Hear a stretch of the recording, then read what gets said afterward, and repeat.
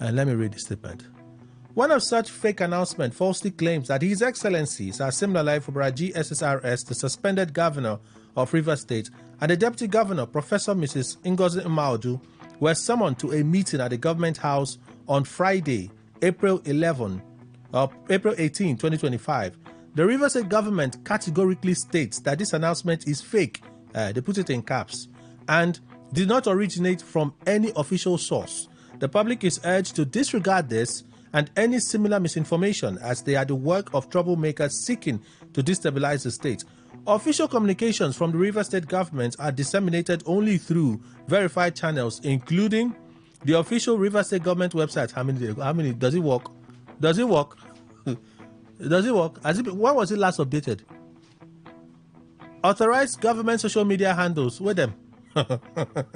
Press release is issued by the office of the governor and the secretary to the state government, then approved traditional media outlets. For further clarification, the office of the secretary to the state government can be contacted directly via the added phone number. The public is advised to always verify information before sharing and to rely solely on official government sources for accurate updates. Please disregard unverified sources. Now look at who signed this. This is a new officer now, because who used to sign? I'm surprised that even the same Hector that we've been hearing, did not sign this statement. The secretary to the state government, whose signature was on that statement, did not come out to say, no, I did not release that statement. Siam, Sadede Samson, Friday. Sadede Samson, Friday. Permanent Secretary, Special Services Bureau, Office of the Secretary to the State Government, River State Government. It's the person that signed this one. Make on they try, yo. Make on they try. Make on they try. Anyway, so let's take you through. Oh, there are channels for you to reach out and make your contributions. Let's race through them. We have phone lines that you can call in, make your contributions. So 0817-00000951 or 0810-9510-951. Again, 0817-00000951. 0810-9510-951. Those numbers you can call, all right, when they are open to be part of the conversation. If you prefer to send a text, get ahead of others. 0701-9339-962. 0701-9339-962. Use that to send us traditional text message, 6 naira. Some of you said more than 6 naira. And then WhatsApp, feel free to use that number. And then on Facebook, we have a post for opinion poll and the general post. General post has the links to the stories. Opinion poll, we have 2 stories there. We'd like to take a reaction. One, of course, is the statement by the Sultan of Sokoto. The other one, when we get there, I'll tell you. Yeah? Facebook at Today95.1fm. Today951fm. Whereas on X, it's Today FM 951. On X, Today FM 951. And we have just stories for opinion poll on X this morning. So let's begin. Dangote from Daily Post. Again, Dangote Refinery reduces fuel price. I've already told you about it. So let's roll it over. Rep summons Rivers Sole Administrator Ibokete Ibas. That should be today, I believe. The other committee on River State Oversight has invited the State Sole Administrator, Vice Admiral Ibokete Ibas, retired, to appear before it on Thursday, today, for an interactive session. The interactive session will take place at 4 p.m. Room 414, House of Representatives, New Building, National Assembly Complex, Abuja. It was disclosed in a statement issued by the spokesman of the House, Aki Rotimi, on Wednesday.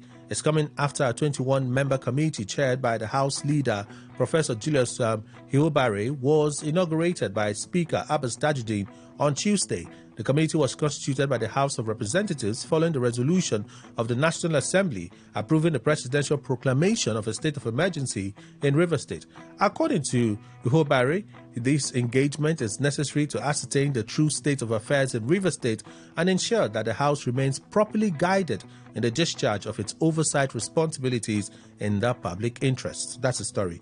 Sole Administrator did not summon Fubara, Rivers State Government. Sole Administrator did not summon Fubara, Rivers State Government. I just read the statement.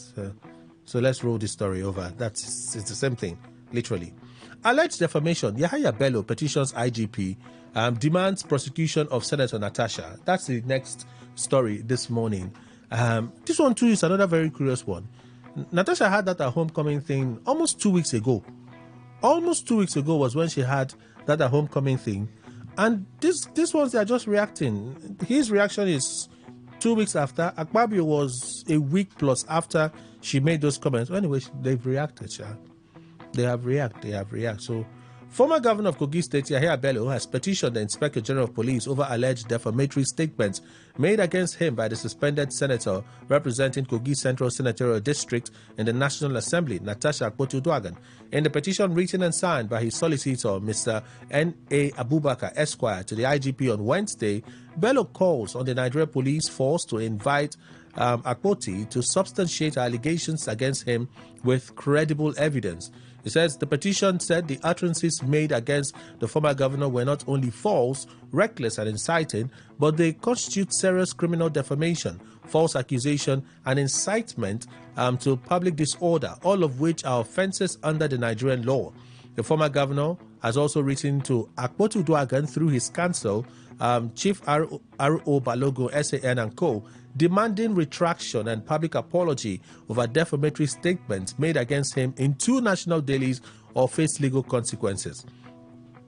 It says, while addressing attendees at the rally, Senator Akpoti-Uduaghan falsely and maliciously uttered the following words in reference to our client.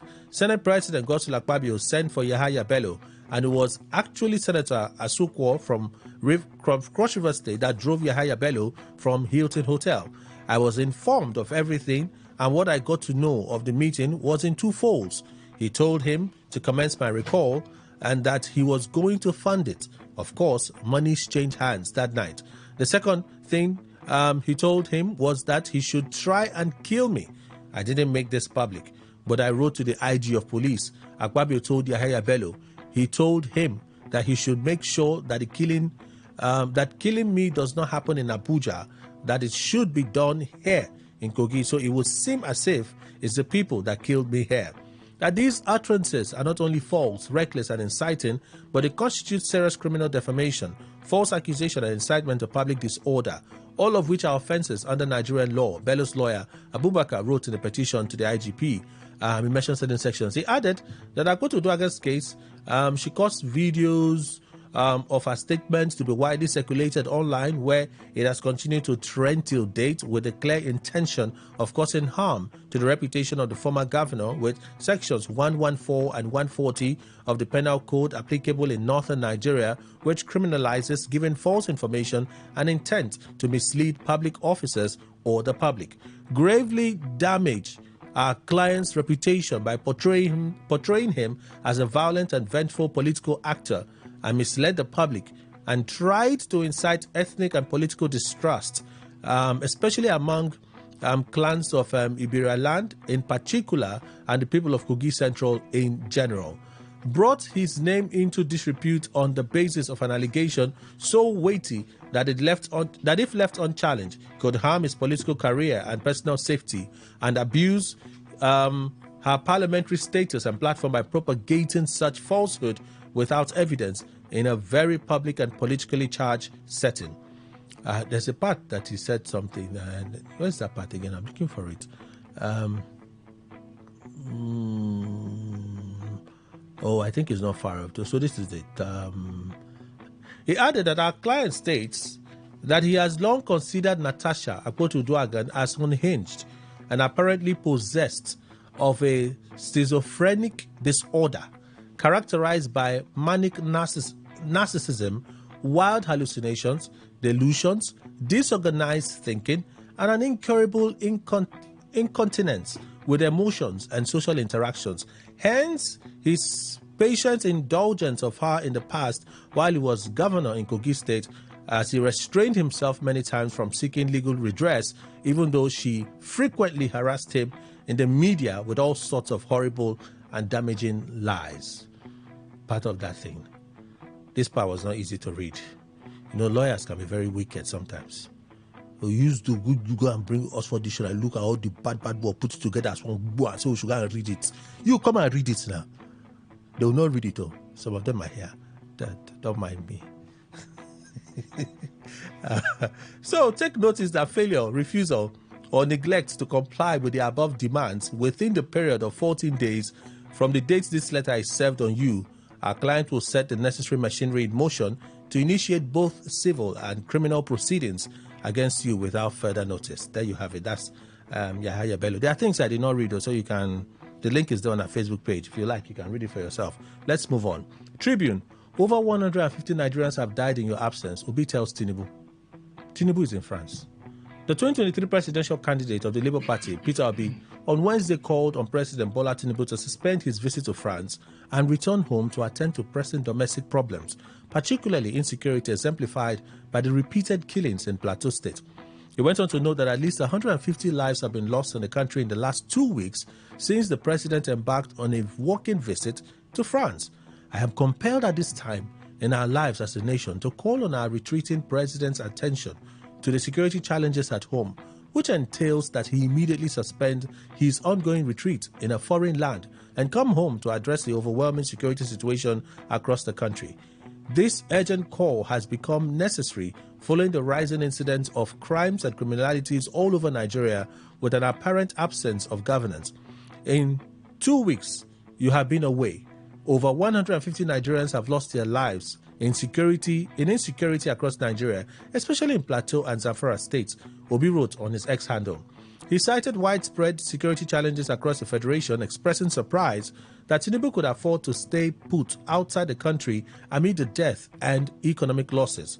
Well, in the northeast, Borno state leaders have been mourning the return of insurgency with troops and civilians being killed randomly. In the southeast, the story is the same, killings and abduction.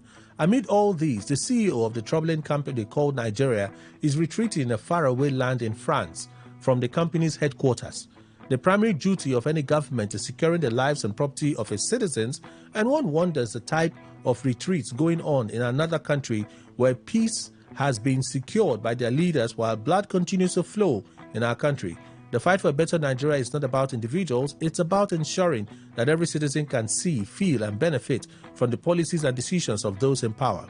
I therefore like to urge Mr. President to quickly suspend whatever he is doing in France, rush home to take responsibility for by addressing these disturbing issues.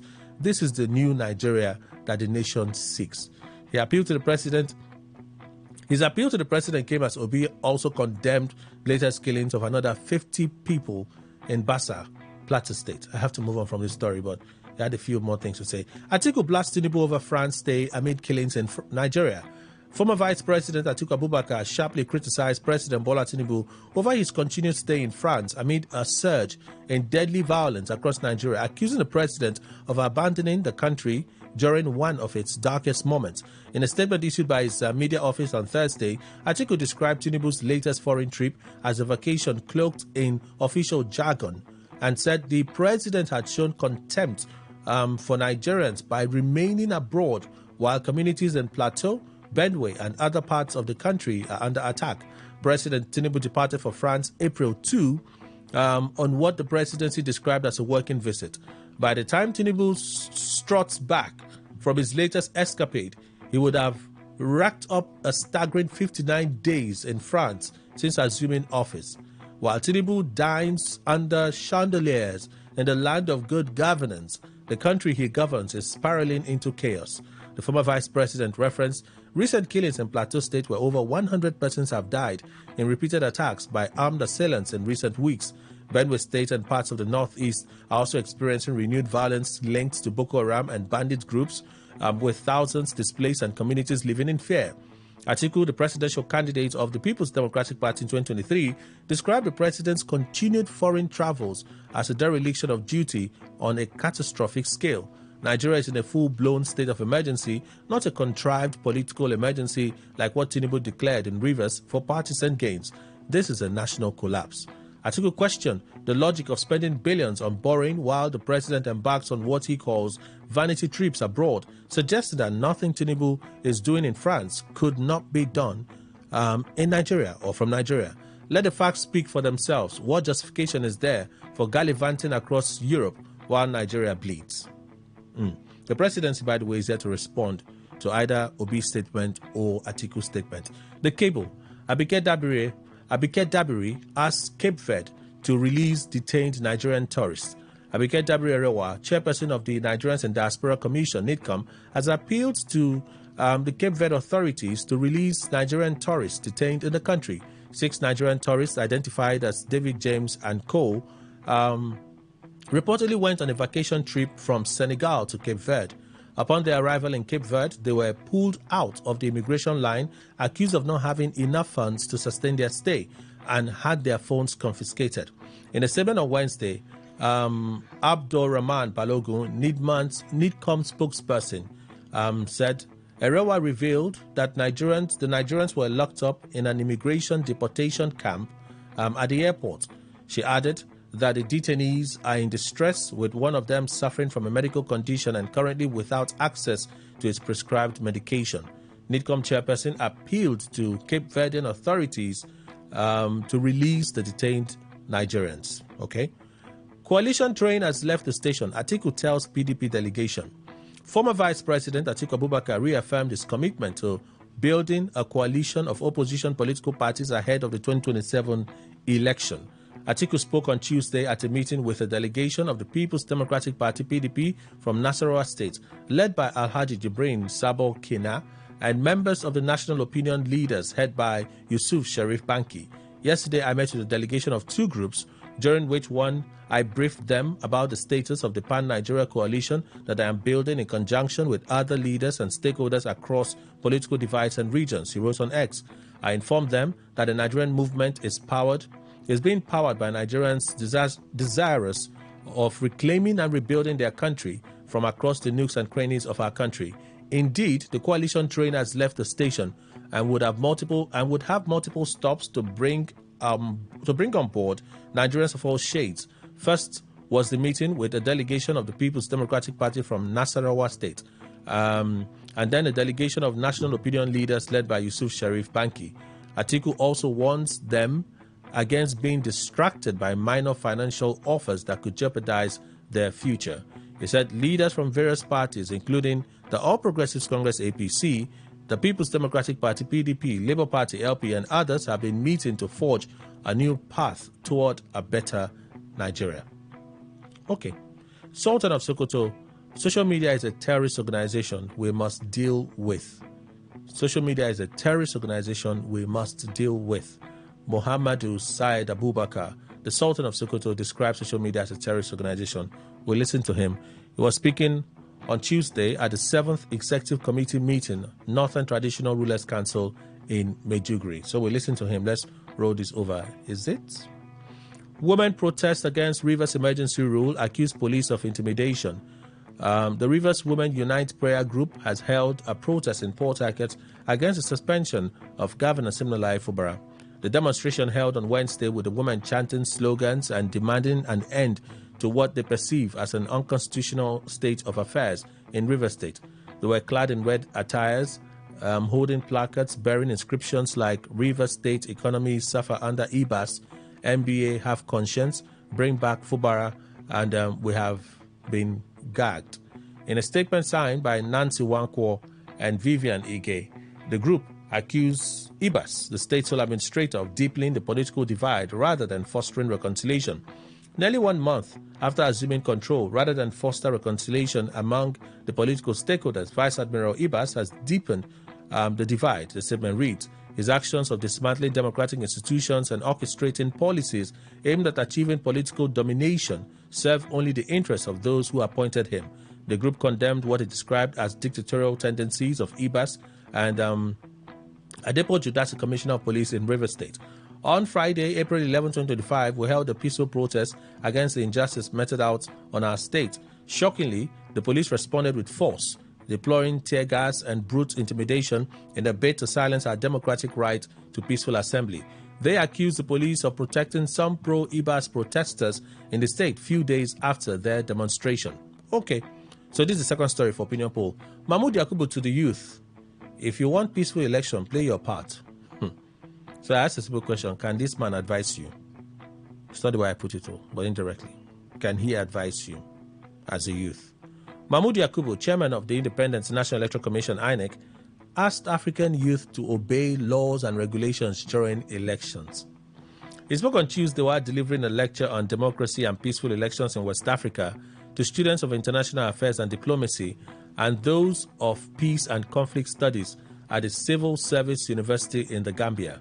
He urged youth to actively engage in the electoral process with a positive mindset, shun electoral malpractices, and uphold democratic values. The INEC chairman said young people play an indispensable role in the electoral process, adding that elections in Africa cannot succeed without youth participation. Young people form the backbone of election duty staff. He said election management bodies, EMBs, cannot conduct polls without recruiting youth as temporary or ad hoc staff, adding that youth also make up the largest segment of the voting population. Before the elections, they are involved in voter registration, one of the most critical stages of the electoral cycle. It is a duty that must be taken with sincerity, patriotism, and a sense of responsibility. If you want peaceful elections, play your part for God and country. Do the right thing. Obey the laws and regulations. That's how we make every vote count. Mahmoud Yakubu. Yakubu cautioned youth against misrepresenting facts or feeding political stakeholders with false information, which he warns could trigger violence and undermine public trust in the process. Don't be among the fake news merchants. If it's not verified, don't share it. As citizens and reporters, you have a duty to report elections truthfully and responsibly. Well, it was honored by the Civil Service University in Banjul, the Gambia, after delivering the lecture. Premium Times, I think this is our last story this morning. Tinubu inaugurates Census Committee, gives deadline. President Bola Tinubu inaugurated a high-level committee on the forthcoming National Population and Housing Census on Wednesday. The committee will submit an interim report within 3 weeks. The president said the census is crucial for national development, accurate planning, and effective decision-making in healthcare, education, security, and economic planning. Nigeria's last census was in 2006, nearly 2 decades ago, recorded a population of 140 million people, with 71 million and some fractions male, 69 million and some fractions female. President Tinubu stressed the pivotal role of a technology-driven process in ensuring credible and verifiable results, and the need for collaboration among all relevant agencies and stakeholders. Underscoring the critical financing factor in the exercise, the president enjoined the members to look at domestic and even international resources. The Chief of Staff, Femi Gbajabiamila, represented the president at the event held at the State House in Abuja. The Minister of Budget and Economic Planning, Atiku Bagudu, who chairs the Presidential Committee on Population and Housing Census, assured the president that the committee will deliver its report within the 3-week deadline. And then other ministers were equally present. Let me take the chair of the National Population Commission, Nasir Kwara, who will also serve as the committee secretary. Noting that the commission has already begun preparations for the National Population and Housing Census in collaboration with the Ministry of Budget and Economic Planning and other relevant stakeholders. According to him, the focus has been on identifying key requirements and laying the groundwork necessary for the president to make an informed decision on the actual conduct of the census. Okay. Yeah, those are the stories for review this morning. Let me introduce panelists. Let's get on the issues. Mr. Emmanuel Ndukwe is back. Was away yesterday. He's well. He just had to be away yesterday. Welcome, sir. Good morning. Thank you very much, Kelly. Good morning, Nigeria. We have Dr. Fineface Tumnamene Fineface, Executive Director, Youth and Environmental Advocacy Center, YIC Nigeria. Welcome, sir. Good morning. Good morning, Kelly. Good morning, everyone, our fellow panelists. J.C. Williams, Esquire, Legal Practitioner. Morning, sir. Welcome. Thank you, Kelly. Good morning. Living Gifton Jamala, Esquire, Private Legal Practitioner. It feels like 3 years ago I saw you last. True? More. Maybe more, right? Not like 10 years. No, 10 years is hyperbole. It's but all right. Maybe Then 3 years is what? no, 3 years is factual. Have you just off my mic? Let me say something. No, the mic is on. Good morning, viewers, people, and good morning, fellow panelists. Good morning, Kelly. Welcome, sir. So let's begin in no particular order. I have some questions, and I said I was going to tease panelists with some of those questions. First is the NMDPRA giving us a breakdown of our petrol and so on and so forth. Two things come to mind. One, the policies of Trump is causing crude oil price to take a nosedive, and it's a serious nosedive. Right now, we're over $15 shy of our budget benchmark. So as a country, we face money challenge, but as a people, we benefit because price of petrol at the pumps ought to be cheaper. So should we celebrate the price of oil dropping because of what Trump is doing at the White House? Mr. Ndukwe. Well, the answer is no. Because whatever Trump, of course, we know America as the world police. They may be doing anything that may affect the entire world. But if oil is coming down as a nation that believes in itself that we don't have another source of income because of our leaders, yes, because perhaps at my age, I was growing up when I started hearing diversification, and they keep on singing that song up till today. Now, when you stifle the only source of income to us, it won't be something that will make us happy. Okay. On that strength, I said that what Trump is doing, that is making oil price go down. Of course, it won't be happy. But it won't be happy. But if the price is going down, the price at the pumps becomes lower for us. No, Kelly, you see, that's internal benefit. That's what I'm saying now. Since it benefits the citizens directly, good. Shouldn't you be happy that price is falling? You know, when at government level, except otherwise, you are maybe what we have known that our government is not treating us well. If not, we should rely on them. And that's the basis of what I'm saying. When things are increasing for them in terms of revenue, it should also trickle down we to benefit. us, of course. Yes, we benefit. But now that we know already that Nigerian government don't care about people. It doesn't at all. It maybe cares for itself. And it will make the populace happy. But that's a mistaken happiness for me. Mr. Williams? Yes. Do you think we should be happy that price is taking the dive as it is because we benefit at the pumps? Dangote has announced further reduction in price of petrol. Ordinarily, there are two sets of Nigerians. Where you and I belong, we're one group. Where the Tinubu and his group belong, it's the second group. No, I'm certain I'm not in the same group with you. No, you are. I understand what you're saying. That's why we're here. You see, the people who would not be happy with what is happening are members of this other group, Tinubu and Co. You know why? Because there won't be surplus as they used to have to oppress us. Now, for us who are here down this way, ordinarily we should be happy. We should be happy. But the question is, are we truly happy? When you say oil price is coming, the pump price is losing, to how much? Yeah. That is the question. To how much? Dangote and his group too will sometimes remove 1 naira and they say they have the pump price has dropped. You see, it's just unfortunate we find ourselves where we find ourselves. Why the government is not happy? That it does appear that there is a signal to the people they are leading that we can now, how did Akpabio put it, breathe, have fresh. Fresh bread. Yes. Let the poor breathe. No, let the poor breathe. That's Tinubu. Is it Tinubu Akpabio? Yes, Tinubu. Let the poor breathe. Yes. Why they are not, Tinubu and Co will not be happy now that it does appear that the poor want to breathe? Are we, the poor, really breathing? The answer is no. So, just there, we're there watching and looking. Whatever they say, if they say oil price has dropped to one naira, we'll be happy. Then tomorrow again, they will jack it and then make up for what we thought they dropped yesterday.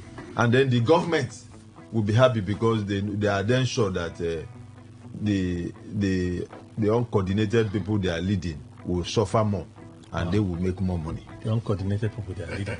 Jamala. It's a takeover for me. Wow, the uncoordinated people they are leading. Again, I want to believe that even yourself, you're happy because what benefits you is the one you pay at the pump, not the one they say is increasing to $800. I no go lie for you. To $90-something dollars. I no go lie for you. Now, the benefit of what we are getting is what we are directly involved in. And so I will, for me, let me speak for myself. I am happy. Because the other day I bought for 930. Then hearing you this morning to a further reduction of 30 naira. But my problem is that today it will reduction of 10 naira, but when it wants to increase, it will come by 50 naira. So like giving with the right hand and taking with the left hand. But be that as it may, I think for the time being, let's celebrate it while it lasts. Fine face. Doctor. Yes, Kelly. You see, Nigerians are looking for every opportunity to smile, every opportunity to breathe, every opportunity to have reason to say that at least they live in Nigeria. So any one naira that drops from the price of PMS at the pump price is something that Nigerians will welcome. Because this is happening, and not just because of the Trump's policy drive that is pushing that in the international market, because we've been in this country and witness a situation whereby even when fuel pump price or price of crude drops in the international market, it doesn't reduce at home.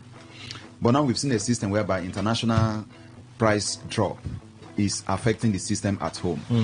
And even the system at home, the government's, or let me say Nigerian own system, the NNPCL, is not the one responding first. It's a private individual that is supposed to sustain his price to make profit that is responding first. It's the one with capacity, clearly now. Yeah, so you can see what we have. So even if this particular price reduction is not something that can be sustained, it's not something that we can just go to bed and sleep that it has been like this. It's something that temporarily, that little relief is very important, because I remember months back when we were begging for it to just drop away from 1,000, so that at the moment you release 1,000 from your pocket, you can have a liter.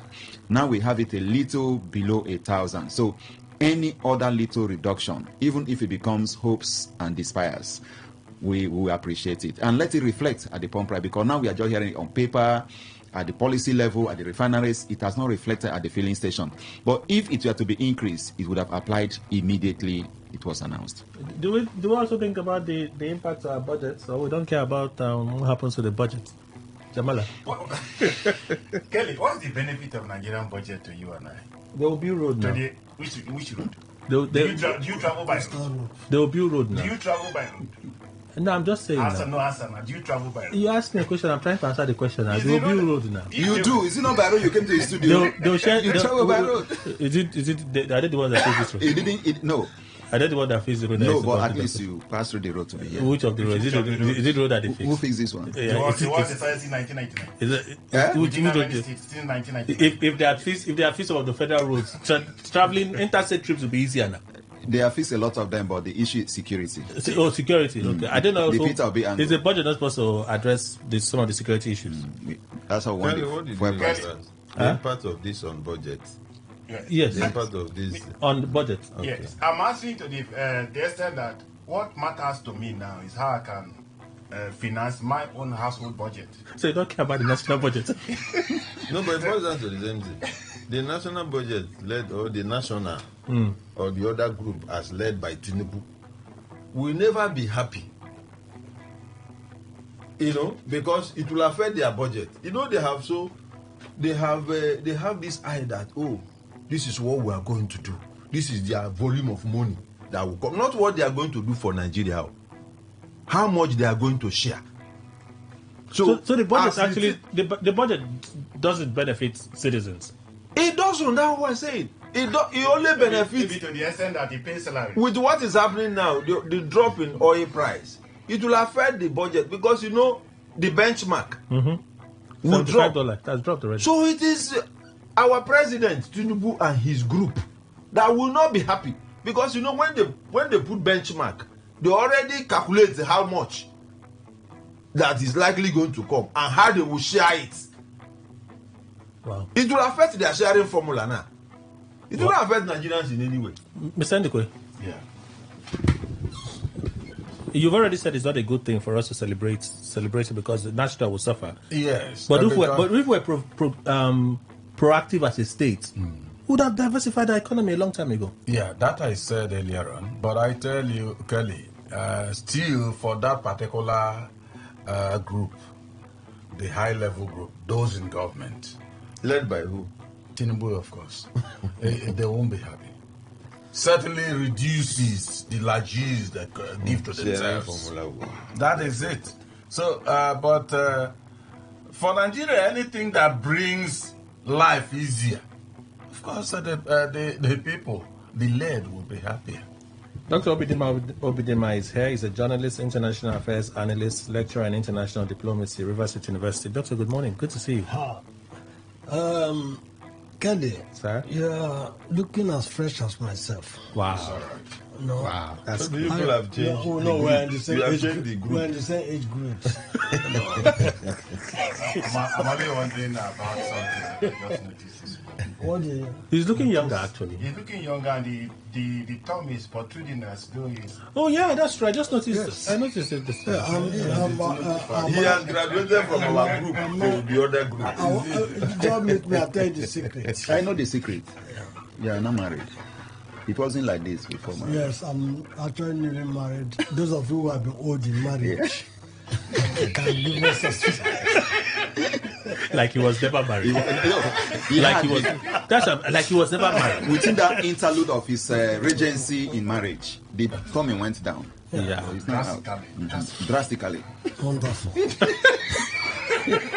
I'll throw a different question, and you may add the one we just talked about to the one I want to ask. It's all related. Yes. So the same Farouk man talks about how Dangote is impacting fuel supply. We'll recall that Mele Kyari told us that our daily demand was around 50 million liters in a day. 50 million liters of petrol. And we questioned it because it seemed ridiculous, but 50 million liters. Now he says from Dangote supply, in the month of September when they started rolling out petrol, they've done about 100 and something million liters in the month of September. In October, it became better. But that is actually about 4% of the need. But I'm curious. From when Dangote started rolling out petrol, even till when he said, I can't continue to do this in Naira, we have to do it in dollars. With this scarcity, the queues disappeared. So if the refinery was actually doing just 4% of our needs, we should still have queues surface in many parts of the country. I know nobody will probe it though, but isn't it becoming clear that when they tell us 50 million liters is our daily need, they've been lying to us all along? Dr. Bidima. Well, you see, this is a country that we don't generate data and we don't keep data. Again, everything is just the prompting of whatever that is happening now. Who say we consume 50 million liters when within the period fuel subsidy was removed till now? No matter we see vehicles on the road, but I want to tell you that it was not like before. I know some people go out today with vehicles, tomorrow they will not go out with their car. Mm-hmm. They enter public transport. So this is something a study would have been done to know between this period and this period, what is the actual fuel consumption in the? It's not by a kind of making the claims they make that is not empirically, proved. So, what is happening in Nigeria is quite curious, quite interesting. The political class, they appear that they have gotten our minds, they've gotten our brains, they've gotten our hearts, and nobody is questioning, nobody is probing, nobody is held accountable for one thing or the other. And when they dish out this thing, we just we are resentful of it. We just swallow them. But we query it sometimes. We query it. Who queries? And like we're having this conversation now. No. That's not querying. Query is that there must be an institutional action. I understand that part. Against some certain things. Where we are not having it, then all that we are doing here is just to a kind of creating a public awareness of some certain things. But we are not in a position to hold them accountable. But at least from what we see, from the information they're telling us, there's no correlation. Yes, but the thing I want to say there is that since this APC administrations since 2015, it has been a kind of guesswork here and there. Everything they are doing, you cannot just see them and verify. It is either they are throwing one thing today and the other. And if you take a scientific approach to these things, you fall them down. Okay. You fall them down. Okay. But it's unfortunate that we're in this kind of a situation in this country. Five is 50 million liters, Dangote doing 4%, no queue. Things appear more normal than when they claimed that they were supplying us 50 million liters. They inflated the number of millions of liters they were supplying because of the subsidy. It was a very big conduit for corruption, and they were inflating, claiming all of those were being imported so that they can make money for themselves. And you remember at some point in time, the former governor of Edo State and the current senator, Adams Oshomole, was asking whether we drink fuel in the country, that they will say that we consume up to 50 million liters daily. And why it was so high at that time also was because Nigeria was importing this product into the country, subsidizing it allegedly. And then neighboring countries, depend on the product from Nigeria to fuel their economy. I remember in my last trip to, Togo, I think that was around September last year or so. I was in a UN meeting there, and a Cameroonian told me that the fuel subsidy removal in Nigeria affected Cameroon than Nigeria. Okay. That it was like magic what happened. And that they depend on what comes from Nigeria to run their economy, and the removal affected them even more than Nigeria that had that. So some of these sources that the product was going to help to reduce what we currently have. Now, with the high cost of PMS, they are still saying that what we have in Nigeria is still cheaper than what is obtained in some of those countries. So as a result of that, a lot of people are not, taking it out of the country again like they were doing before. And a lot of people have packed and sold their cars. A lot of people are now trekking more than they were trekking before. So a lot of consumption sources, even the high cost of maintaining generators and all of those plants, has made a lot of people to shut down that. The coming on board of solar and other alternative energy sources have also made people not to depend more on buying the product to fuel their generator. Because I know at some point in this country, in this state, Rivers, that fuel sellers at filling stations will contribute money and pay to PHED to seize power. Really? Yes, of course, it happens. So that they can sell their products. And it happens, and they have been making money from that. So some of these sources now have been blocked. But be that as it may, 4% from Dangote, right, is very minute to have stabilized the system. But that is to say that what we were having was beyond corruption, not just beyond corruption in the oil and gas sector. So now we are having some of this normalization that is making us to have this stability even if the prices are up. And these are some of the things we are talking about in the past. But now we are beginning to see it. You can imagine what is going to happen when the various private modular refineries come on board, and even those that we are fighting for youth who are involved in illegal refineries are allowed to operate. So we are now going to have this sufficient for the country and even export. That is even if the Port Harcourt refinery or other ones owned by the government doesn't work. Mr. Williams? No, Kelly, I remember a couple of years back, I could take 20,000 naira and go to the filling station. With 13, 14,000 then, I could fill my tank. You have changed. 20,000?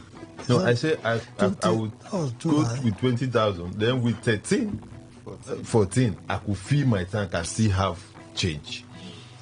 To be very frank with you, I can't remember the last time I drove into the filling station and said, fill my tank. I can't remember. Now, you see this bogus data we have. Who are the people pushing this data out? The petroleum people. You hear petroleum, this belief or blah, blah, blah, blah. All that is just what? Corruption. Because when they push that data out, we begin to struggle. 50 million liter of what are we doing? Are we using it to cook and drink and bath? if just like you say, with Dangote producing just 4% of what they say we use daily, relatively you can see that there is no scarcity. Even with the 4% Dangote is producing, what are we saying? The truth is that people at the helm of affairs in this country are the set of people that takes joy in seeing the people they are leading suffer. That is the whole thing. Because if they make life easy for you and I, they would think we are the same page. They are no longer Oga. Otherwise, why should somebody just decide to be doing the wrong thing because you're making money? So even the Dangote we are talking about today, do you know, even the 4% he say he's producing, are we even sure of itself? It's not a cent. We can be sure of him. Have you taken the data? No, we can be sure of the information from his angle than from. Okay, no, that's what I'm saying. From NNPC. Yes. From the NNPC. But even at that, can we believe the information hook, line, and sinker? No. The answer is no, because him too, he's there to make profit. So even the 4% is he might not even be producing up to that 4%, and yet there is no, we are not having scarcity. So the leadership in this country, they have formed themselves into cartel, and what gives them joy is to see the people they are leading suffer. I tell you, there are so many of them that are no longer happy, because when they drive, those days, when there is queue, you can go to police station, you will see over 150 cars on queue. Then you know what distinguishes them that time? They will come with police and army. They will drive to the exit gate. Yes, make their way in. And they buy, and we'll be looking at it. Hey, God, these people are rich men. That is what makes an average Nigerian politician happy, because that is no longer happening. You think they're happy? So if there's anything they can do to bring misery to the Nigerian people, just to make the so-called uncoordinated people look at them as demigod, they will continue to do it. We have to go for a commercial break. When we come back, we'll take the views of Jamal and look at other issues. Please stay with us. We're back in a moment.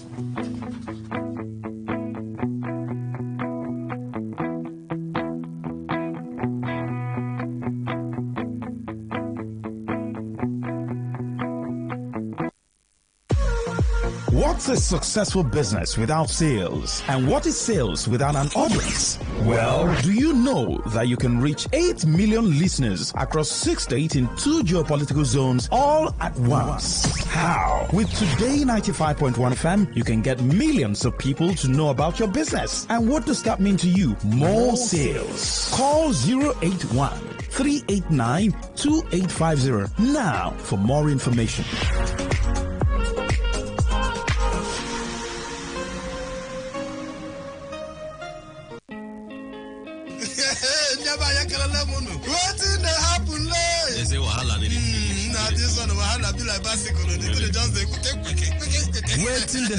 Waiting they happen. Now for Today 95.1 FM, 5 p.m. Monday to Friday, now here you go here. Waiting they happen for Niger and Obodo the world. Now that time where we they bring you Ogbonga to them, where go shock you. You go wonder, say a person do like this. Now so we they bring them come give you acid the hot. Now where would they find way to sweep this country? Don't run. You go to blood in the chopper. You say this one. No worry. When time I reach, I'll say I want to take. Let us see where they go. Homeland is homeland. Me, I go put get for them. I go be get man at that time for airport. Waiting they happen. Make you know Miss Mazi Ike God Ike Machuku and MC Kuro for waiting they happen. You go enjoy yourself. Not forget to say woman they chop our recharge card woto. I don't tell una say this place na education center. As you sit down here with us from Monday to Friday, you go enjoy waiting they happen. Waiting they happen. Make you know miss am at all. Talk radio. I listen to a lot of talk radio. 95.1 FM. All right, thank you all for staying with us. We have Zara from Unitech Solar in the studio this morning, Unitech Solar Services Limited. She's the head of administration. Good morning, madam. Welcome. Good morning, Mr. Kelly. Good morning, Port Harcourt. So tell us, what does Unitech Solar Services do? Yeah, as the name implies, Unitech Solar Services Limited, we are into sales and maintenance of solar batteries, solar inverters, solar water heaters, and solar panels. Okay. What are the benefits of using solar? Yeah. Considering the country we are in today, where our national grid falls every market days, so this is where solar inverter steps in. This is Easter period and schools are on break. This is the Holy Week, as some persons may imply. So with solar inverters, you don't have to bother about how to charge your phones, how to pump water, how to cook or anything. So it also helps to cut down your expenses on buying fuels, buying electricity bills, and all that. Okay. Can solar panels be used without an inverter? Nope. Collabo. It works together. Like, to get that light you want, to get that steady energy you want, you get your panels, batteries, inverters. I think they all work together to get that energy. Okay. Some people are of the opinion that solar panels do not work. How true is that? Yeah. Before we go into that, I would like to share our contact address and mails. So our contact address, our contacts are 091 623 00319. The contact again, 091 623 00319. And our office is located at Suite 15, Rumuwogo Plaza, opposite Ada George Police Station. Suite 15, Rumuwogo Plaza, opposite Ada George Police Station. You can send us a mail via unitechsolarservices@gmail.com. The mail again, unitechsolarservices@gmail.com. Yeah, moving forward. Yeah, the question, some persons are of the opinion that solar actually doesn't work. Hello, solar works perfectly well. All right. Like I said, we are the country where I think being in Nigeria alone, if you have steady lights, half of your problem is solved already. So whoever told you that solar doesn't work, baby, it works perfectly well. Don't have to bother about anything. You have your lights, can pump your water, can do anything. So solar works perfectly well. Get that thought of your mind and get your solar. And that is where Unitech Solar Services Limited comes in. We are here for you 247. Come get your solar at Suite 15 Rumuwogo Plaza, opposite Ada George Police Station. And the number again, 091 623 00319. You need to slow down with the number. 091 623 00319. So how reliable is the solar inverter? Solar inverter is very much reliable. 95% reliable. Yeah. Several factors influence influence the longevity and the reliability, like the usage environment, good quality products, and installation and maintenance. Okay. It's very much reliable. So you have a discount going on. Tell us about the discount ongoing and how people can key into it. Yeah. We have our promo ongoing. It's a 5% discount on every product you're getting from us. Okay. Yeah. If you're getting any of our products, that means you have our 5% discount only for this Easter period this week. It started since Monday and it's ending on Sunday. So to key into it, you have to pay a 30% of the discounted price. So like if you pay now, if you're keying into this discounted price of 5%, have to pay a 30% of the discounted price, and you have 30 days to complete the payment and you'll get your solar. All right. Do you have warranty for your products? Yes. Before I go into that, I would like to share the contact again. All right. Our contact number is 091 623 00319. The number again, 091 623 00319. And our office is located at Suite 15, Rumuwogo Plaza, opposite Ada George Police Station.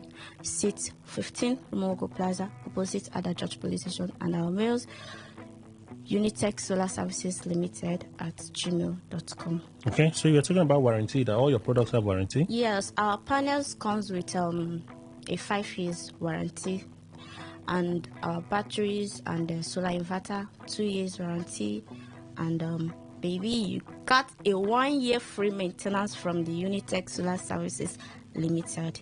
Okay, how about your installment plans? Do you have any? Tell us about them. Yeah, we have installment plans of 3 to 4 months, but if you pay 80% Okay. upfront, you can get your solar and you have the rest to pay up. Okay, if you pay 80% upfront, you can get... Yeah, you can get the solar.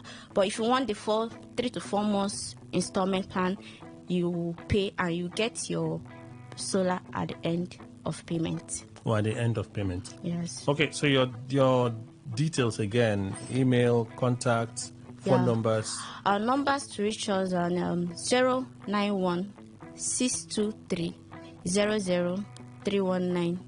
091 623 00319. Our address, Suite 15, Rumuwogo Plaza, opposite Ada George Police Station. Suite 15, Rumuwogo Plaza, opposite Ada George Police Station. Our emails, Unitech Solar Services Limited at gmail.com. Okay, are there other things that, in closing, you want to encourage someone about doing business with Unitech Solar Services? Yeah, Unitech Solar Services, our core values are accountability, innovation, and customer satisfaction. Okay. So please get solar, get comfort, and Unitech Solar Services, we are available 247.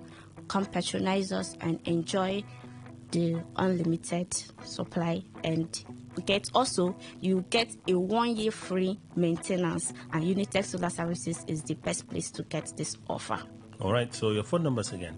Our phone numbers 091 623 00319. Again, 091 623 00319.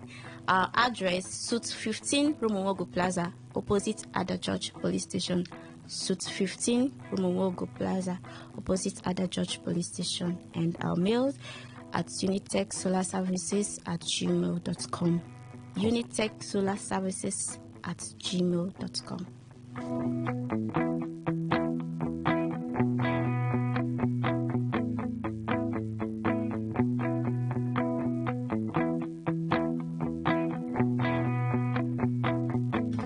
All right, let's take a final reaction before we go.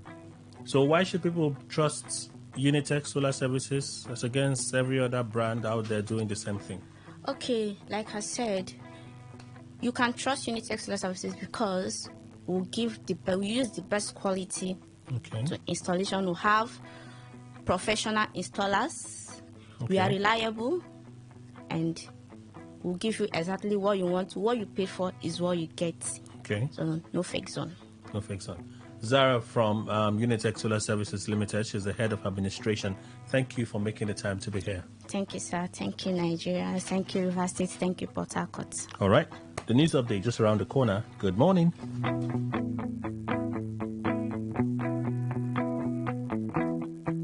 This is Today 95.1 FM, Port Harcourt, voice of the people. Every day, every hour, when the big stories break, depend on our 24-hour news team to bring you the latest. Today 95.1 FM. Today 95.1 FM, Port Harcourt. News update. A very good morning to you. Here's the news update on Today 95.1 FM. I am Kelly Ikemenjima. The federal government has sympathized with victims of the digital investment platform CBEX, stressing that Nigerians must work together to put to an end the rise of Ponzi schemes in the country. Chairman of the Presidential Fiscal Policy and Tax Reforms Committee, Taiwo Oyedele, made the appeal in his keynote address at the second edition of the Spokesperson Summit organized by the Nigerian Institute of Public Relations in collaboration with the Federal Ministry of Information and National Orientation in Abuja. According to Oyedele, ridding the country of such a menace is a collective task for all citizens. The Presidential Fiscal Policy Chair assured that the Economic and Financial Crimes Commission and the Securities and Exchange Commission are rolling out the development. The Nigerian Customs Service Area 2 Command in Onne, Rivers State, says it generated over 190 billion naira in revenue during the first quarter 2025. The command revealed that during the period under review, its officers seized 20 containers of contraband items illegally imported into the country, valued at over 10.2 billion naira. The Customs Area Controller, Area 2 Command Onne, Controller Mohammed Babandede, disclosed this at a media briefing in Onne. Babandede also stated that the total volume of products exported during the period, comprising mainly agricultural produce and solid minerals, stood at over 2.3 billion naira. The Onne Area 2 Customs Command boss warns against smuggling, emphasizing that offenders will face the full weight of the law. Babandede reiterated the commitment of the NCS to contributing its quota to the country's development and calls for sustained partnership with stakeholders. Former Governor of Kogi State, Yahaya Bello, has petitioned the Inspector General of Police over alleged defamatory statements made against him by Senator Natasha Akpoto-Duagan of Kogi Central District. In the petition signed by his lawyer, N.A. Abubakar, to the IGP, Bello called on the police to invite Akpoto-Duagan to substantiate allegations against him with credible evidence. The former governor also wrote to Akpoto-Duagan through his lawyer, R.O. Balogun, demanding retraction and public apology over the alleged defamatory statements made against him or face legal consequences. The former Kogi governor claimed the lawmaker during a homecoming event on April 1, 2025, on the Okei local government area of the state maliciously defamed him and leveled assassination allegations against him.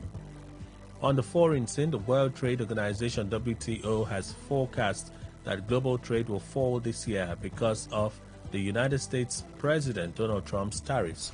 It added severe downside risk, including reciprocal tariffs and political uncertainty, could lead to an even sharper decline in global goods trade.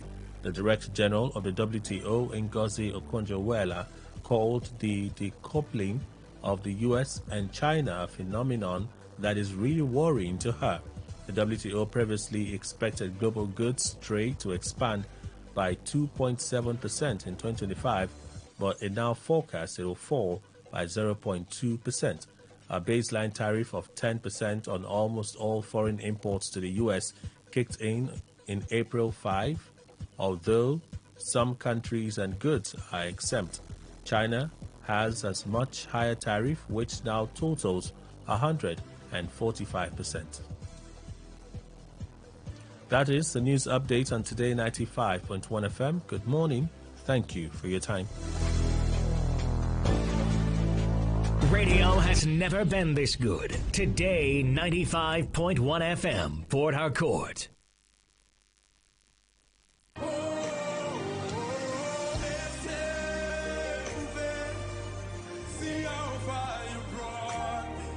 The Hand of God Ministries, aka Prayer Zone, invites you to our Holy Ghost services every Sunday from 8 a.m. to 10 a.m. and every last Friday of the month by 5 p.m. for End of My Problem service. Ministry under the unction of the Holy Ghost, Prophet Fred Ekwe.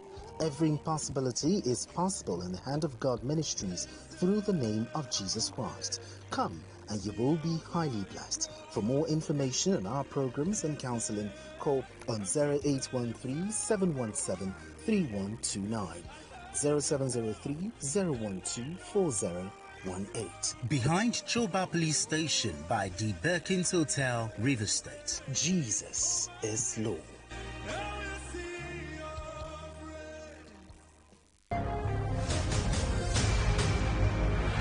Vandalism, crude oil theft, and illegal oil bunkering are devastating crimes that threaten our economy, ravage our environment, and undermine our very way of life. These destructive acts pose a direct threat to our nation's prosperity, stability, and future. But together we can combat these crimes, safeguard our oil and gas resources, and ensure a brighter future for all Nigerians. Please report suspicious activities to the authorities. Call 0707 645 8423 or 0707 645 6575. You can send an email to info@tantita.com. Visit our office at number 1 Refivia Close off Agbamu Road, DDPA, Oborikoko, Uvia Local Government Area, Delta State. Let's work together to protect our oil and gas assets and build a brighter future. This message is from Tantita Security Services Nigeria Limited. Centenary College of Health Science and Technology, Emoha, Rivers State, accredited by the National Board for Technical Education and licensed by the Federal Ministry of Education. Applicants are hereby invited to apply for admission into the following ND and HND programs for the 2025-2026 academic session. ND program: Medical Imaging Technology, Community Health Technology, Nutrition and Diet Ethics, Pharmaceutical Technology, Public Health Technology, Paramedics Technology, Medical Laboratory Technology. HND programs: Medical Imaging Technology, Community Health Technology, Nutrition and Diet Ethics, Pharmaceutical Technology. Note: NYSC on graduation is guaranteed for all HND programs. Licenses are guaranteed through the relevant professional bodies. Entrance examination dates: first batch Saturday 28th June 2025, second batch Saturday 6th September 2025. For more information, please call 0806 412 4384 or call 0813 278 1116. Sign, Registrar. Okay, all right. All you need to know about this one is that 95.1 FM. Search for your next dial. Please listen to this paid infomercial. I welcome you, Mr. Casey, from the Nigeria Business Mastery Group. Thank you very much. Good day, ladies and gentlemen. It's glad being here today. Mr. Casey, a lot of people want to know what the Nigeria Business Mastery Group is all about. The Nigerian Business Mastery Group is an international business partnership organization that shows smart and forward-thinking people how they can raise funds for businesses or projects. The word there is raise, right? So what is done in the Nigerian Business Mastery Group is that we will show you alternative ways you can use to raise the funds you need to set up that business that you have been trying to set up over a period of time. Now, since 2016, the Business Development Assistance Program has been helping people build their businesses by providing them a real-life functional roadmap that helps them raise business capital. Now, we know that having the capital to start your business is not just enough. That you have the capital does not mean your business is going to be successful. As such, if you respond to us through this program you're listening to right now, we will talk to you completely free of charge, right? You don't need to pay anything as far as you are responding from this program. But if you miss this slot and you still wish to speak with us, then you may have to pay a consultancy fee when you come to our office. So it will do you a world of good to respond to us through this program now. So what we do is that we don't just help you raise the money you need for your business or project. We'll also mentor you to ensure that that business or project you've started becomes a very successful business. Now, Mr. Casey, looking at your explanation, what are the categories of people you will want to engage in the Nigeria Business Mastery Group? I'm going to list out the category of people based on the kind of problems we can help them solve, right? So the people we are looking at are people in the following category. 1, do you have a plan to start up a business? Pick up your phone and text yes to the Nigeria Business Mastery Group. Do you have a business that needs money to expand? Pick up your phone and send yes to the Nigeria Business Mastery Group. Do you need to raise money to pay fees for your children? Pick up your phone and send yes to the Nigeria Business Mastery Group. Do you need to raise money to pay your rent? Pick up the phone and send yes to the Nigeria Business Mastery Group. Do you need to raise capital for whatever smart project you have in mind? Whatever it is you want to do, and you've had that project in mind for a long time, for years, you've not been able to raise the funds and you don't know how to raise the funds. Pick up your phone and send yes to the Nigeria Business Mastery Group. Because the Nigeria Business Mastery Group has a functional working plan on ground that we use to help you raise funds for your businesses or projects over a period of time you choose. So we challenge you to deal with your cash flow problems today by letting the Nigeria Business Mastery Group help you today. If you respond to us through this program you're listening to right now, we will talk to you completely free of charge, right? You don't need to pay anything as far as you are responding from this program.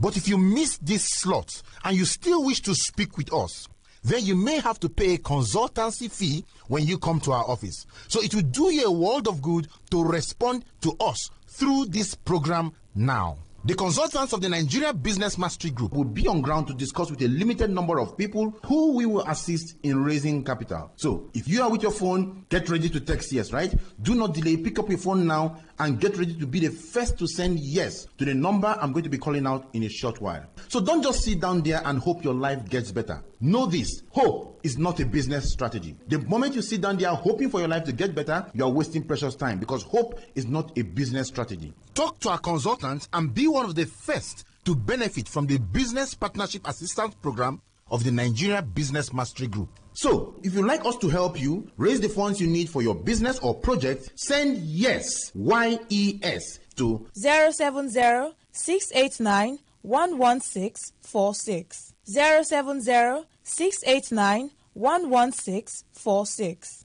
The consultants of the Nigeria Business Mastery Group are on ground to assist you raise capital for your business or project. All you need to do is to be among the first to send yes to 070-689-11646. 070-689-11646. The consultants of the Nigeria Business Mastery Group are on ground to assist you raise capital for your business or project. All you need to do is to be among the first to send yes to 070-119-59864. 070-119-59864. And that was a paid infomercial.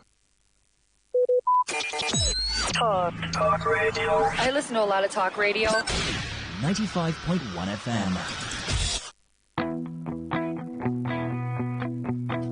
All right, thank you all for staying with us. Let me just take a moment to congratulate Arsenal fans, having done quite well with defeating the champions, Real Madrid, from the Champions League.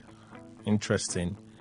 Actually defeated them by 4-1 or 5-1. 2-1 yesterday, but still that's 5-1. Well done, Arsenal fans. I'm not rooting for you, but I would just like if you can win something, and to win the Champions League will be quite significant. So enjoy the moment. Enjoy the moment, all Arsenal fans. Congratulations to you again.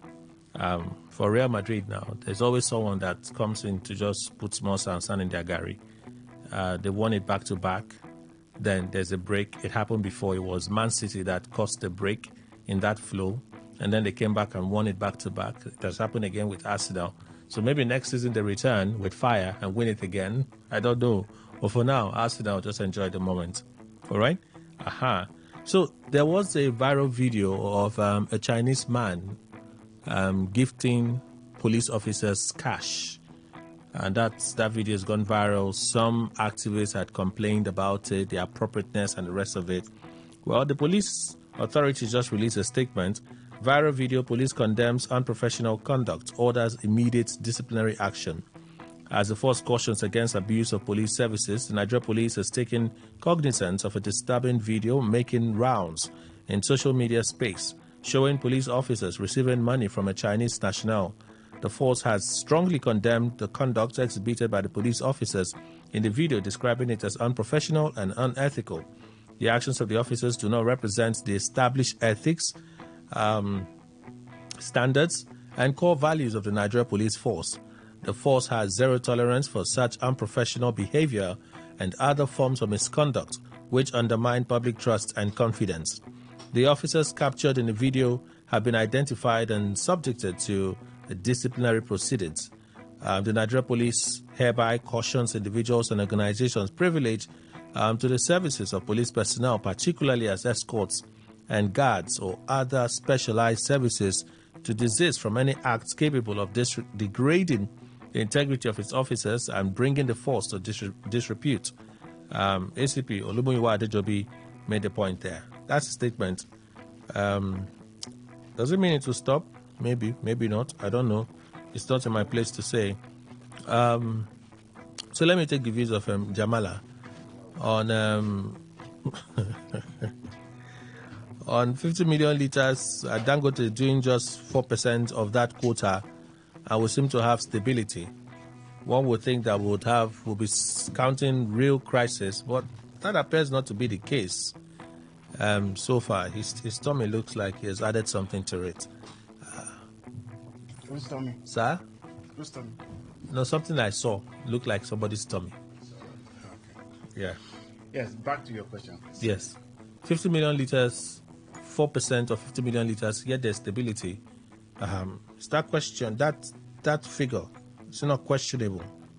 Now, if we do a calculation from the 4% of 50 million is 4 million. Okay. Assuming Dangote produces 4 million liters of fuel. Is that 4 million? 4 million, yes. 10 million, sorry. No, it's not 4 million. It's not 4 million.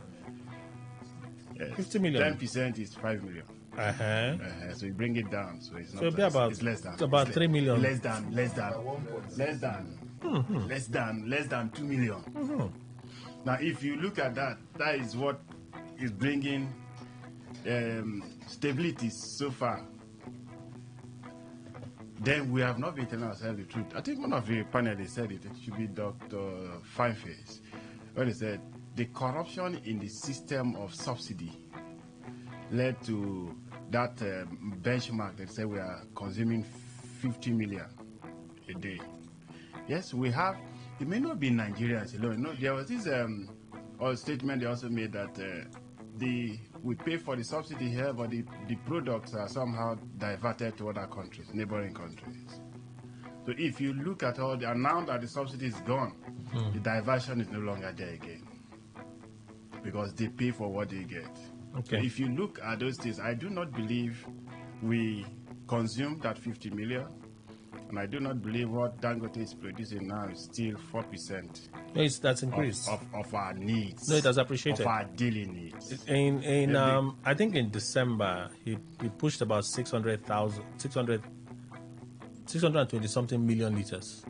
Compare that to September when he started, when it was just above 100 and 200. So no, just over 100 million liters. Yes. So 620 something, then 100 and something.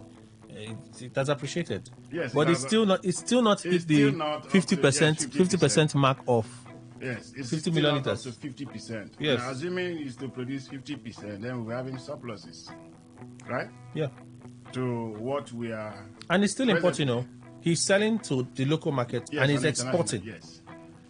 So if you look at the NNPC Limited now, just adding LTD as being the headquarters of. It was not me that said it, even themselves, they have admitted the headquarters of corruption. They admitted? Yes, in one way or the other, they have alluded to the fact that corruption has been the bane of why our refineries are not working. So, and who are those in charge of those refineries? It's not themselves. So they admitted to that fact that they are corrupt, fantastically corrupt. So yes, let's take it that the 4% is helping us. And let's pray that the 4% will increase to somewhere 15%. I think it has increased. For December. They've even hit 12%. They've hit 12%. They've hit 50%. It's one of the few Decembers that we celebrated without scarcity. In our recent history. Yes. Easter is just tomorrow and next. Mm-hmm. This weekend. Yes, this weekend. So the signs of having fuel scarcity too is not there. No. And so yes, the coming up Dangote to a relative extent has helped the poor masses. So we are believing that the price will come down. Yeah, if they don't find a way to choke him again. If they don't find a way to choke him again. Or even him choking himself. Him choking himself. Now that he believes that he's with the masses, or that the masses are with him, it's also a good time for him to also choke himself and say it's the government. Let's hope not. Let's move away from this and let's talk about. So 2 days ago came a court ruling, a federal high court ruling, in the case brought by the Labour Party against Martin Amaewhule and the 26 others regarding their defection. the ruling of that judge, well, the Supreme Court has already decided on this issue. So I do not have jurisdiction to hear a matter that the Supreme Court has decided on, effectively dismissing the appeal the case brought by the Labour Party. The Labour Party, I hear, has vowed to continue to fight on, so they will go to the Court of Appeal and likely end up at the Supreme Court. But does it give us a pointer as to what will happen with the case filed by Governor Fubara, if I recall correctly, at the Federal High Court on the issue of defection of Martin Amewule? Jamala. Governor Fubara did not file any case on defection. It's Okojo. Okay, Okojumbo. All right, thank you for the correction. So, with this ruling now, it's a Federal High Court now. Yes. And they have a similar case. It's a similar case now. Yes, coincidentally, the two cases were before the same judge, Court 2. See, what happened? What happened is... That's Obile. Yes, Obile. When there is politics in legal practice, the ruling that came some days ago is exactly what someone like me, who have been following and involved in the system... The way he's suddenly excited, I don't understand. Did I dash you money? he's suddenly excited. His body language and everything. You have taken him to a familiar terrain. It's all right. I know that I was just positioning myself. I don't know where No, guys, it's fine. Please go on. Now, the ruling that came 2 days ago was not unexpected. In fact, it has been something that they have been looking forward to throw away the baby and the water together. And it has happened. Now, have you read that Supreme Court judgment that has to do with what they said Supreme Court? Yes, Supreme Court, they made an obita. They made a statement, but without a conclusion. Can we, in all legal reasoning, say Supreme Court have decided to the extent that they have said they never defected or they defected, and therefore their defection was valid because they followed the procedure?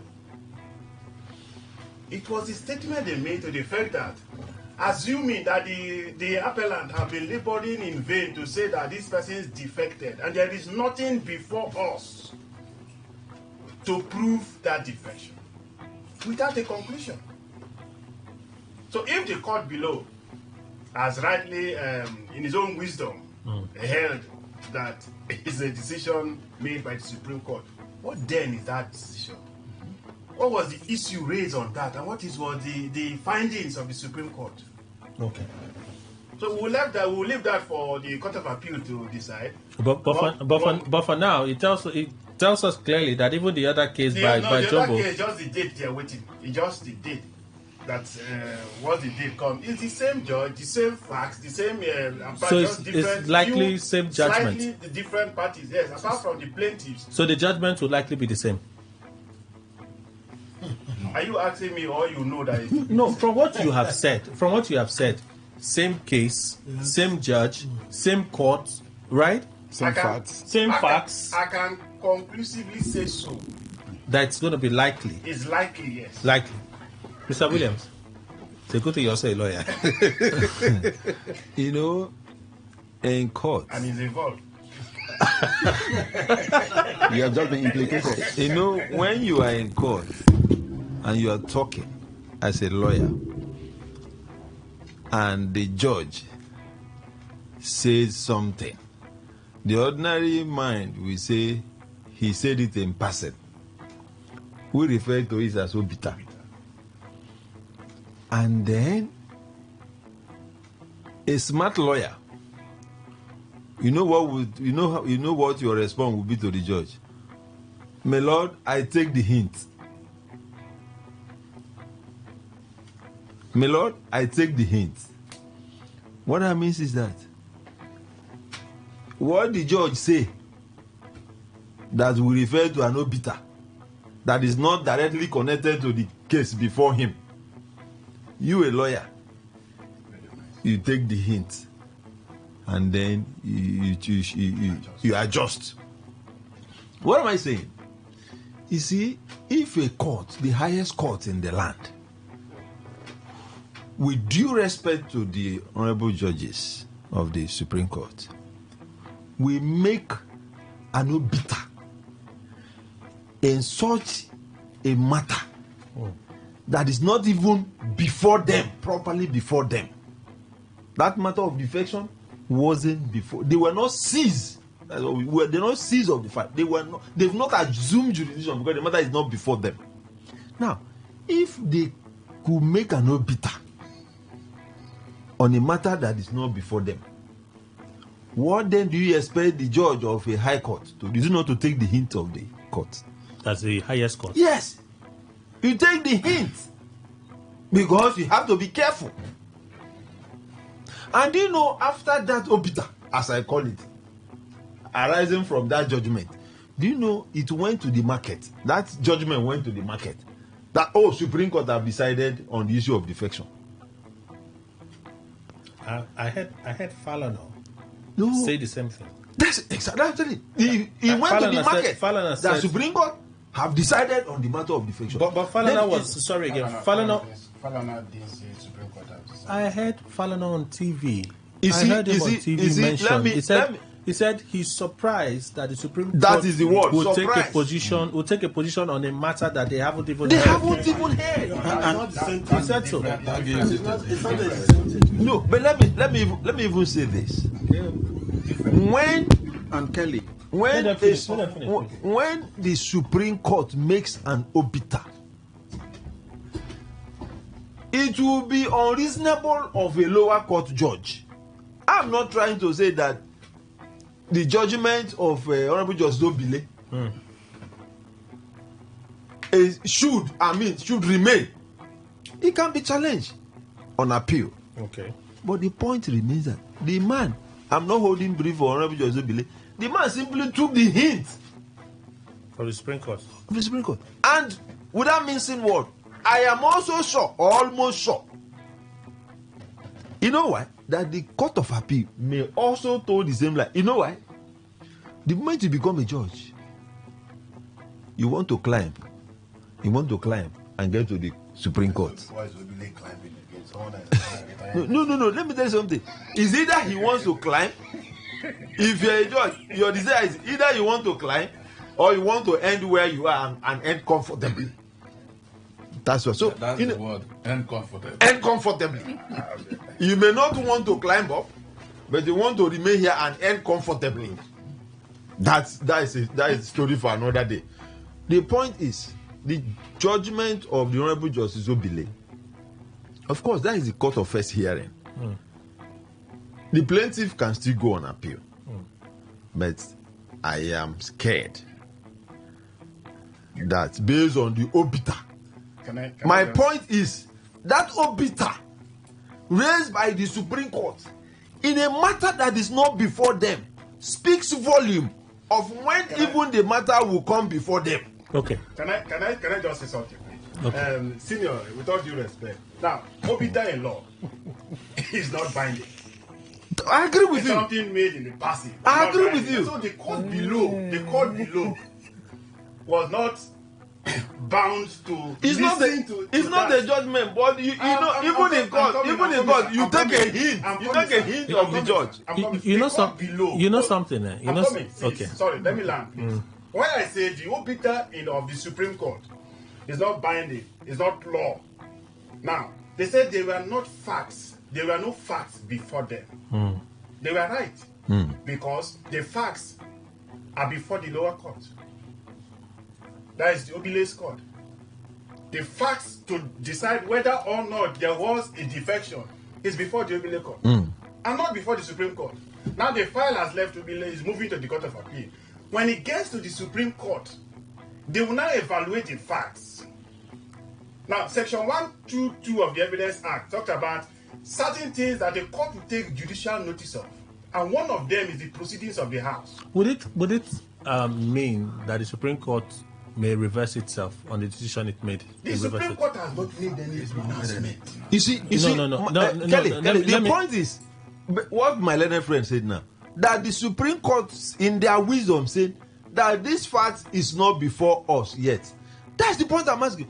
Was that matter ab initio before the Supreme Court? The answer to even have even made that obita. So let me also ask. There was a connected issue. Let me ask a question, but perhaps you're going to where I'm going to. Yeah, there was a connected issue that warranted that discussion. If the defense brought by Governor Fubara, as to why he wasn't working with this group, and why they had a budget that was not presented to them, was the issue of their defection. Yes, that was what brought up. That became a premise for his argument before the Supreme Court. Right? Clearly, with the Supreme Court ruling, that premise could not be established. Okay, I'm using a literal understanding. Sorry, sir, let me finish. I'm using a literal understanding of it. That premise could not be established because a case of their defection was not established backing his actions. Backing his actions. So the Supreme Court clearly, from my understanding, is that cannot be said to be obita. So in that case, what? If somebody in his defense have raised, for instance, the Governor Fubara side or Oko Jumbo side have raised a defense that why this assembly, 27 assembly members are not being listened to is because of their defection. And I acted on a doctrine of necessity. Let me tell you what the Supreme Court, ordinarily, that's what they do. This matter is referred back to, not obita. No, sir. Let me tell you something.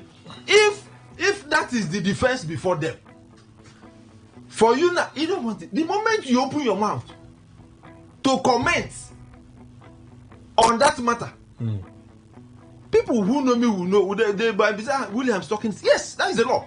If the matter is not before you, you don't have anything to say. Oh, you say this matter is not before us. Okay. This matter should go back to where it's coming from. When it gets to us, we make what he's discussing. The reason there's a reason I raised this issue, and the reason is this: I need to take the views of other members of the panel. Right? Some people are still having hope that the issue of defection will be treated by the Supreme Court again. Yes. I tell them, as one that reads and listens to some things and have a basic understanding, that what it implies is that the Supreme Court will reverse itself if that thing was to come back to the Supreme Court. I see that as very unlikely to happen. However, no, you don't have to agree with what I'm saying. No, it's for us to. When you say that's my thinking, it's my thinking. It's my thinking. You're proving that thinking. No. See, understand what I'm saying. It's the conversation. I think I even mentioned it on the radio when people said, "But Kelly, there's a case of defection at the Federal High Court," and I said, if the Supreme Court in their initial position said you did not present any evidence to back your claims that these people had defected, to support whatever premise you're bringing here, to say this is why I acted the way I acted. If they've taken that decision and then affirmed Amewule as the leader of the House of Assembly and the authentic House of Assembly, and ask them to sit without any exactly. So if you bring any matter back to them, you are telling them that this action that you took, validating this group, reverse it, because the initial defense I brought has now been established. I say it's unlikely that Supreme Court will do it. And when it is Supreme Court, that award cost, they will award punitive cost. So this is why I raised it. This is why I raised this issue. Others will speak on this. This is why I raised it. Is it likely? Is it my word again? Because I don't know the end. Is it likely that the issue of defection by this Obile ruling is closed? No. Yes, Jamala, quickly. Okay. Kelly, the issue of defection, to me, my thinking, let me borrow your words. No, I prefer your understanding of the law. Okay, since he's not a layman. No, let him think. It's not closed yet. It's not closed yet. Yes, Okay. It's not closed. Dr. Bijiman. Kelly, I had the privilege to, in my master's degree, when I was doing masters in international and diplomacy, I did a course, Nigerian legal system. My lecturer is a judge of appeal court today, Ebi, Toby. You know, this is so bitter. he really explained the concept of Obita to us. And like what two of them said here, in fact, it is not even a judgment that anybody can refer to. Cannot even form a precedent. You know? So, before the law, in a case of deed defection, it does not exist. And if we're in a very sane judicial environment or system, and the defection gets to the issue of the defection now move to Supreme Court, they would look at it on its own merits. Thank you. Different from whatever they have incited in that judgment before, because the argument will be different, the facts will be different, evidences will be different. So what would it mean for their initial judgment? The initial because the issues are still connected. Listen, that judgment was on budget. That issue before that was on budget, not the issue of. Excuse me, let me finish. No. The issue before the Supreme Court wasn't just on budget. What the Supreme Court upheld was a judgment of Justice Omotosho. Yeah, that judgment. Yes. That judgment of Omotosho was about the legitimacy of the Amewule House of Assembly. Exactly, but it should know. When they have not. It should know that they have not. When that matter came to Omotosho court, they have not defected. That's what I'm saying. They have not defected. No. And even before Omotosho, by the time the issue of defection was also not there. Dr. Biduma, by the time Omotosho gave his ruling, yes, they had defected. They have defected. By the time Omotosho gave, but the point let is me finish now. By the time Omotosho gave his final ruling, yes, they had defected. Yes, the parties involved, because the governor's side withdrew their defense. Exactly. Nobody brought to the notice of the court that these persons had defected. Exactly. So it cannot be. And still before that court, the issue of defection was not there. So my question, the court is not even aware whether they had defected. The question I'm asking is this: they bring this matter back. It gets to the Supreme Court on the merits. You expect Supreme Court to treat it on its merits, right? Yes. Let me make my point now. Yes. You want Supreme Court to treat it on its merits. Yes. Treating the matter on its merits, right, would have implications on an initial judgment that they have given. Yes or no? No, it will not have any implication. Or that initial judgment. When you talk of implication, it could be positive or negative. But the point there is that I'm looking at it from the very positive side. Which would be? That if this issue of defection, and that is why also a kind of be careful in the word I say, if we're in a sane judicial system or environment, are we not? We're not. No, I think it's. I even disagree. No, we are not. Yeah, I disagree with you. Excuse me. When it comes to issue of political issues in this country, today, my brother is a different cup of tea where judiciary is. I understand. And it's a common knowledge.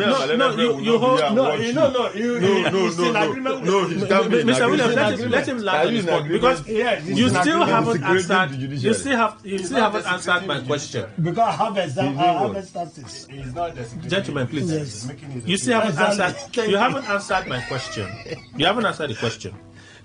How would they decide on this matter, on its merits, and their ruling would not affect their initial judgment? Why not allow me to go on with my thought line? No, we don't have all the time. But if you can, let me explain myself and wait.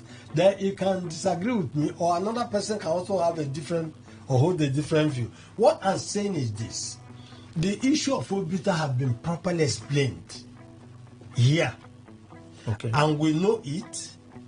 And that it is not going to be, if there is a similar matter, there is no River State issue in future. It cannot be referenced. We know that. Okay. So, in other words, that is why I say that this is a matter, a fresh matter. All of this you have established. That is working to Supreme Court. If it gets there, okay. If it gets to Supreme Court, okay. And I said they will look at it at its own merit, based on evidences, facts adduced before it, and they can now make a pronouncement, give judgment on defection. So if they in giving judgment on defection, okay, we are watching whether they are going to say, look, Section 109 of the Constitution, that is self-explanatory, self-executory, is not going to be that way, the way they interpreted 35% of FCT. That's why we're talking of same judicial environment. So, if they give another interpretation, what are we going to do? We're not going to do anything. But we're expecting is that the issue of defection, that there's already a precedent in what happened in all those states. Dr. Bidima, my question is deliberate and it's straightforward. If I wanted to, Dr. Bidima, yes. If I wanted to dilly-dally, yes, I know how to do it. Do it. I'll look for a corner and drag the matter, but it's straightforward. Mm-hmm. If you take a matter back to the Supreme Court, yes. Obile has said, Supreme Court has decided on this, I have no jurisdiction, it's dismissed. Let me finish yes. now. We have to listen to each other. That's how we can communicate. Obile has done this. Your party is appealing. They go to Court of Appeal. Court of Appeal say, we cannot put body. It has been decided. You go to Supreme Court. Supreme Court say, okay, we won't put body. Supreme Court say, we want to put body now. Supreme Court say, okay, you have established that these men have defected. We agree with you that they have defected. Right? Yes. Governor Fubara, before this agreement, told the Supreme Court, the reason why I refuse to present budget to them is because of their defection. And Supreme Court, they go and represent the same budget. It's because of their defection. Yes. The reason why they went to court, Federal High Court, to say stop releasing funds to Rivers State government, Martin Amewule, stop releasing funds to Rivers State government, is simply because Governor Fubara refused to present the 2024 budget to them. The Supreme Court said everything that you did without this assembly is a nullity. Go and represent the budget. Now, let me finish. There is one point. Yes, you are laying proper foundation. Let me finish now. I'm asking a simple question. You should hear me. The missing line is that the issue of defection was not established from the beginning, Abi. And you're saying that this is what you're saying, and I'm not adding. The Supreme Court, all the courts say we need to put body. Supreme Court say we want to put body, right? In putting body, Supreme Court says for the fact that these men defected and their party did not have any crisis, they have lost their seats, right? That's the Constitution. They have lost their seats now. Yes. That's a positive ruling. Yes, positive. It will mean that every action that they have taken is a nullity, right? Yes. Which would affirm every action that Governor Fubara has taken as good, right? Do you see the Supreme Court making that decision? Yeah, why not he also understand me? When he said, do I see? It's like saying yes or no. And I'm saying that's why I background my story, that about the sanity in the kind of thing we see in the judiciary today. If not, the Federal High Court, this man wouldn't have done what he did to Labour Party by saying that Supreme Court had taken a decision on this matter. Okay, so invariably, you would have had these people. Invariably, you're saying that because of the corrupt judicial system, the matter is closed. Because of the corrupt judicial system, anything can happen except they decide to redeem their image. Okay. Supreme Court should redeem their image if this matter goes to them. Mr. Ndukwe, I don't think the Supreme Court has a lost image on this matter. Kelly, Dr. Bidima said he had the opportunity of learning about Obita. I don't know anything about Obita.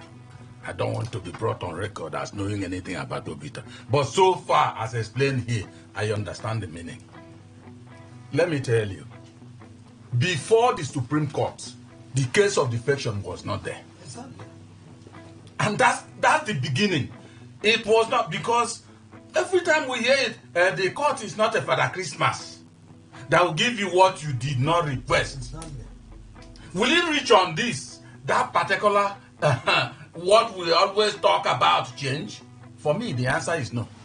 And that is why even themselves said, this thing is not before the facts. It's not before us. Why I'm going this way is to tell you the question you asked, which is the summary of the whole thing. That is it closed by the with what Obile has done? Good. And I am saying no, emphatically. Okay. The reason is simple.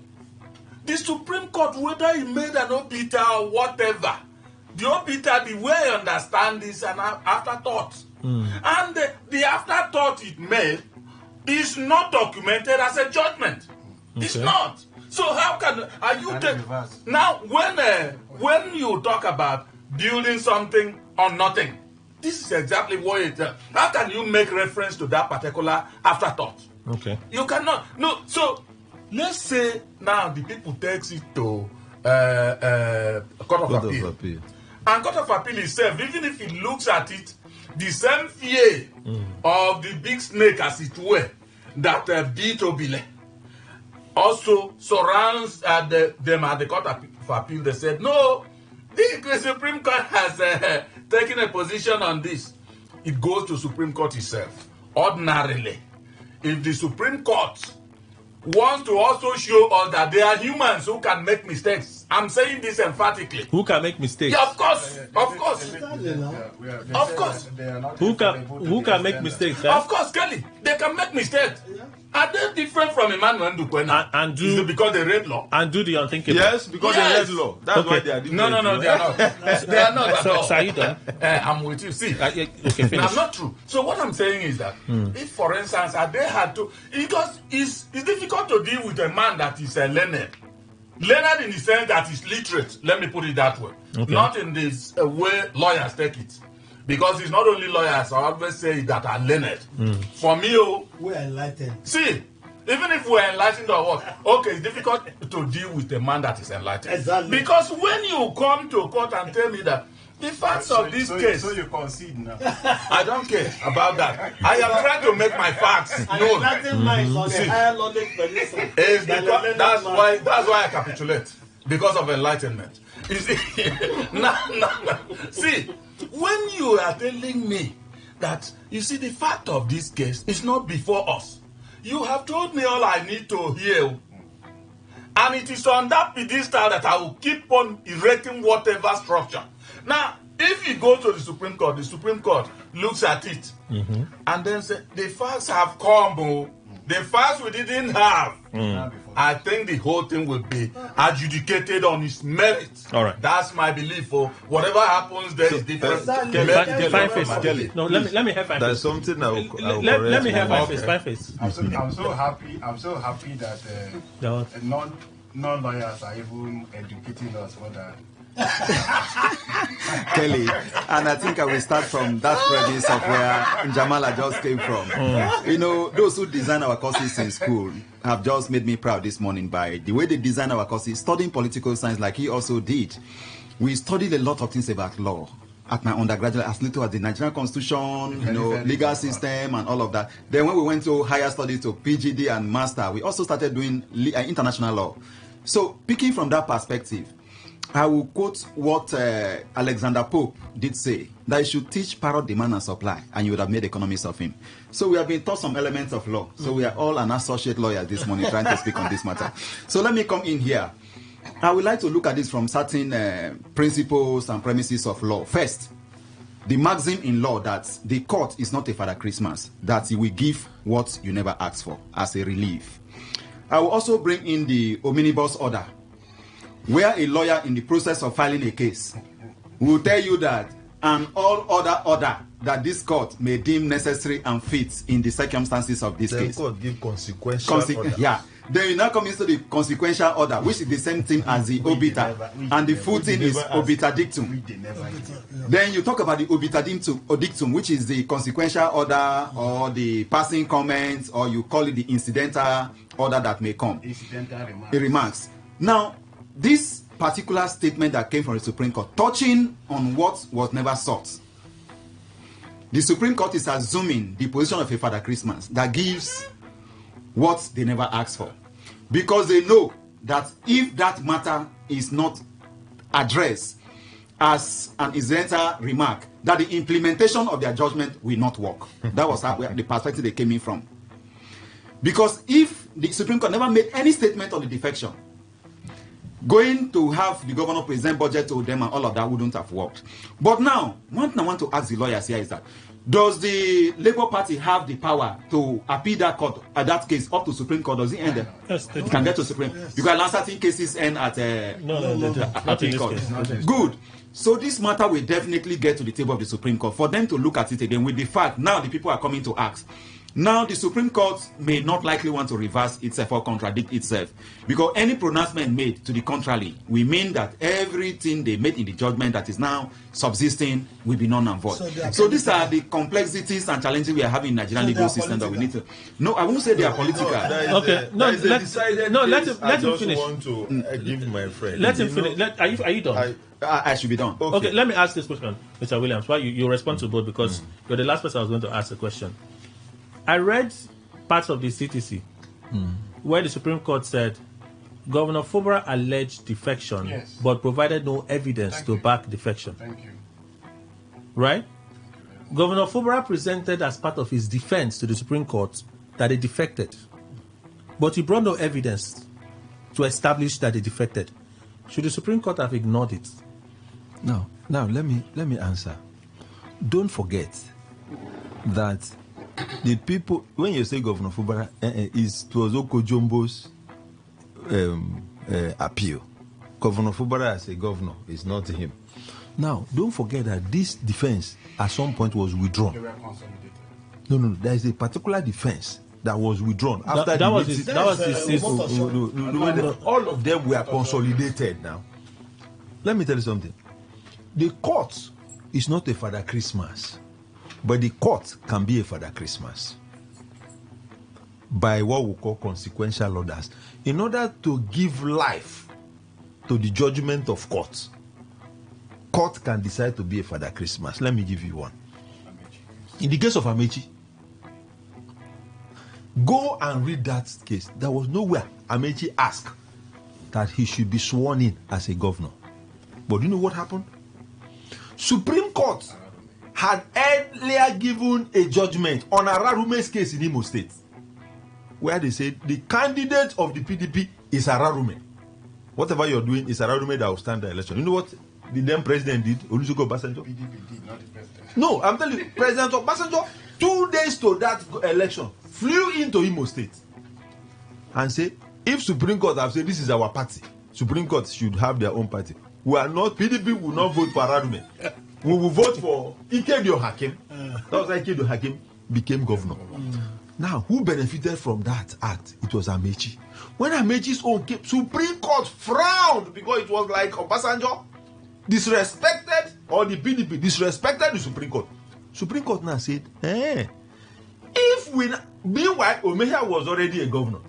If we now say election nullified, Amechi is the candidate. Oh yeah.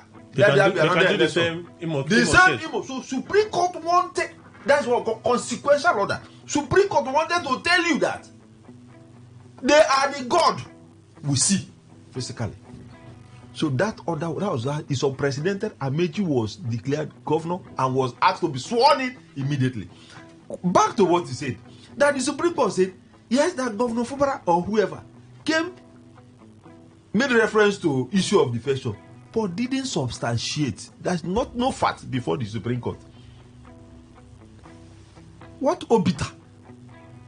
And Supreme Court therefore say, because these facts are not here, you didn't make any defense here. Supreme Court indirectly. Supreme Court now said the Martins Amehule's House of Assembly is the one recognized by law, and therefore the governor should represent, by that statement alone, represent the budget. Meaning that Supreme Court have recognized that that assembly is the legitimate assembly. I'm not holding brief for any of them, but this is my understanding of the law. So it's almost like, if I understand what you're saying, it's almost like the same thing that happened at the first court of instance. You withdrew your defense, right? Yes. If you had taken a case of defection at that court, it would have been heard. You would have started, on its merits. You would have opened it from you would there. have opened it from there. And it built all the way up. You know, the people felt they were obeying President Tinubu. Let me even tell you. if you're a plaintiff in the matter and I'm a defendant or respondent, as case may be, somebody comes in to say, look, I don't want this matter. You push, you go and withdraw all the processes in court. Who is expected to withdraw first? Is it not the plaintiff? The one that took the matter. The one that took the matter to court. Yes. But you couldn't wait for the person who took the matter to court to withdraw. You were in a hurry to withdraw your defense. I mean, let's be fair to the judiciary sometimes, because you don't just see because you want to impress people. First, even if anything will happen, you should have fact. You should have your defense. The Supreme Court or any other court will look at it and say, well. But this one, you by withdrawing your defense, what is before the court to decide? So you just brought a verbal defense. Yes, Kelly, Jamala. Thank you very much for this opportunity. There is this missing line I said we are somehow not seeing it. Now, what was before the Supreme Court consolidated? They made a passive. I've asked, in that, is it 60-something pages judgment? Is there anywhere the Supreme Court said the defection was proper? Anywhere in that judgment? No. To say if someone can answer me in the affirmative, it means the issue of defection has been properly settled. Now, the defense of the defendant was that there was a defection. That's Governor Fubara's counsel. Yes, that there was a defection. The Supreme Court said, from what you have presented so far, there is nothing convincing enough to prove that there was a defection. And they moved on. And therefore, the defense that he has brought to say, therefore, the defense that you are bringing to say, I acted in this manner because I felt they have defected, cannot avail you in the circumstance. Okay. And therefore, nothing was made clearly saying that the defection was proper or the defection was not proper. And if that is the case, now that the facts are flowing from the federal high court to them, the facts are now before them. Before look, they can't be. So there is nothing like reversal. Let me ask. Pronouncement made to reverse. Let me ask a final question. Yes. We have to go for the news. Let me ask a final question. Yeah. If I'm supposed to act today, and I refuse to act today, legal actions, I start dancing around. The person I'm fighting with goes, gets a first one. I've lost. Obey this order. I refuse to obey it. I'm still dancing around. After a while, I say I want to go and appeal it. I lose my appeal because when I was supposed to act, I did not act. I go all the way to the Supreme Court. And even that dancing, that defense I was supposed to bring, I get to the Supreme Court and I say, this matter has become academic. I don't need to put it here. Remove it. There are other cases we can make defense on. I don't have a defense for the Supreme Court. Supreme Court establishes to say, bros, what happened from the beginning now? These people, they have this order. You did not obey them. You didn't do this. You didn't do that. Why didn't you do it? And I didn't do it because they slapped me in a way I did not like. And my right hand wasn't in the best of position to slap them back, so I did not respond. But do you have evidence that they slapped you? No, I don't have any evidence that they slapped me. Can you substantiate how you were slapped? No, I cannot. Supreme Court says, for the fact that you refuse to do what you're supposed to do, this matter is against you. Somebody wakes up tomorrow to say, oh, that matter of that slap, I'm going to start establishing it from the beginning. You mean the court at the last instance would stand and say, well, for the fact that the actual party involved did not do what was supposed to do, I'm going to treat it as a fresh issue. I'm a little confused. But that's me thinking out loud. Fine Face, you want to add something? Kelly, you see, the matter is getting complex, but don't have time to discuss it. What is coming to my mind now reminded me of what happened in 2020 when the COVID was very tight. And I did make a post on social media to say that the only thing left on the lips of our leaders and managers of COVID is that husband and wife should not sleep on one bed again. That is the way this matter seems to be like right now. You see that matter of defection. There is something in the mouth of the Supreme Court judge that they have not said. Which is? And I'm trying to sense that to mean that even if they said Governor Fubara never brought any evidence before them, I'm sensing something like even if Fubara had brought the video of the defection, brought the video of Antonio Kocha bringing them in to say they are his members, brought the video of Martin Samewule saying that he read the everything that happened in State Assembly, without bringing their membership card at the ward level, showing their name on an APC membership card. Supreme Court would have still said that they have not defected. Okay, so I have to go for the news. So that's what we believe will tell you that he take the hint of the situation. So let me go for the news. When we come back from the news, we'll continue. Please stay with us. So the summary of this, my body is itching me to go on, but if I go on, I know it will go longer. But the summary of this is, on one hand, it is likely the case is not closed. On the other hand, it is unlikely the case is closed. In the worst case, Supreme Court, the worst case, the Supreme Court will say, okay, we have seen this matter. Supreme Court has the power to refer the matter back to the Federal High Court. Say, hear it on its merit. They interpolate on the time. For the Supreme Court can also invoke its original. They will not. We have to go. Every day, every hour, when the big stories break, depend on our 24-hour news team to bring you the latest. Today, 95.1 FM.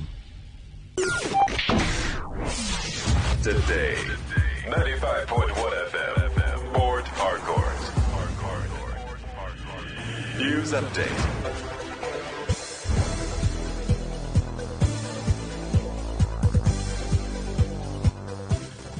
A very good morning to you. Here's a news update on Today 95.1 FM. I am Kelly Ikemenjima. The decision of the governors elected on the platform of the People's Democratic Party, PDP, not to be part of the planned coalition did not go down well with the organizers led by former Vice President Atiku Abubakar.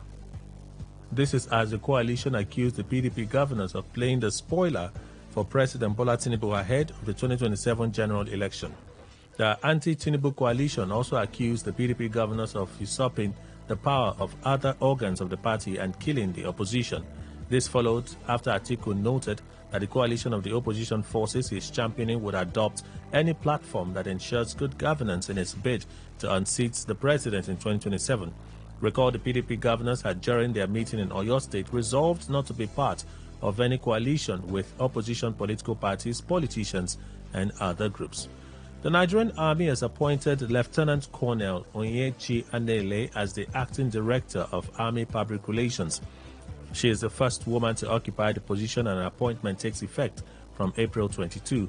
Anele, a member of Direct Regular Course 15 and a fellow of the Nigerian Institute of Public Relations, takes over from Jar General Oyema Wachuku, who has been redeployed to the Nigerian Army Heritage and Future Center. Prior to her new role, Anele completed a 6-month strategic course at the Nigerian Army Resource Center and was posted to the Department of Civil Military Relations. The Nigeria Police Force says it will sanction its personnel captured in a viral video receiving money from a Chinese national. In a viral video, some Chinese were seen handing out Naira notes to Nigerian policemen in a lined-up formation. The incident sparked outrage on social media, with many citizens expressing disappointment and calling for reforms within the force. The footage captured the moment the officers, fully armed and in uniform, received cash from the foreign nationals, in which appeared to be coordinated and deliberate an exercise. Worried by the situation, Force spokesperson Muyiwa Adejobi condemned the conduct of its officers, describing their actions as unprofessional and unethical. He emphasized the commitment of the force to upholding professionalism and maintaining public trust. On the foreign scene, the Department of Homeland Security in the United States has warned Harvard that its ability to enroll foreign students will be revoked if the university continues to refuse government demands, including being placed under political supervision and providing information about students from overseas. Department of Homeland Security Secretary Christine Neum, in a statement, demanded detailed records on what she called the illegal and violent activities of Harvard's foreign students, which comes amid U.S. President Donald Trump's purge of pro-Palestinian activism in U.S. schools. Neum also gave the university a deadline of April 30 to comply with the demand or face immediate loss of student and exchange visitor program certification. Neum further announced the cancellation of more than $2.7 million in grants to the university, declaring it unfit of undermining American values and security. That is the news update on Today 95.1 FM. Good morning. Thank you for your time. Radio has never been this good. Today 95.1 FM, Port Harcourt. Vandalism, crude oil theft, and illegal oil bunkering are devastating crimes that threaten our economy, ravage our environment, and undermine our very way of life. These destructive acts pose a direct threat to our nation's prosperity, stability, and future. But together we can combat these crimes, safeguard our oil and gas resources, and ensure a brighter future for all Nigerians. Please report suspicious activities to the authorities. Call 0707 645 8423 or 0707 645 6575. You can send an email to info@tantita.com. Visit our office at number 1 Refivia Close off Agbamu Road, DDPA, Oborikoko, Uvia Local Government Area, Delta State. Let's work together to protect our oil and gas assets and build a brighter future. This message is from Tantita Security Services Nigeria Limited.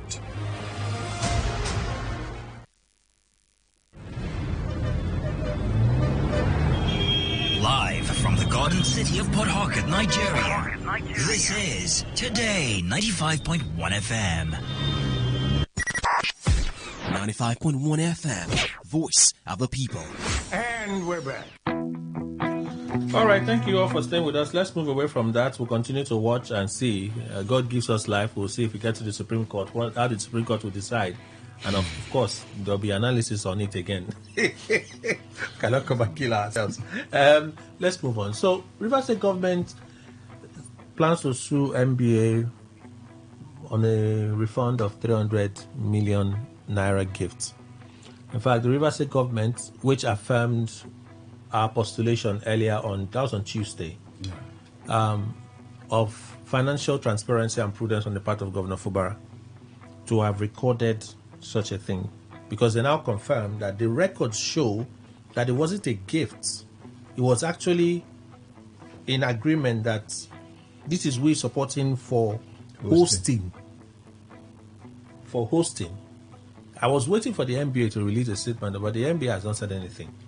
At this point, they have No, second response. The second not response, first. not the first one.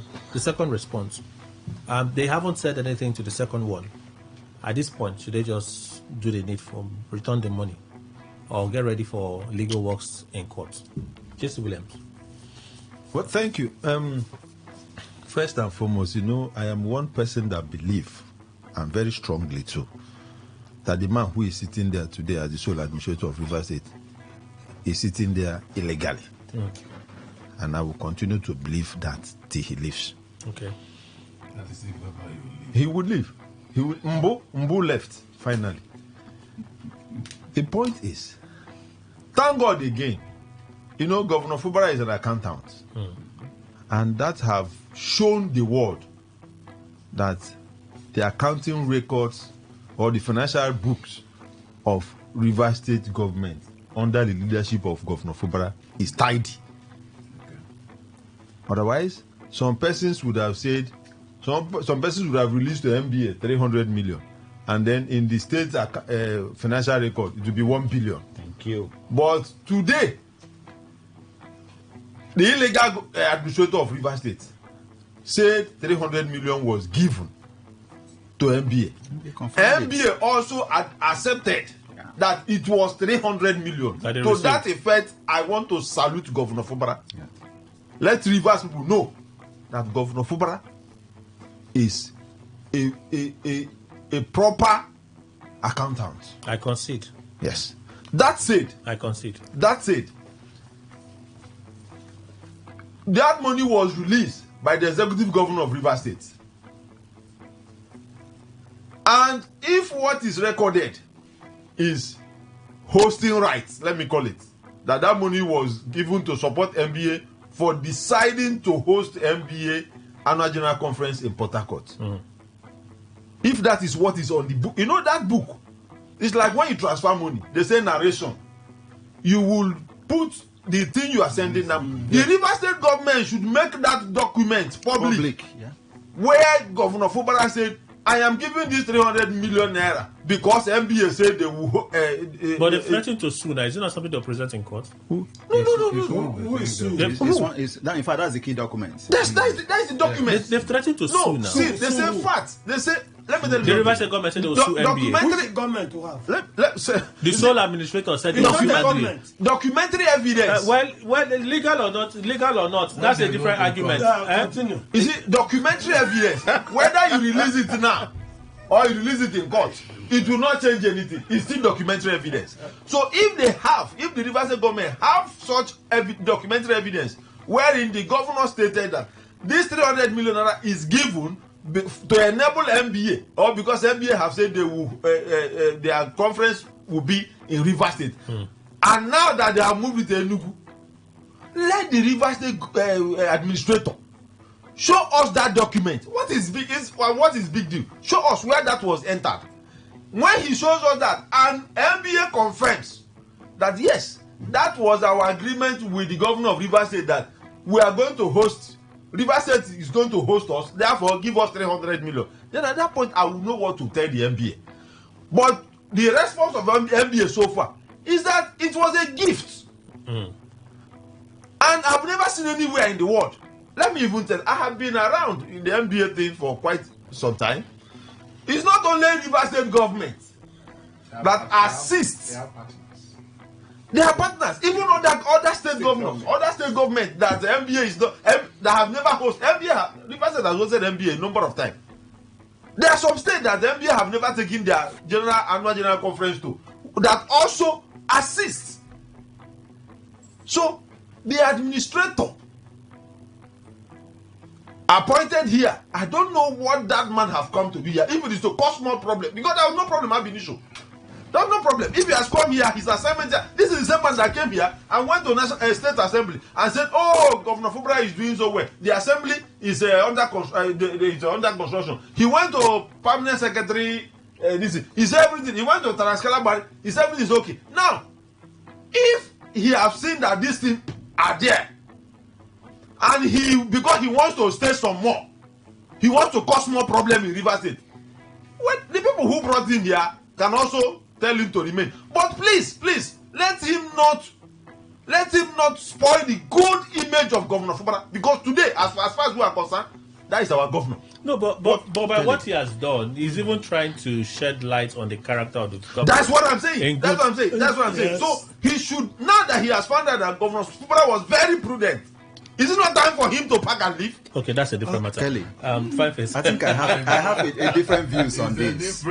Time will not allow me to read it, but I'll just summarize what I have to say. The whole day. No, it won't be the whole day, but I know what I'm saying about time. When he starts, we'll be begging him to finish. I will just summarize it. I have a different view. Okay.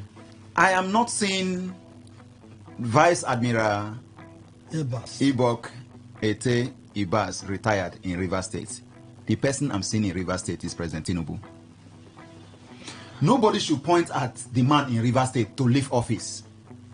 Point at Tinubu to remove the man in Rivers State. Okay, that's also a different matter. That is a matter. This is also I have a different also matter. said, a lot of people are saying that why should the man appoint administrator? I don't want to join that advocacy. He needs to run. How will he run the council area if he doesn't have people there? Doctor, that's my opinion. That's my view. Respectfully, it's a different matter. It's a different matter as well. Yes. But what we are saying here is that he has talked about certain places. I think we are talking about the MBA and this in the money. 300 million. Yes, look, when you look at this matter, this argument that is going on, the MBA would not have stayed in Abuja or Lagos where they have their headquarters and called Fubara to say, please give us money to support this one. There must have been letter transmitted. Let's have the letter from the MBA leading to the release of the money. To make it public. Let's also have the invoice releasing the money to NBA. But then I must say this. We understand what the NBA conference is. I was a guest speaker at the NBA conference in 2018 in Port Harcourt. Okay. I know the capacity of that conference. In fact, before they even move it from Rivers State to Enugu now, I know how many lawyers have come in from across the country to book hotels for them, select hotels for them. So if that kind of conference to be hosted by your state and you are approached, you will release money. Even if it was gone, I will release money to make sure the conference holds here. So now, having taken the conference from the state, whether it was donation or it was a gift or it was a sponsorship or whatever, having rejected the state, return our money. We just want our money.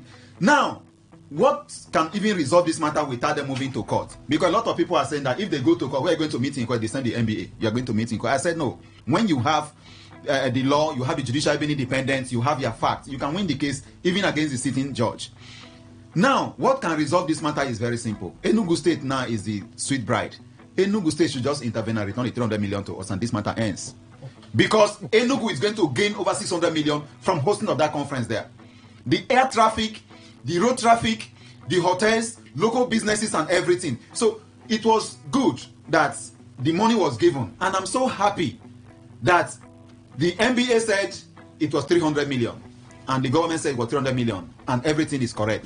Can we say so again about some other projects we have had in Rivers State in the past? Or even previous conferences? Even previous conferences? Can we say so? We cannot say so because there is always what they normally say in government, that it is when government award contracts or spends money that they make their own money. Okay, so NBA should they should bring our money sharp. Are you serious? Yes. Kelly, You trying to cover the money. Before you even mention my name, I'm already willing to attack you. Bring our money. You came to attack Kelly, for the sole administrator to say NBA refund the money, or he want to sue. Now, maybe he wants to come on that contract, right?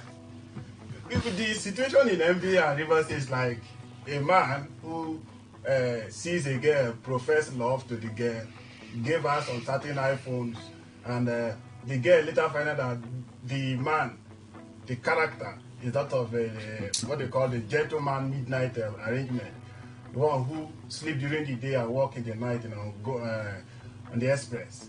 I said, no, I'm not going to marry you again. The man now says, okay, bring the iPhone that I bought for you.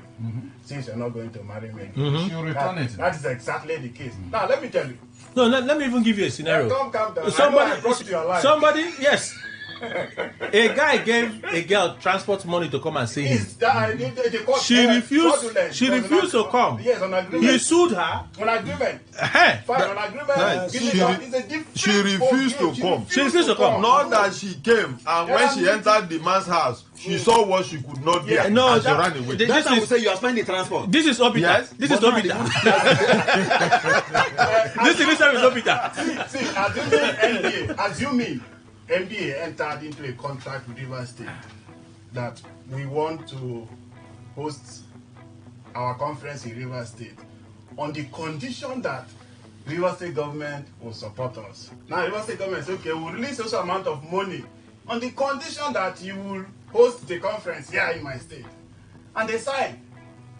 Now, there is what they call mitigating factors in contract. Are there circumstances so far that have changed the environment of that contract? Yes.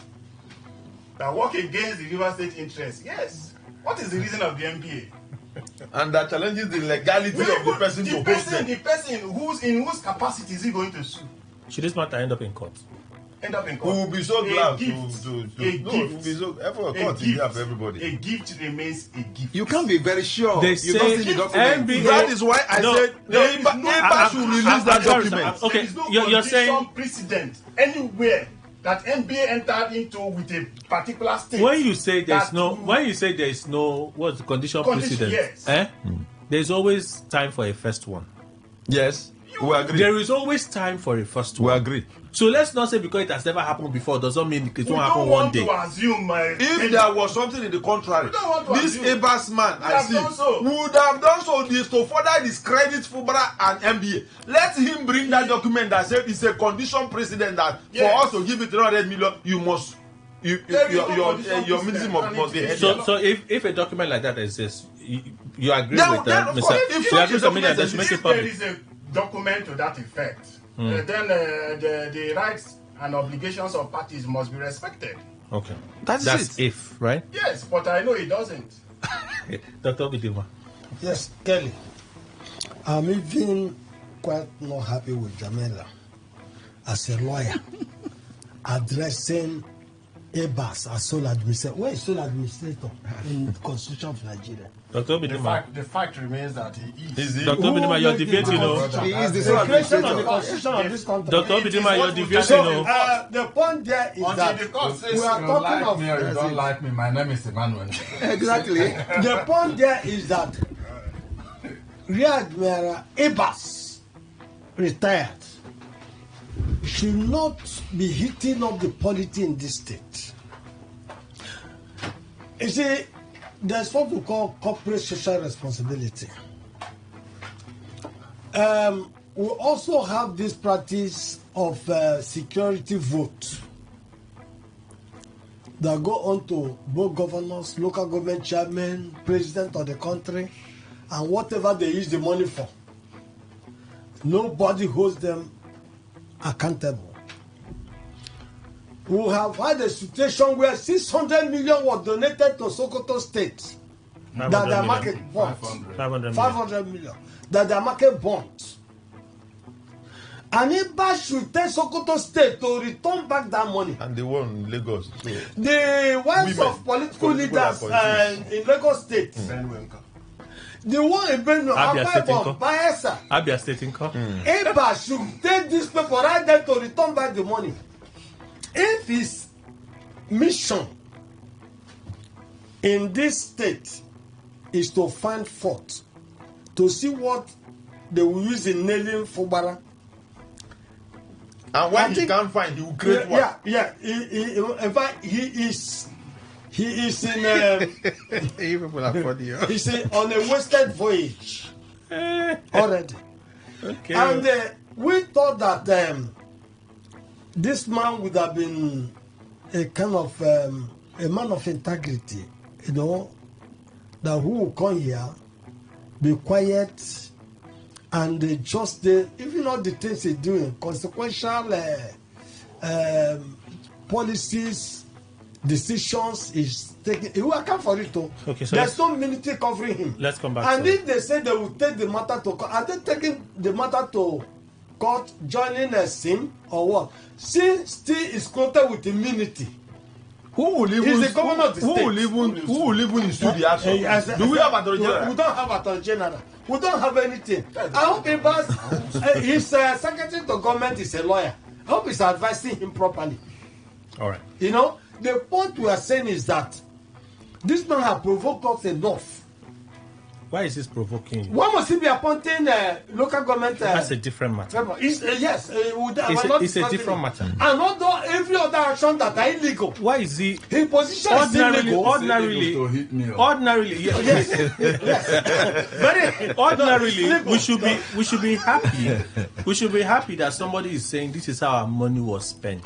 That's why I started by thanking him. He should go beyond. The only time I have thanked Abbas in Rivers State since he came is that at least haven't found that it was actually 300 million that Governor Fubara released to NBA.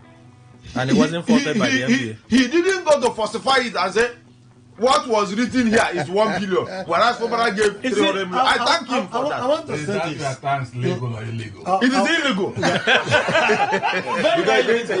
Because everything concerning him is illegal. Whether it is in negative or positive. So what I'm trying to say is that he's going beyond his brief. Okay. Very, very. All right. I'm not talking of whatever instruction that Tinubu gave to him. Okay. I'm talking about his actions. All right. And whatever you think that he have been moving, say moving around River State. When I was passing through this Rumosi this morning, when I got to that flyover or the bridge, I said, I wish the conscience of this man, Abbas, will not tell him. So, despite all the distraction, this man is still carrying critical projects in this state. Okay, Dr. Bidima. Or whatever it is. NBA, if they return the money, is when Fubara comes back. They return it to a legitimate government of Rivers State. The giver of the money. Kelly, the situation of legality or illegality is not here for me. NBA should return that money. The simple reason is this. Rivers State government, in fact, even if you look critically into that amount parted to NBA, it's still a gift as they claim. Whether it was for hosting right or whatever, it's still a gift. Because if Rivers State government did not give them that money, they wouldn't have beaten Fobara at all. And they will not start quarreling about that. So it's a willing donation, which is a gift. Now, apart from that, you cannot be applying this philosophy of, I don't eat rat meat. But if you use it and then make pepper soup, I will lick the stew and leave the meat. If you lick the stew, you've eaten that rat meat. See, NBA said, because of the situation of illegality consequent upon Eba's arrival here, they are pulling out of the state, which of course I said right to them. Yes. If they believe in what they said, fine. But because that rat meat had followed them when they were pulling out, they should also, in a way to maintain their integrity as a body that is intact with its integrity, return every associated things from this state. Was it given by Ibas? Hold on. I started by saying government is continuum. Yes. Not this one. Not this yes, one. yes, No, it is. No. Let me also tell Will you, you people okay, allow me okay, to man. finish? Okay, man. It's illegal, Do you know, though. It's illegal to let me even inform you. Let me even inform you that the NBA is likely, only he doesn't have legitimacy. Yes. Otherwise, NBA is likely going to sue him. You know why? Because certain preparations, NBA has spent money here because this is NBA. We have spent money, invested money in this conference in Rivers State, and the emergence of an illegal man yes. to attend it. Williams, Ebas did not sack NBA from hosting that in Port Harcourt. No! NBA is body of lawyers. Let me tell you, and we uphold the rule of law. NBA uphold the rule of law. And if NBA have said that the emergence of this man is not grounded in law, on what ground will NBA invite such a person? Let me tell you, any state NBA is going, first, the governor receive our opening ceremony. The governor will come, declare it open. If NBA Abidisha, including myself talking, have said, look, this man, in the position you occupy here is illegal, it's unknown to law. Okay. And NBA coming to invite such a person to make the open declaration. Barrister, sorry. No. Let me finish. No, I'm not even. Mr. Please come. You see, for me, everybody is giving his opinion. And I think my opinion, I solidly believe in it. I am saying that, yes, they gave the money to, Fobara gave them the money. And so long as it's Rivers State government, whether a bus is illegal or not, I agree. So long as the Constitution does not recommend such a position is occupied here, then it's illegal. I agree to that. But I'm saying there certainly cannot be a vacuum. And now he is running the affairs of Rivers State legally or illegally. And these people look at it and say, no, yeah. It's not comfortable for us to host our conference, and because of that, we are pulling out. Now, as they have gone, let them return. If not, then it means, like I said, they are eating the meat and the rat, which is against it. They are not eating rat. All right. But because it's the pepper soup, they will lick we will never agree. No, Dr. Bidman. No, Dr. Bidman. We will never agree on an issue. It will drag and drag and drag. You made your point. You established. No, Dr. Bidman. You establish your point. Everyone has had the time to establish their point. I've even done cross questioning for every other person. We have to move on.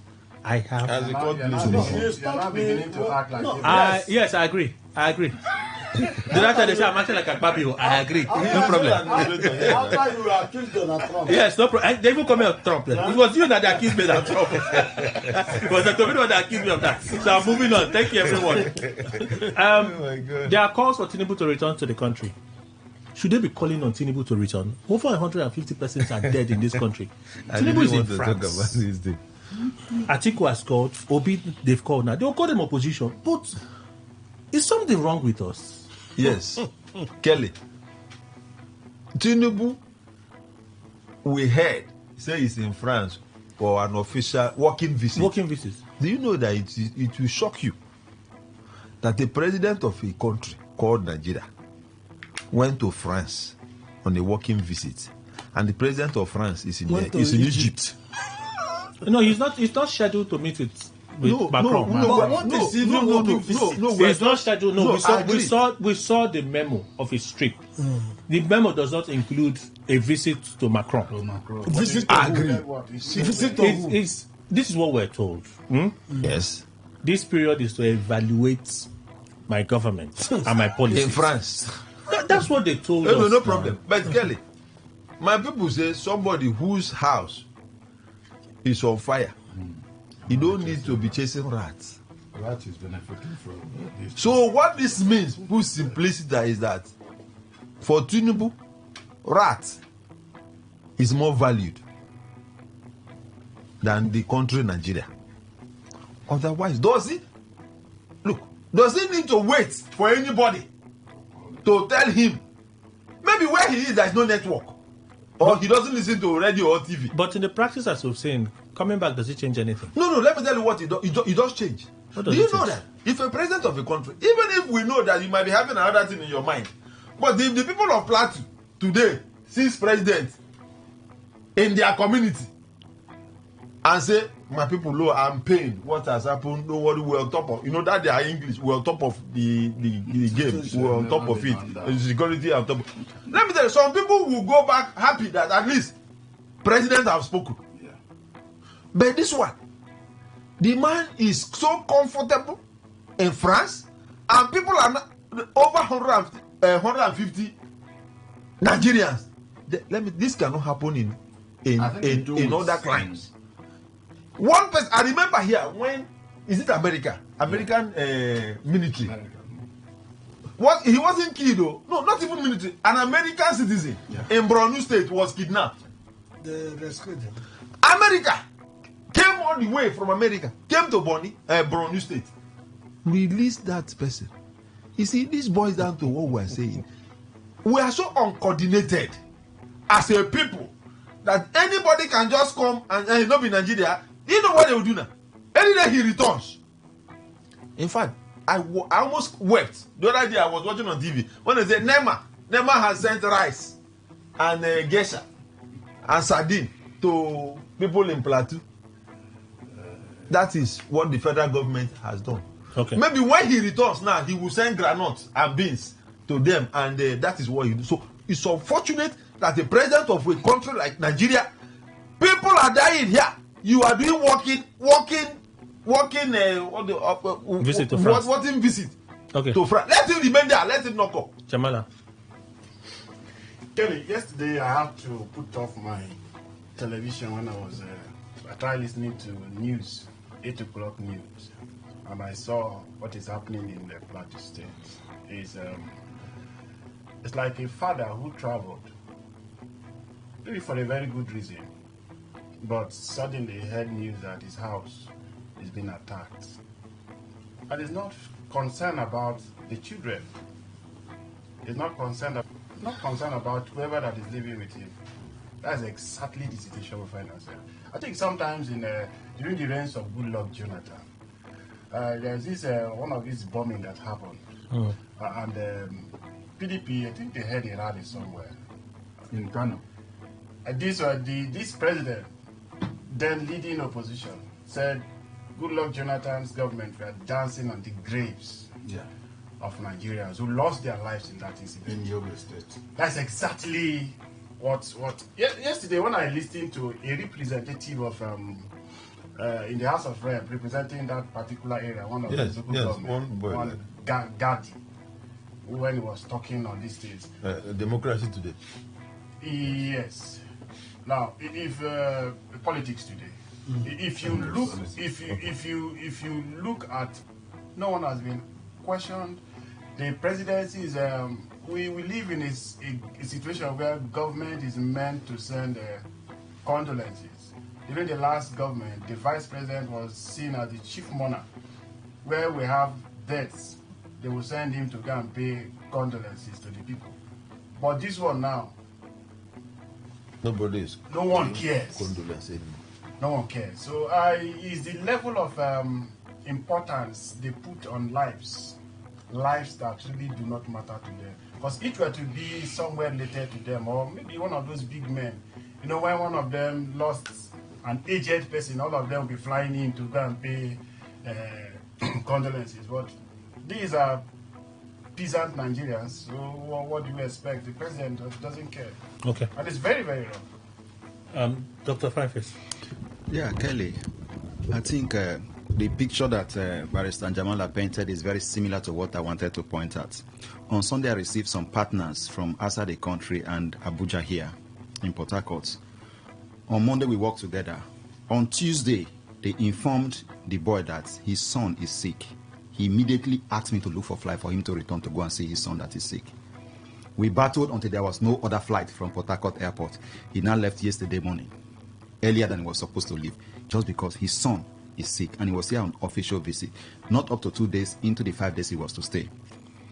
Now, as a president, you are told part of your country is on fire. People are being killed in their numbers. You are in France, and you said you are in France on official visits, to evaluate your policies and what have you. You are not returning when this is happening. It's a clear indication that what your daughter said, that you went to France for medical trip, is actually the truth and not because you're on official duty. Now, this is the same man who said he doesn't listen to social media, doesn't read social media, doesn't go to social media, and all of those things. Who knows whether he even listens to news very, very well. It only depends on what he's brief about. That is why when a lot of people keep saying that Plateau is on fire, people are being killed, and emergency is not declared, emergency is declared in Rivers State. And I told them clear, the president only approves. He doesn't take the action. That is why every appointment, every action from Mr. Manuel, the president has approved. Meaning there are people who write the script and give to Mr. President to look at it, approve and read. You don't have emergency in Plateau despite the killing because there is nobody that has written the script, work with the system for Mr. President to make that pronouncement. It happened in Rivers State because someone has worked with them to ensure that pronouncement is made. Now, you remain in France. Your house is on fire. People are being killed. I think his presence here, why it won't make any significant difference. It will just give the people hope when he arrives and talk to them. But I think the issue in Plateau State requires very key political action to address. What keeps coming to my mind whenever I heard of this killing in Plateau State is to borrow the doctrine that Trump is trying to apply in Gaza. Can we relocate Plateau State to address this issue? I grew up trying to study a course we call conflict resolution, and I was told it's only available in University of Jos at the time. But each time I hear killing from Jos, I say I won't go again. I went to Unipo for a political science. The killing in Jos is a perennial incident that it should go beyond condemnation, presidential condemnation, people condemnation, or even declare emergency to address security issues, but being able to look at the root causes of that problem and being able to address it. If there is a particular ethnic group that should relocate, that should happen. If there is a particular area that government should take over, that should happen. Because what is happening in Plateau State now is a clear indication that we do not only have ungovernable spaces, but we have ungoverned spaces. Right. And these places are ungoverned spaces in Plateau State. Dr. Obidima. Yes, when they say walking visit, first and foremost, they are wrong with that English. Because you are visiting who now? Walking visit. Because you see, people, when they lie, because Nigerians can be deceived. We are so gullible to the point that we don't even, when some certain things raise up, we don't condemn it and shout immediately. Walking visit. And this is the first time I'm hearing that a head of state is undertaking walking visit to a country without meeting the president of that country. Well, it's not the first time I'm hearing it. We heard it under Buhari. No. It can be said in Nigeria. Walking visit to where? Walking visit is always maybe 2, 3, 4 days walking visit to a country. And it is within the realm of a lot of things, diplomacy, bilateral agreements and all those discussions, how to enhance relationship between two countries and all those things. That's what working visit means. It does not have any meaning in foreign policy, in international relations, in diplomatic whatever. It does not have any other meaning. Okay. So they should clearly tell us that Tinubu went to treat himself. Okay. In a hospital. Okay. The issue is that Mumu has continued. It will never do. If it don't do, would have ended this problem. If you read this book, in God's name, you see how mafias operate. And that is the system we have in this country today. It's a kind of a mafia system. They have their members within the political class, the military, the police, INEC, and judiciary. And the universities. Yes, it's true. Even within the academic environment. That would be returning officers. Yeah. No, I think it's true. I think it's true. So when once a nation finds itself in that system, that nation is in trouble. Except the people who rise up to the occasion to stop it by people revolution. Okay. And that is the only way we can address. If not, how can Tinubu be in France? Where is the vice going for conferences? And the chief of staff will be inaugurating the committee. Bajabiamile will be inaugurating, performing the function of a president of this country, performing the function of the vice president of this country. And there is nothing like chief of staff in the constitution. Okay. And two, where is the secretary of federal government? What is the office of the first son? He's doing work. Exactly. So, and they see how we are running a kind of very primitive banana republic. So Tinubu should come back. Tinubu should come back. I don't want him to come back again. Let him stay there. In fact, if God will help us, for him not to come back, better for us. I don't know what that one means. I don't know. Even me, I don't know.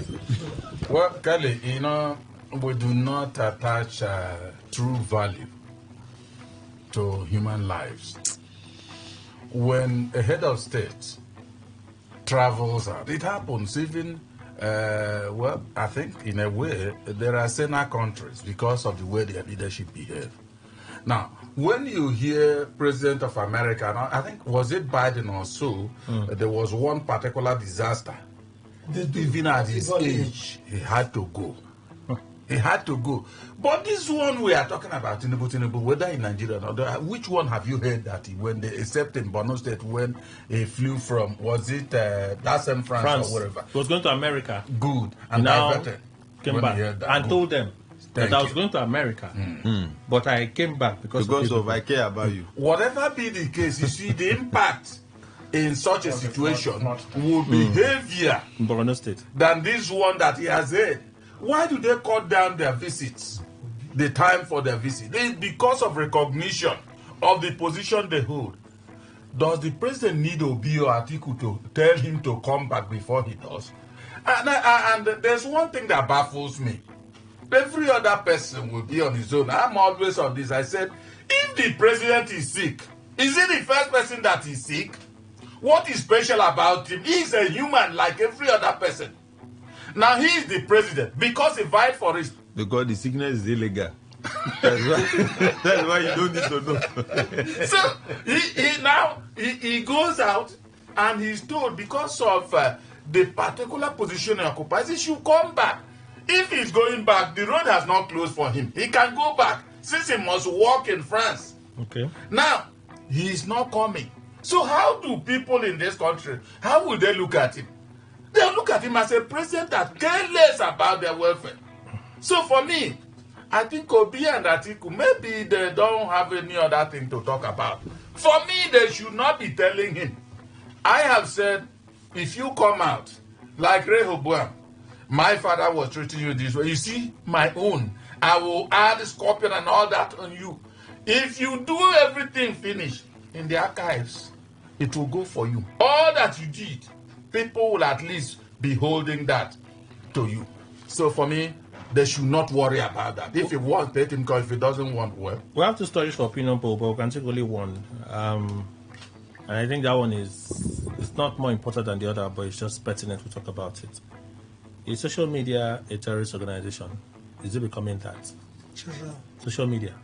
Sometimes social media has become a terrorist organization. Okay. And we need to do something about it. No, sometimes when I read some comments there, even here, the way people react, how I have to jump, then push aside the personal insults on those channels. It doesn't bother me, but are we getting to that point where we need to do something about social media? Because as human beings, we don't exercise discretion. Or maybe we don't know how to exercise discretion. We just feel I have a right to talk, so I can say whatever I want to say. Is it an apt description of social media a terrorist organization? Dr. Bidima? I don't agree with him. The social media is like it's still the kind of human community that we have. But social media is that community that we not see ourselves. We are all expressing our feelings in the social media, whether it's propaganda, defamation, accuse, and all those things, like what happened in normal society. Do you know that some of the persons that would dare to insult me on social media, when they see me face to face, they can't speak to me? But some people can also insult you face to face. No, I'm saying no. What do you do? Majority of them will not dare. Yeah, they will. You have celebrities. You have celebrities that are complaining. Yes. Celebrities that just because of social media will now have some proximity into their private space. That proximity gives people a sense of entitlement. They use some of the most ridiculous things in referring to you are stupid, you are a prostitute, you are this. Kelly, at least when I was in secondary school, sometimes moving along the streets of Port Harcourt, you will just see a woman with trousers. People will ashawo, because she's wearing trousers. Yes. So it's not these things. It's just part of our humanity. In other words, you have some negative behaviors. You also have positive behaviors. We are all mixed up. In fact, the human community we live is like mixed multitude. Both mad people are there, sane people are there, educated people, uneducated, and that is the social media is just a replica or a representative of what we have physically. So in other words, when such thing happens, and if not for one thing, I will even say we'll conduct our lives in a way that people should not even talk about it. Like if you are stealing and someone comes, hey, you stole our government money. Before you hear that voice, someone can be in the village and say, look at them stealing government money. Nobody's hearing. Okay. Nobody, but somebody's saying it. So I don't think it's a terrorist group. Okay. They should deal terrorist with organization. Terrorist organization, because everybody in social media is not a terrorist. All right, Dr. Mr. Ndikwe. Kelly, who are terrorist organizations or who are terrorist groups? Who? You know the answer now. Thank so I you suppose very it's much. rhetorical. As a result, if what I believe in is what it means, for instance, somebody that will deliberately instigate either a conflagration or problem for people, then certain actions, that's where I'm seeing that the Sultan is reverting his description of social media as a terrorist organization. When you see that some people will come cook up stories that does not exist and all that, and preach it in a way that if you read it finish, if you are not so controlled, you carry your cutlass and then head after that particular individual. Especially the high court ruling that sacked sometimes when you see some individuals, the positions they occupy, they will not speak in clear terms. They must, just like when I'm talking now, I will try to fashion my statements in parables, It's not that I don't know what I'm doing. It sinks deeper. Because when you are telling me that it's not a terrorist organization, what is it? There are some, in fact, incendiary comments in the social. That's why anytime I move into that, I'm not certainly careful to check anything because I don't want to see anything good. However, sometimes you see ones that are meaningful. But very few. So the Sultan, I'm not blaming him for such description. Dr. Fireface. Yes, Kelly, I will just speak briefly on this. That's what I even want. Yeah, I will do it from two perspectives. I will speak on the professional perspective and I will speak on individual perspective. From the professional angle, social media is not a terrorist organization. But the government is using social media and its censorship through the cyberspace law, cybercrime act to stiffen responses and voices of Nigerians and those who use social media. How?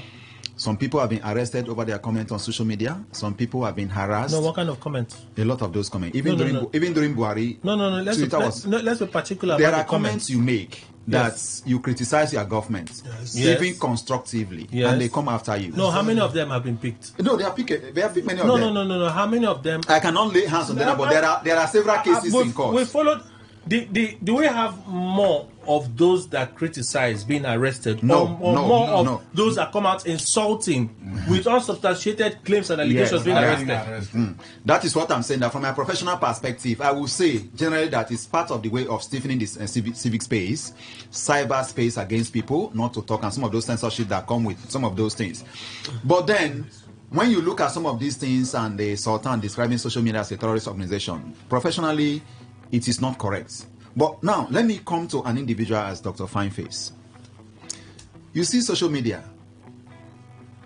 Why I campaign, I'm the Rivers State Coordinator of Civic Space in Nigeria, working with all organizations across the country to defend the civic space. But right inside me as an individual, I will support the censorship of civic space, especially social media. Because if you see what people come there to write, if you see what they come to say, you will know that if there was no little censorship, social media would have been causing war. So, from my personal perspective, I will agree with the Sultan. He's right. Yeah, to say that social media is a terrorist organization. Because a lot of people don't even use their names. They use fake names to do that, and they stand under that to finish people. And when you even try to sue based on what they have said there, who are you going to sue? A pseudo person that doesn't exist. So we have to look at this holistically and be able to see how to censor and ensure that what people are saying is what is, and they could be held accountable for that. So that is why I support the federal government asking the social media organizations to have their offices in Nigeria, so that when people use certain accounts to commit certain crimes, they can be contacted and they compared by law to release some of the details of that account, and the person can be held accountable. The argument is valid, but we also know that there are people that security agencies have been able to pick up. So there are ways of identifying them even without their corporate offices being in Nigeria, and it's quite easy. Okay. It's quite easy. Mr. Williams. First and foremost, I want to even know this name. Social and media. What is media? Media. Communication. My worry is, why add social to communication? It is that social that have made the communication porous. That Dick, Tom, and Harry is now a journalist in Nigeria. Ordinarily, this kind of topics raised by Sultan is something I would have referred to secondary. Those days when we were secondary school, they say debate. In social media, a terrorist organization for and against. You will hear what our children will say, because that's how we were raised. Debate club those days. Now, in fact, in the spirit of social media, I want to even ask, phone call, is it part of the social media? No. It's not. No. Phone call is not. No. Phone call is in which category? It depends on who you're speaking with. No. I know I'm. No, it depends on who you're speaking with. See, Kelly, I remember in my year 1 in the university, there was strike. No, protest. We did protest in the University of Port Harcourt. And then Professor Gazama, our VC, that and we're chanting Gasama must go and all that, blah, blah. So people were running. Police. That was my first time of going to Lagos. I came out there, took a car. I was going to see somebody in Lagos. I'm talking of 1993. Lagos bus stop. Here, Uniport, here, Johnson, here. So you're going to Lagos? I was going to Lagos State. Okay. Other students, do you know, I got to, it was a Asuru lady. I got to Lagos State with the address of that my cousin I was going to see. I went to his house. Nobody. They say he has traveled. I don't know anybody in Lagos. Sorry for you. Those are the days that when you get to somebody's house, you see pen and one paper on the door. You write, I was here. Now, social media, like they call it, have come. Before you travel now, you can call somebody. Are you there? If you are not there, that's not social media now. No, that's what I'm telling you. That's what I'm telling you. If that is not social media, no, that's not social media. No, now tell me, what is then social media? You think social media is just the things people write? Social media also encompasses call, talking. No, it doesn't. See, call is between two persons. Between two but persons. Social media, you are telling the person and other people are also reading, so it becomes social. There is conference call. That's a different thing. That's also a different thing. It's still social media. People do Zoom. Let me tell you, people do Zoom meeting. Who can hear now? Do Zoom meeting. It's still social media. There are codes. I agree with you. For operating I'm in not those trying spaces. to. What I'm saying in a nutshell is, it is the usage of this platform that have landed us where we are. Mm-hmm. There is nothing wrong with social media. For me, I can't imagine, because majorly what do I do? Make phone call, send WhatsApp. Once they were birthday, I post on Facebook. That other criminal aspect of it, I don't even know how to do it. So should you have said there are terrorists on social media and we should? I will not use the word terrorist. No, since he said terrorist organization. As me, I will not use that. That is for him. What I'm saying is that the managers of these platforms should, like my friend said, you say you are coordinator civic space. Those of you in the civic space, censor it. Make sure that whatever anybody is writing is traceable to that person. He can anytime say, because there is the one I hear they call bloggers. You see somebody whose name is JC Williams, influencers will now begin to answer Matthew John, and then dish out one thing in the public space and trouble. If that is what Sultan is referring to as a terrorist, he may be right to that extent. But aside that, I don't see anything really wrong. All right, Kelly, I just want to add something to Barrister. There is a doctrine you've taken in the studio here about the administrator not being there, illegality and all of this. Please, when you leave studio, you have Facebook post, right? Page. Yes, I do. Summarize that writing and put there. I give you 2 hours. You'll be terrorizing social media. The people should have their views. Jamala. They can abuse him. They can, what are you talking about? Kelly, the truth, I find it difficult to agree with the Sultan. Okay. That generalizing social media. Generalizing as a terrorist group. Organization, that is where I disagree. That general making everybody that you enter there, do your legitimate activities is now being classified also as one of those who operate in that organization. That is to the extent that I disagree with him. Okay. But Kelly, sometimes when I go into Facebook, because there is the only one I sometimes involve myself. The reasons are very clear. I go there to get information, news. But when you see some posts made by some of these our boys who are looking for political relevance, data boys, becoming a PA, that's what they call them. Becoming social chief press secretary, journalists, politicians use them, insulting persons that can train their generation, insulting persons that can feed their fathers, their entire community, because you have NB and one phone somewhere to go into private life. In fact, when Tinubu said he doesn't go into social media, I agree with him. At his age, he shouldn't, because of what He said they abuse the hell out of me. He said they abuse hell out. It's true. Do we have a right of expression? Yes, we have. Do we have limitations? Yes, we have. Are we aware of those limitations? We are not aware. Some people say someone said there should be no limitation. Yeah, for every right given to us. Be a blanket. Every right given to us has a limitation. Yes, the lion in us will come out. So, do we need to censor social media? I agree, but do we have the rightful environment to do so? No, we do not. Okay. That is where the abuse of that censor will come in.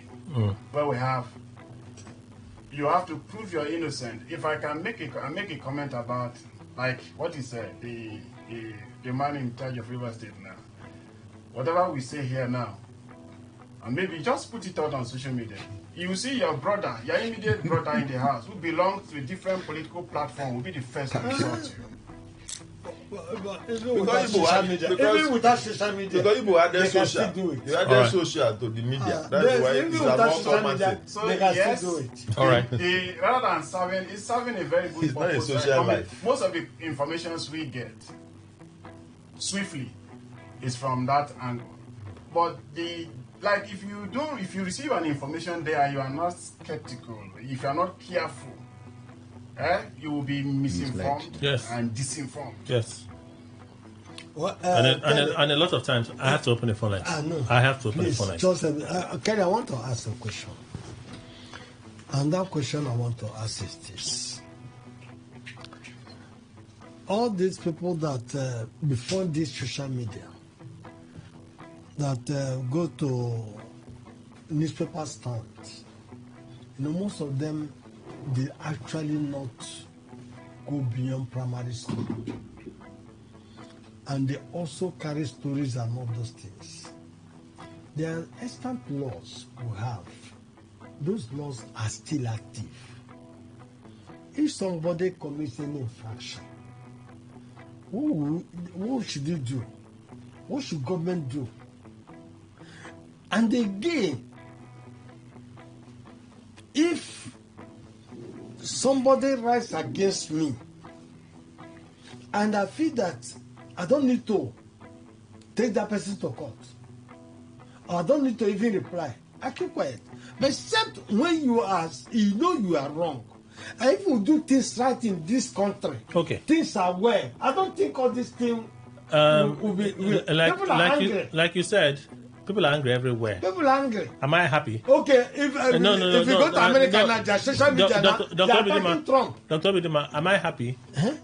I have joy. I surround my life. You look like someone who is happy. I fill my life with the principle of joy, so I don't allow these things around me to get inside of me. Exactly. I make a choice. Exactly. But in making a choice, I make a choice to be civil in the way I do my things. A lot of people feel it doesn't matter. A lot of people throw caution to the wind. Now, the first instance you gave, someone puts fake news out there. Police, someone petitions him, police arrest the person.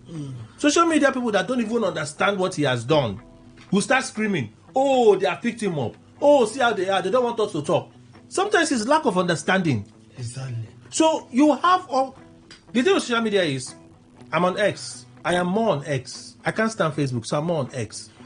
I'm on X there, and I read some of the comments, but there are times I could decide to be on the left. And when I say left, I make a post supporting someone that is unpopular in society. And I say, why are you people attacking this person now? You don't have any proof to substantiate the claims you are making. I become the enemy. They will come like bees. Ooh, look at you, idiot. You don't even know what you are saying. You don't have sense. Like, you leave the actual subject and you become irrational in what you're saying. That's what happens most of the time on social media. Then when something, he block the person. People should remove the word social. You block the person. For the media. If you remove the word social, then it's no longer social media. You block the person. Those devices what you talk You about? know, How many in persons do you want to social block? environment, like the name goes, social media. All in these social things environment, goes. And everything Yes, goes. now. No, everything Yes, should, now. everything No. shouldn't The be. name The alone. thing they The are name there, alone. we are I'm all telling you. expressing our real humanity in this So social if media. that's the case, So, in expressing our, it's like somebody Dr. physically, Midima, yes. you've struck a point here, and I'd like to ask you, why did we get to a point as humanity, and we say we need law enforcement agents? We need justice. We need protection. Why did we get to a point in our humanity that we said we need the courts to judge matter? Exactly. Why? That is what we are saying, that these things happen, but are we also enforcing certain rules and laws? We are not enforcing them. Well, I already just told you that when you even want to go and arrest someone, I see some of the things, I'm like, you didn't have to do this one. It's like, show arrest. So if you can arrest now, block the person. Let me take some of your reactions. 0817-00000951, 0810-9510-951. Those are the numbers to call. The phone lines are open. 60 seconds. Let's make it count. Today 95.1. Good morning. Good morning, sir. Welcome, sir. Please go on. I don't know. I want to react to Papa saying that social media in society, no one will have something going. We live in that way in the entire story. In people that use a holistic way, like seeing the entire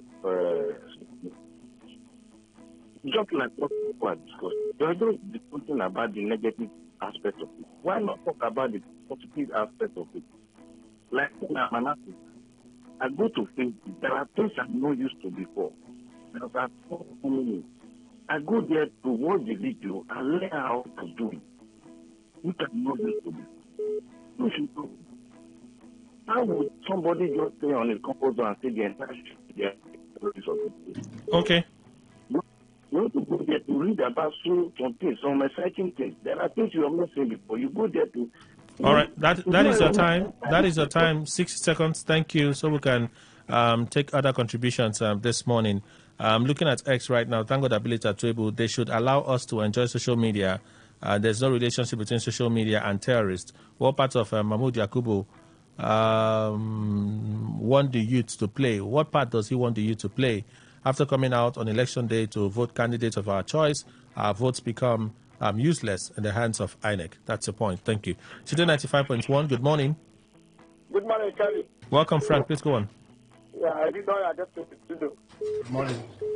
Yeah, let me react on the our sole administrator Eba asking LPA to refund 300 million and given by Governor Fuba.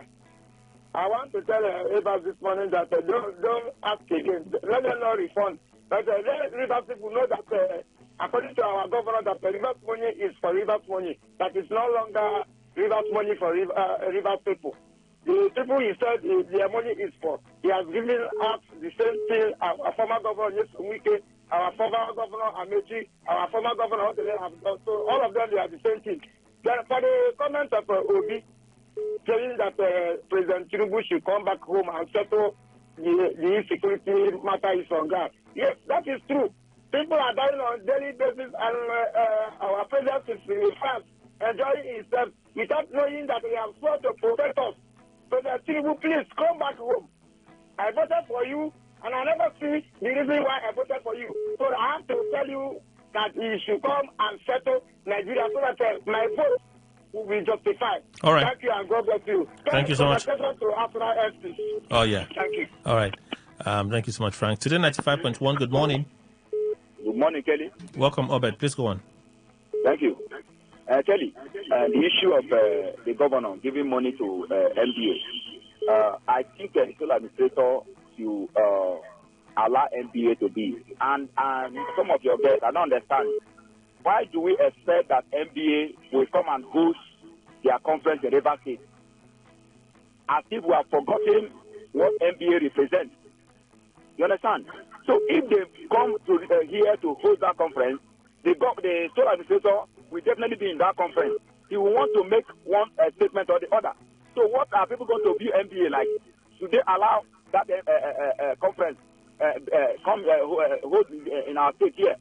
So please, NBA should be, if you want a refund, let's take a retro step.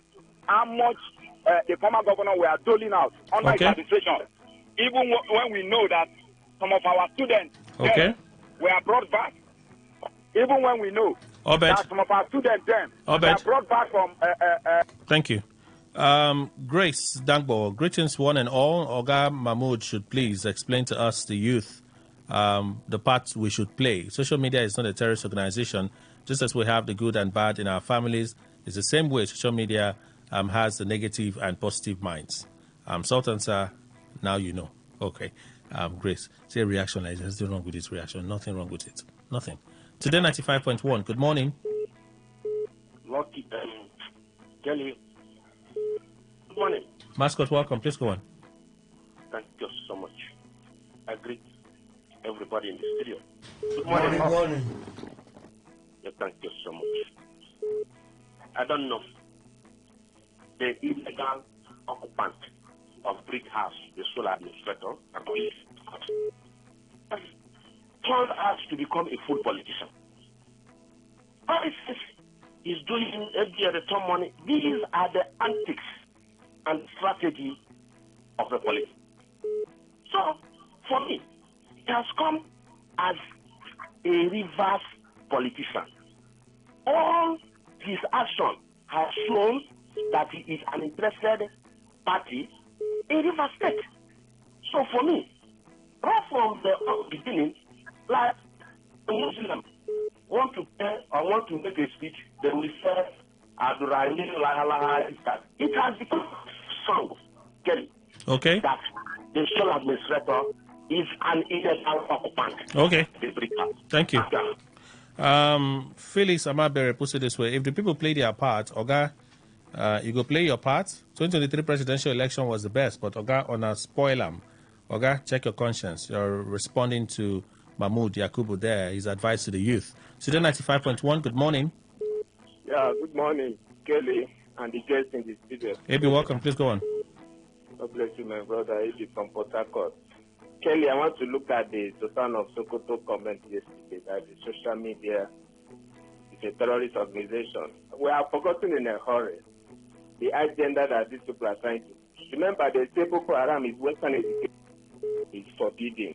Now they have pushed it to the issue of social media. This people agenda is still intact. They are trying every means on how to capture our minds, how to capture Nigerians to agree in the issue of what? Islamization agenda, Islamic State of Nigeria. Nothing less, nothing more. Forget what they are saying social media. What is social media, if I may ask?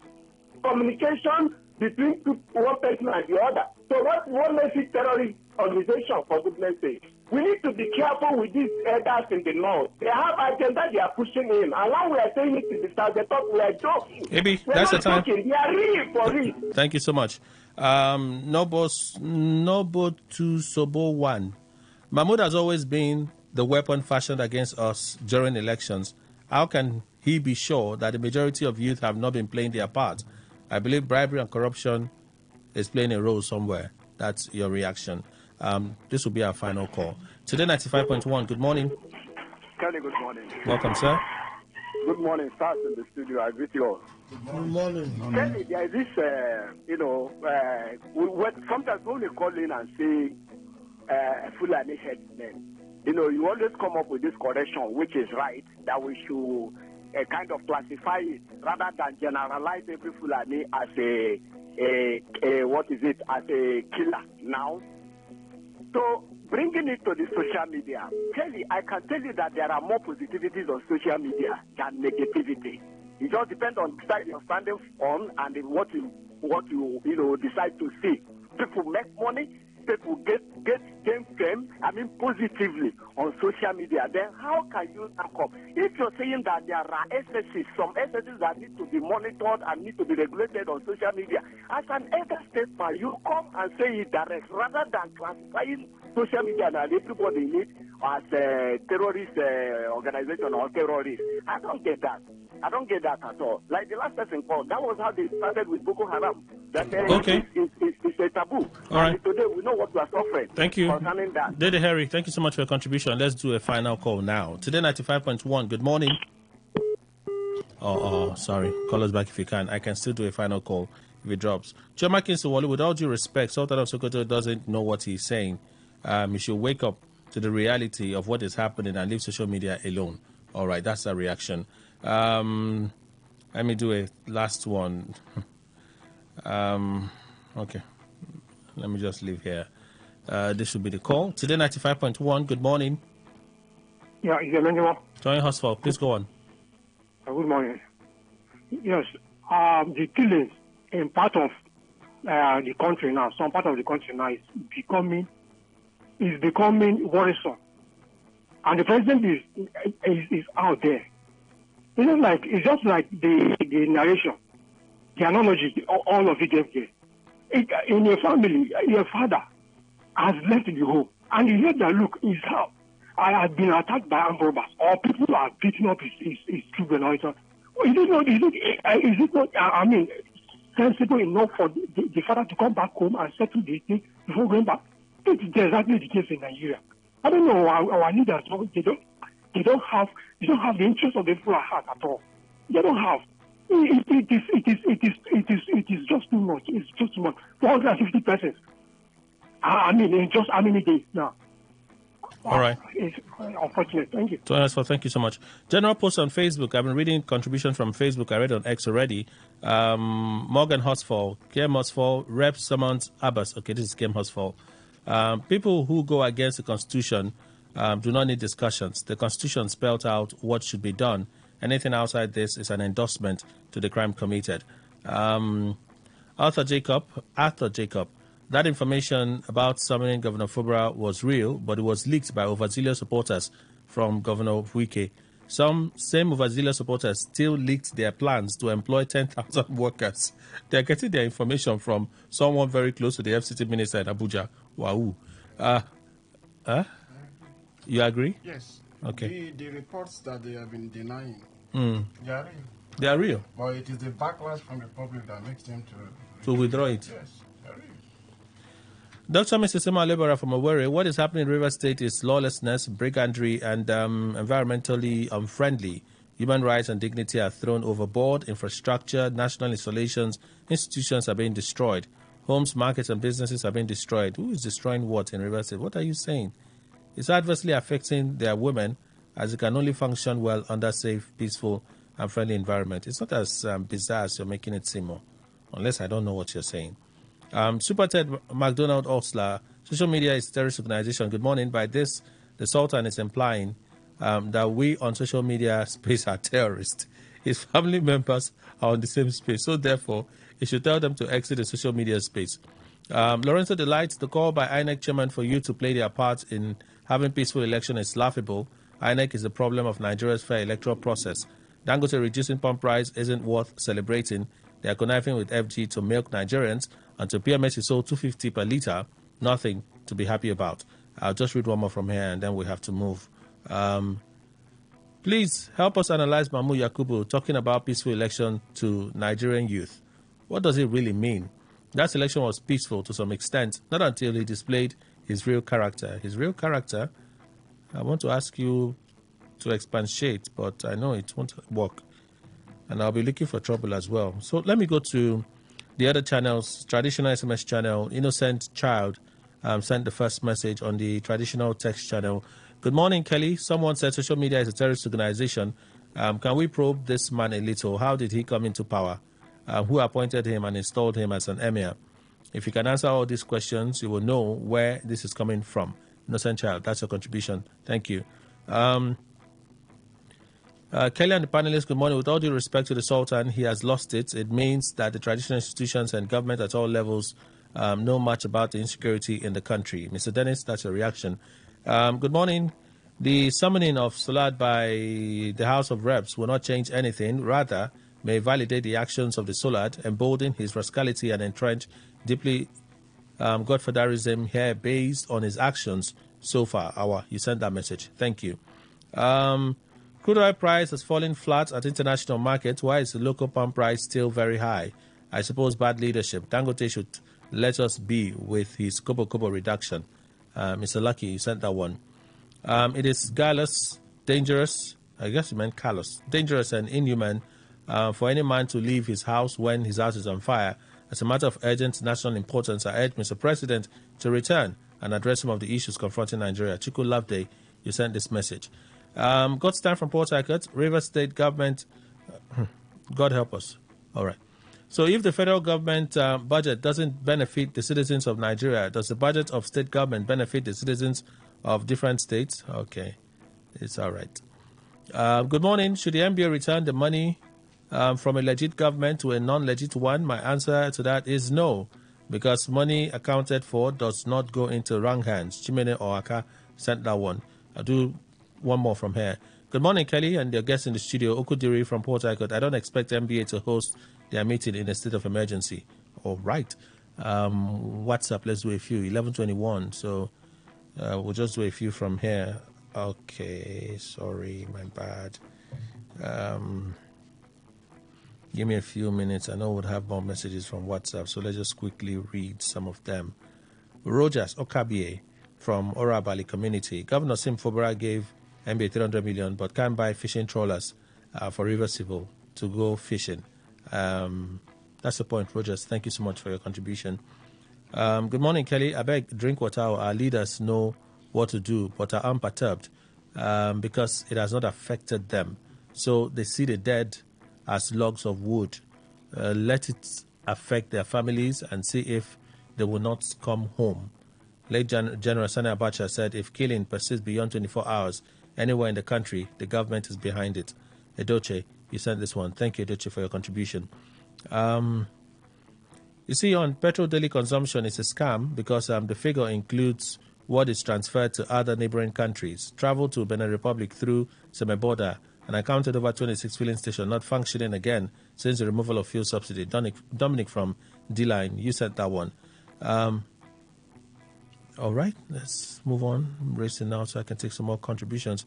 Gift from Obi Akpo, the IGP should apply the intelligence method when people want to protest against government to get the killers in Plateau. Also, the Speaker Abbas is acting a script. Why delay forming Rivers Rep Committee till after LGA sole administrators were appointed without screening? All right, thank you so much, Gift, for your contribution. Owanete Clinton West, the perpetrators of the Plateau killing, their days are numbered. It's a mere statement. I think there is need for the federal government to appoint new service chiefs with fresh ideas on how to tackle the increase of insecurity on a daily basis. Owanete Clinton West, thank you. In my view, from the killings in Plateau State, it clearly shows that the only reason why President Tinubu wanted to become a president was just for his name to be in the history books as Nigeria's president. President Tinubu has no sincere purpose for Nigeria. He's only doing guesswork. Brighter Woji sent that one. Good morning, Kelly. Bello and Akpabio sue Natasha after 1 week and 2 weeks. Let me tell you the reason for the delay. They want to make sure they got rid of all they call evidence, text messages, and human evidence regarding the alleged planned assassination and recall process, but it's too late to do that. DK sent that message. Okay. Good morning, Kelly and the blazing panelists. Whatever it is that Trump is doing, crashing oil prices is a welcome development. However, how significant is this reduction on the pump prices in our filling stations? Anyways, I'm not amongst the poor, but the poor must breathe. Simply goodness from Alakaya. He sent that one. And good morning, Kelly and the great panelists. Now, wow. So you get strength to take NNPCL serious. The least government agency I'll ever take its stories and figures serious. Peter Obi told us that Pakistan and Nigeria almost has same population and road network, and the Pakistan's daily fuel consumption is about 21 million liters. So how come Nigeria's consumption is 65 and sometimes 50 million liters? Good news. Okay, the day from Port Harcourt sent that one. Two more from here. We don't close. So it's a bit long. Good morning. I would say it's nice hearing one of my regular fields of discuss on the table today. A detailed read of the article published by Daily Post with a link below will somehow prove, and I somewhat agree, that truly our daily consumption lies between 40 million and 50 million liters of PMS per day. Okay, so there's a link here. Okay, NMDPR, that's the same thing we talked about now.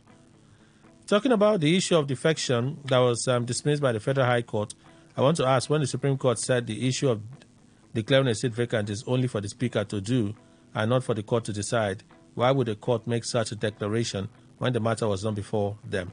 Godwin Emmanuel sent that one. There are more messages, but we have to close. It's 11:25. Thank you to panelists for making the time to be with us today on the show.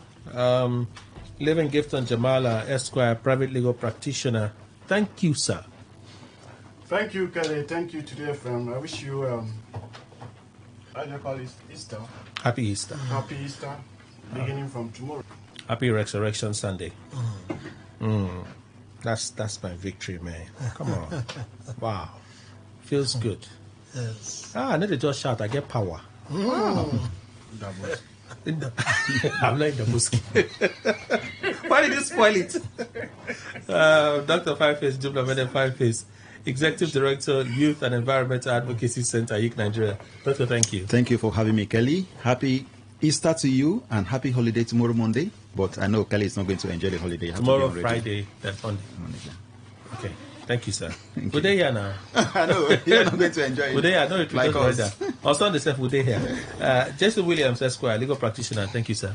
Thank you, Kelly, and thank you, Nigerians. We're happy because I'm awaiting the resurrection morning. Awesome. Dr. Obidima, journalist, international affairs analyst, lecturer in international diplomacy, River State University. Doctor, thank you. Kelly, it's my delight to be here. And we are hopeful and also prayerful that this resurrection morning will also bring resurrection to Nigeria. All right. That we will now begin to experience a new nation, a new beginning. Okay. That this structure Dr. shall be overtaken by a superstructure. Time don't finish. Thank you, sir. Mr. Emmanuel Ndukwe, our in-house analyst. Thank you. Thank you very much, Kelly. Thank you, Nigerians. That's our show, everyone. Kelly Kemenjima is my name. Have yourselves a fantastic day. Good morning. Talk radio. I listen to a lot of talk radio. 95.1 FM.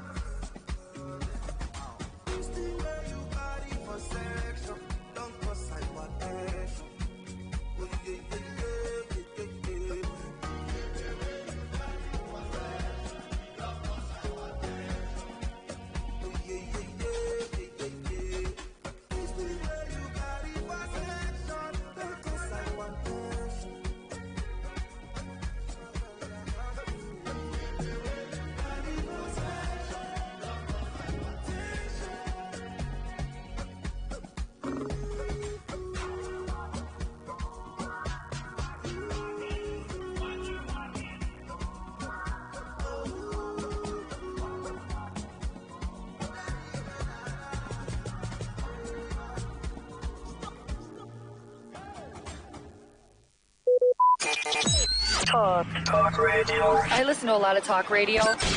95.1 FM.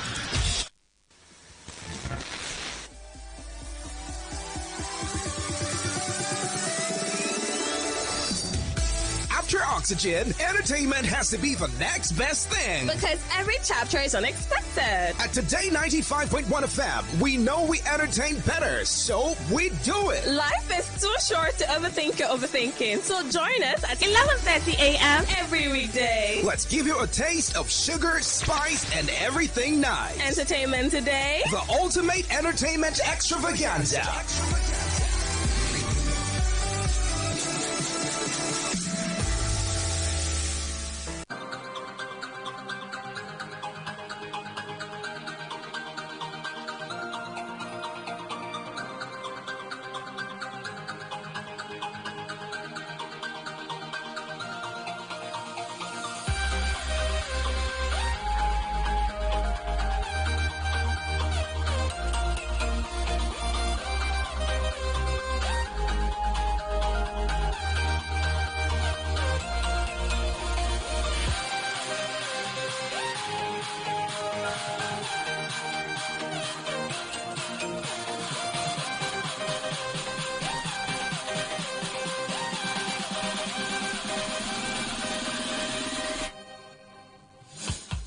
Thursday, April 17th, 2025. Welcome to Entertainment today on Today 95.1 FM, Voice of the People. I am Queen Chima. Well, the news where famed Philippine film star Nora Ono dies at 71. Nora Ono, one of the Philippines' most celebrated film stars, has died at the age of 71. Ono's death on Wednesday was announced by her children on social media, but no further details were provided about her cause of death. She touched generations with her unmatched talent, grace, and passion for the craft. Her voice, presence, and artistry shaped a legacy that would never fade. Her daughter and actor Lot De Leon said on Instagram, born into a poor family in the city of Iriga, Ono established a career in television, music and film. Over 7 decades, she was named National Artist for Film and Broadcast Arts in 2022, the Philippines' highest honor for the art. She rose to stardom as a singer in the 1960s before moving to the screen, where she amassed more than 200 credits in film and television. One of her most memorable performances was in the 1995's The Floor Contemplecon Story, a film about a Filipino maid executed by Singapore for murdering her fellow domestic helper. Ono won local and international awards for her portrayal, along with dozens of other acting honors over her career.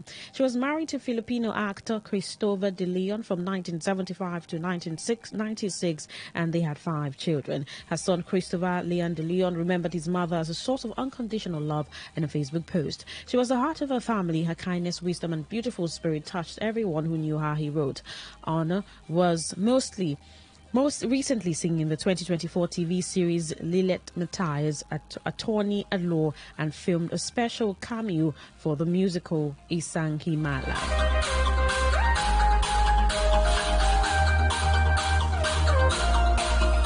Well, U.S. actress Michelle Trachtenberg died a natural death from complications caused by diabetes, according to the New York City Medical Examiner's Office. The 39-year-old actress was found unconscious and unresponsive in her New York City apartment in February. Officials did not perform a post-mortem examination, but said toxicology tests determined Trachtenberg's cause of death. The U.S. actress was best known for playing Buffy the Vampire Slayer's younger sister, Dawn Summers, and later took on the role of manipulative socialite Georgina Sparks in Gossip Girls as an adult.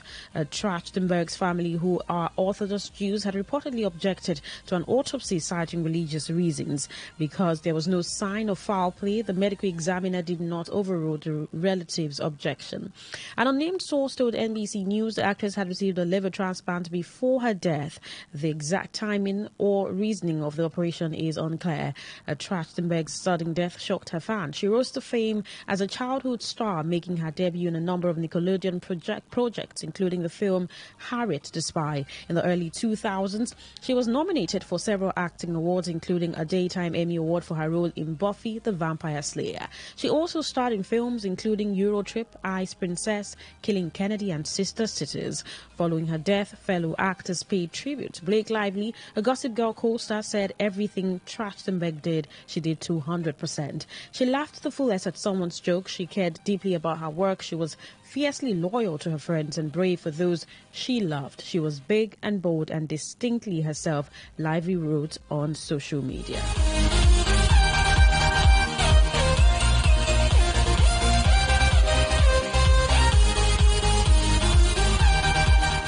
Well, YouTuber Mr. Beast has issued an apology after his Mr. Beast experience at Las Vegas resort did not live up to the billing. The influencer, real name Jimmy Donaldson, with more than 385 million subscribers, said the event definitely isn't the experience he hoped they would deliver and promised to make it up by inviting everyone affected to his studio. The event at Resorts World Las Vegas was advertised as an immersive and unforgettable experience that included exclusive games, a Mr. Beast-themed menu, and mystery bags thought to contain limited edition merchandise, including one with $10,000 gift voucher. Those who attended the 3-day event complained and demanded refund. A crowd of frustrated fans confronted the resort CEO Alex Dixon on Tuesday, asking him to do a refund of $1,000 they spent on the 3-day event. Replying to a fan's complaint on X, Donaldson admitted it definitely isn't the experience we hoped they would deliver and promised to make it up by inviting everyone affected to his studio.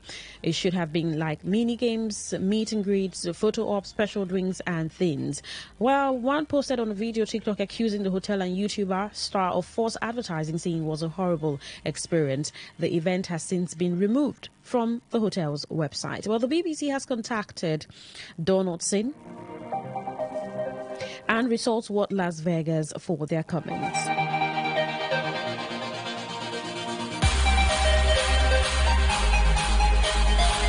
Well, in Nigeria, after more than a year on air, Wura Show marks its first Nigerian original telenovela, aired its final episode on Tuesday, April 15.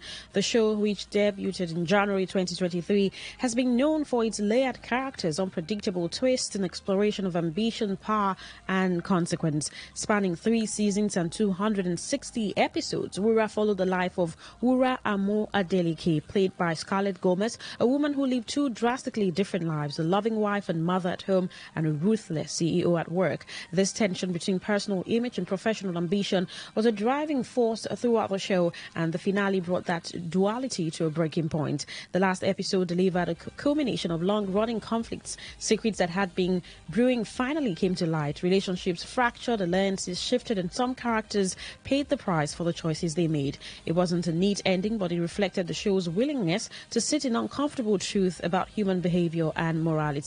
Tensions between Wura and those closest to her reached their peak, and in the end, the story leaned into the consequences of unchecked ambition and building from the very first season. Dr. Busola Tejumola, executive head of content and West Africa channels and MultiChoice, said in a statement, "We are thrilled by the overwhelming response from fans who have been part of this journey since episode 1. Wura has set a new benchmark for African originals on streaming platforms, and we couldn't be prouder to have created a show that resonated with audiences so deeply across the continent."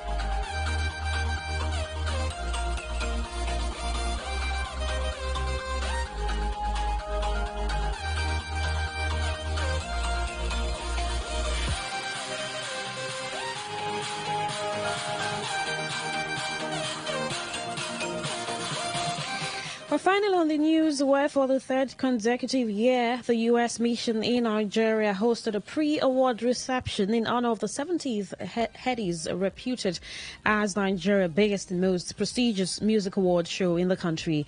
Guests, including creative industry leaders and policy makers, nominated artists, alumni of U.S. government exchange programs, representatives of U.S. businesses in Nigeria, and members of diplomatic corps attended the reception, highlighting the growing global reach of the Nigerian music industry. While delivering remarks at the event, U.S. Ambassador Richard M. Mills Jr. celebrated the profound influence of Nigerian music on the global stage and the vital role that American streaming platforms, record labels, and U.S. government exchange programs have played in amplifying Nigerian music globally, driving economic growth and fostering mutual prosperity for both countries.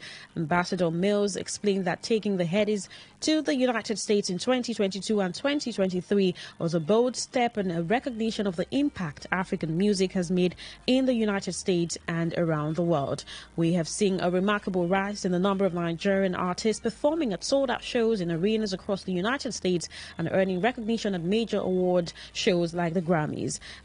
Ambassador Mills said, "We are proud to support the Headies as it recognizes those at the top of their game and provides a platform for emerging talent, playing a vital role in growing the economy for both our countries and creating opportunities for millions of people at the microphone and behind the scenes." As Nigerian Afrobeat stars continue to make their mark on the global stage, executive producer of the Headies, Ayo Animashon, noted that there has never been a greater time to be a Nigerian artist. He underscored the important role of international collaborations in cementing Afrobeat's place in the global music industry.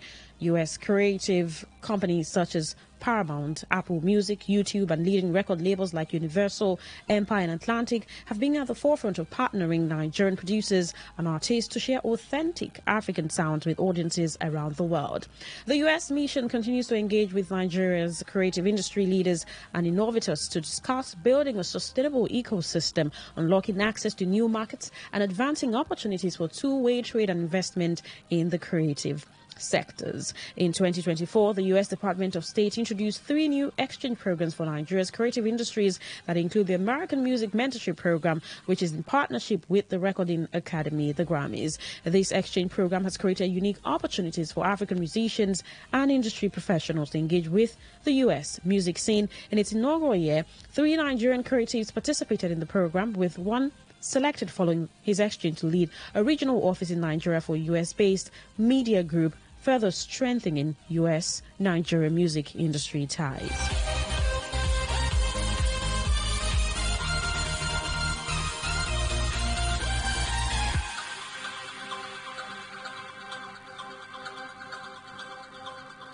Well, that's all on the news. We'll get to some conversations around social media, celebrities and talks on the foreign scene, and of course also here in Nigeria. Kate Cassidy, who was the girlfriend to late singer Liam Payne, who passed last year, fell off a balcony in Buenos Dias, grants an interview almost for the first time on YouTube on Purpose with Jay Shetty, and she talks about how the experience before she left Liam Payne that day. She was traveling to see a family member. She left him, and it was quite an awkward conversation. We'll take a listen to that and many more to come on Entertainment Today on Today 95.1 FM. Do stay with us.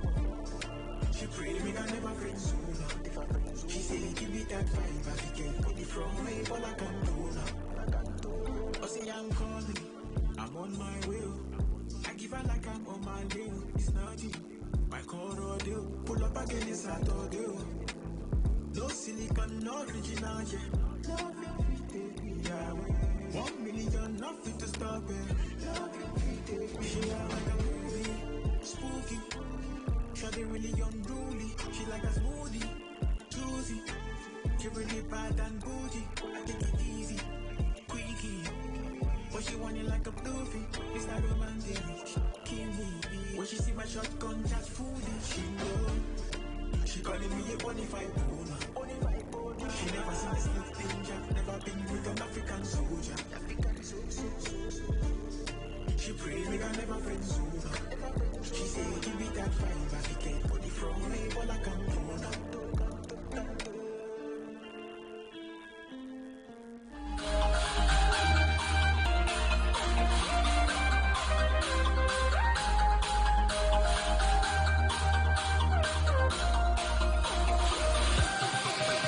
Entertainment today on Today 95.1 FM, Voice of the People. Now, remember Liam Payne, who passed last year, 16th of October, 2024, of course. I said last year. He fell off a balcony in a hotel in Buenos Aires, former One Direction member. And a lot of speculations around his death, and there had been some people even arrested concerning everything that happened with him. There were conversations about a post-mortem where they did see some particles of drugs in him after the post-mortem was done, and some hotel attendants were also arrested for having sold drugs to him. And before his death, there had been conversations around depression. I watched an interview of him with, I think it was also Shetty on the Shetty podcast, where he talked about how terrible COVID was for him and how he got into depression and then somehow found himself first breaking out from the One Direction and finding his feet as a solo artist. His death was very painful. And now his girlfriend highlights how tough it was for her after he passed and what happened exactly before she left him the day before he passed. Kate Cassidy, take a listen to her. And I was going on and on and on and saying to Liam how much I love him, and he laughed and he interrupted me and he just said, Kate, like, you're gonna miss your flight, your car's in the driveway, you're acting like this is the last time you're ever gonna see me again. Wow. I just laughed back. I was just like, I know, I'm being silly. I need to get in the car. I can't miss my flight. Just to even look back in time and just know that really was the last time I was able to see him again is just so chilling. But in a way, I think that the way that we said goodbye to each other, I'm so blessed, and this is where I get that peace from it, that it was that heartfelt, beautiful, I didn't know of it, but obviously our last goodbye, I wouldn't have wanted it to be any differently. If I just said, all right, I'll see you in a couple days, like, love you. I'm so glad that we had that last beautiful moment together and shared that. I'm just wondering if there's ever a perfect goodbye. Like, does it ever get perfect? Like, what's the moment you share with that person and you just say, oh, well, I had a good time and I'm happy I did? Well, there could be, because there's a video I watched of a girl where she says her mom was really sick and the mom was calling. She was too busy to pick up, and then the next thing, in a few hours, she heard that the mom had passed. That's such a terrible place to be. Imagine someone calls you and you miss the call and you would just go, I'm going to call the person, but I'm going to call, and then the next thing you hear the person passed. Jeez, that's like so terrible. So she says they had a great time before he passed. This is like the first time she's granted an interview after his death last year, October, and no one ever gets it. It's difficult to get over pain. We're still talking about pain, where Khloe Kardashian said she went totally ballistic when she found out her ex-husband Lamar Odom was cheating on her when they were married. She breaks down while explaining everything and how she felt. Take a listen. And he remembers this story, I'm sure. We were married. He was doing his thing, and he went down to some motel in downtown LA and was with a girl, and I was young. Not that, I mean, I'm like maybe 26, something like that. Probably still old enough to not behave like this, but I was there, and I remember asking the guy at the front, I was like, hey, is Lamar Odom, where's Lamar Odom? Like, he's this big guy, you can identify him. He told me what room he was in. I saw in the window that him and this girl were they were either naked or she was in lingerie, something like that. I knocked on the door. They answered it for some reason, and I just started going ballistic. And I remember the next day, it was, I think, Penelope's birthday party, and it was a cowboy party, and my knuckles were all bloody and gross, and I just had bandanas wrapped around. I was on theme, and I acted as if nothing ever happened, and I don't think I ever said a thing.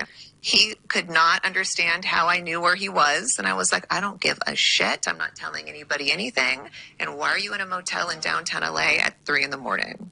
The best part is you're saying, you're like, he's like, how did you find out? Chloe, they're always like, how did you find out? You're like, it doesn't matter. Why are you doing Why are this? you here? But also, everyone told, like, it's like you're this 7-foot tall man. You're on the Lakers. Everyone knows who you are. You're very identifiable. So I think how I found out was people on Twitter were like, Lamar Odom is da-da-da. And so I, of course, am that psychotic. I searched his hashtag for his name. Of course, like It's any not real psychotic. girl does. No, oh my God. Do you remember like that? I used to go, if I knew he was at a certain club, I'd like go to the Yes. Instagram story of the club. Of course. See?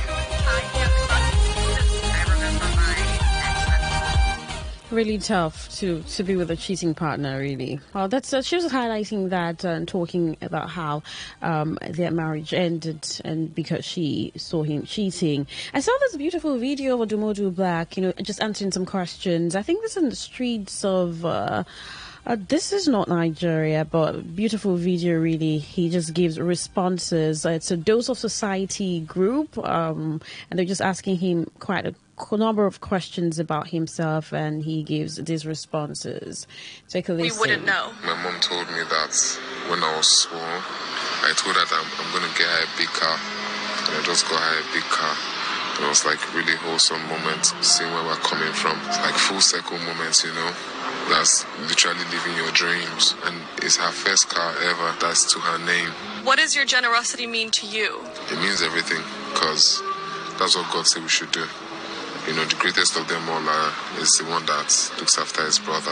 It's not even about chasing greatness. It's just about living by the laws of the universe. Love one another like you love yourself. What's your message to the world? Everything you do, let it be based on truth. It's only the truth that will set you free. There's a difference between freedom and free will, and it's only the truth that would help you differentiate those two things. When I say truth, it should conquer everything: your feelings, your ego, your emotions, your sentiments. When people are deserving of something, give it to them. If your brother is not deserving of it, don't give it to your brother. Stand on truth, because that's the only thing that can make you live a happy and peaceful life. What's your name and where are you from? My name is Ojogu Tojuku, known as Odumodu Black, aka the Industry Machine from Nigeria. What's something you're proud of that we wouldn't? It's the way Odumodu Black sounds so different from his music. I think the first time I saw an interview with I think is this Seed Taking on YouTube, and I'm like, this guy is so different from his music. Now, just recently he put up pictures of a girl and a boy saying that they were his children. He said, I did not hide my children from the world, I hid the world from my children. I think that's how he put it on X when he put out their pictures, and then that got a lot of people talking, asking, shocked that he had children. Like, when did Odumodu Black get married? Sometimes they just keep their personal life private. It's like, it's your choice if you want to do that. There are a number of actors who people don't know exactly their status, marital status, if they're single or not. Their family is just way out of the public space. And I'm serious, because that interview, he was talking about his music and he was asked about the contrast. It's like when he's talking, he's a little different, especially in interviews and all. He got an award early last week, a leadership award, congratulating him for what all he's done in the music industry. And then he just highlights in this video that he got his mom a car, and he promised that he would do that for her when he was a child. And Odumodu Black has consistently talked about how he has grown from whatever level that he was to where he is today, that he's done quite a number of songs before he was even recognized, and that it's cool, quite cool, really. But music, it's like Raz. But I'm sure his fans like him like that.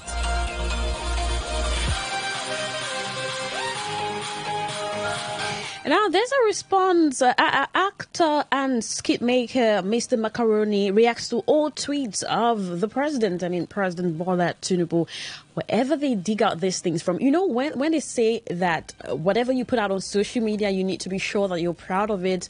Well, that could happen sometimes, because I think that people evolve. People evolve. You could just put out something this year, in 10 years, you're not even proud of what you put out. But let it be like, maybe it should be like ideological differences or what you used to think. But if you always are fighting for something, you should be true to that fight. I mean, forever. Now, this tweet, he digs it out. It's from 2014. And where the president tweeted, the entire nation has lost its trust in the ruling party, the PDP. It's a challenging time and we have to be very careful.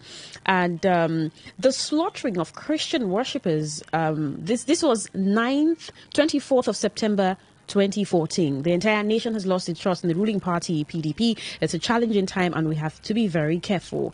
29th of January 2014, the slaughtering of Christian worshippers is strongly condemnable. It calls to question the competence of Jonathan to protect Nigerians.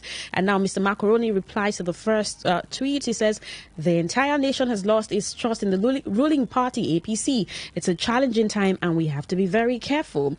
He responds to the other tweet saying, the slaughtering of Christian worshippers is strongly condemnable. It calls to question the competence of the president, Tinubu, to protect Nigerians. Well, Mr. Macaroni has been very open about his thoughts in politics and public offices. He was also one of the front runners during the NSAS protest, and he did talk about how he was attacked by police officers and everything that happened to him. I think he was arrested that period, and afterwards he has consistently talked about politics, governance in Nigeria. He just doesn't keep his mouth shut. He's just one of those celebrities that people think are very open-minded and condemning certain government challenges and issues in the country. I saw this video, all right, of the governor of Lagos State, Sanwo-Olu, advising students to receive, saying to them that he once received urgent 2K. Don't rush yourself before your time. Everything is going to be fine. Take a listen to it. I think it's a beautiful piece from a governor. What we did not have, which is technology, right? You have access. We never had that one. So that gives you understand the world better or manage it. Don't believe everything on social media. Don't believe everything that people have said. Take your time so that you don't overrun yourself. Okay? That's the whole idea why we're bringing you together. When we're in we never had anything like this. Okay? But the world is changing and your own world will be different from our own. Okay? So take it easy. Okay? Enjoy your teens and your early 20s and whatever it is. Just enjoy it and just project that when you are old like I, that's your better. Okay. All right. Early last week, just to wrap up with this, there's been that conversation. I think it started with Jemima. She's an actor, Jemima Osunde, saying that the fact that producers expect you to be a content creator and also an actor is really annoying. And a lot of people did respond that the times have changed, that, hey, if you're doing a film, whatever you're doing, you have to find the best possible ways to sell it, because these days RMD just released his film. I told you last week it's in the cinemas, Radio Voice, and it's just been a number of dance and razzmatazz just to promote the film. Bimbo Ademoye got her father on the streets dancing, promoting her film Broken Hallelujah. That will be out on YouTube very soon, and then it's just being dance content. But some people think this is just all together. It's theater, is entertainment, is the creative industry, and everything is just fused in together. Well, thank you so much for tuning in to Entertainment Today on Today 95.1 FM, Voice of the People. I am Queen Chima. The World News is up next. Do stay with us.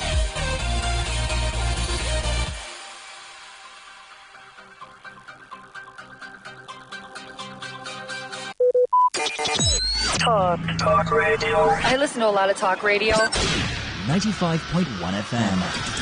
Every day, every hour, when the big stories break, depend on our 24-hour news team to bring you the latest. Today, 95.1 FM. This is Today, 95.1 FM, Fort Harcourt. News.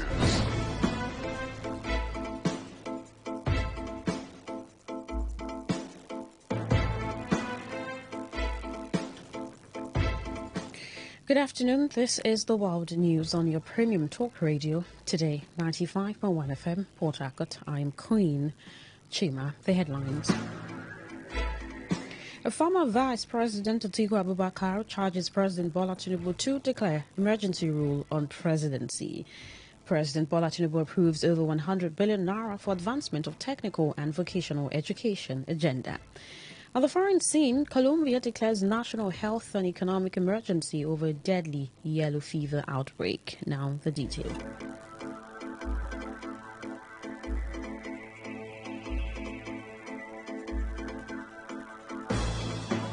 A former Vice President Atiku Abubakar has charged President Bola Tinubu to declare a state of emergency over Tinubu's disastrous presidency. The former presidential candidate of the People's Democratic Party (PDP) said Nigeria was in a full-blown state of emergency. In a statement by his spokesman Paul Ibe, Atiku said while Tinubu is in France, Nigeria had fallen into chaos, with Plateau State turning into a killing field and Benue State bleeding. He insisted that Tinubu's so-called working visit was nothing more than a vacation clocked in official jargon. Atiku wondered why the security and welfare of the people, which is the primary purpose of government as enshrined in the Constitution, have been trashed under the Tinubu-led administration. Meanwhile, the decision of the governors elected on the platform of the People's Democratic Party (PDP) not to be part of the planned coalition did not go down well with the organizers led by former Vice President Atiku Abubakar. This is as the coalition accused the PDP governors of playing the spoiler for President Bola Tinubu ahead of the 2027 general elections. The anti-Tinubu coalition also accused the PDP governors of usurping the power of other organs of the party and killing the opposition. These followed after Atiku noted that the coalition of opposition forces he is championing would adopt any platform that ensures good governance in its bid to unseat the president in 2027. Recall that the PDP governors had, during their meeting in Oyo State, resolved not to be part of any coalition with opposition political parties, politicians and other groups.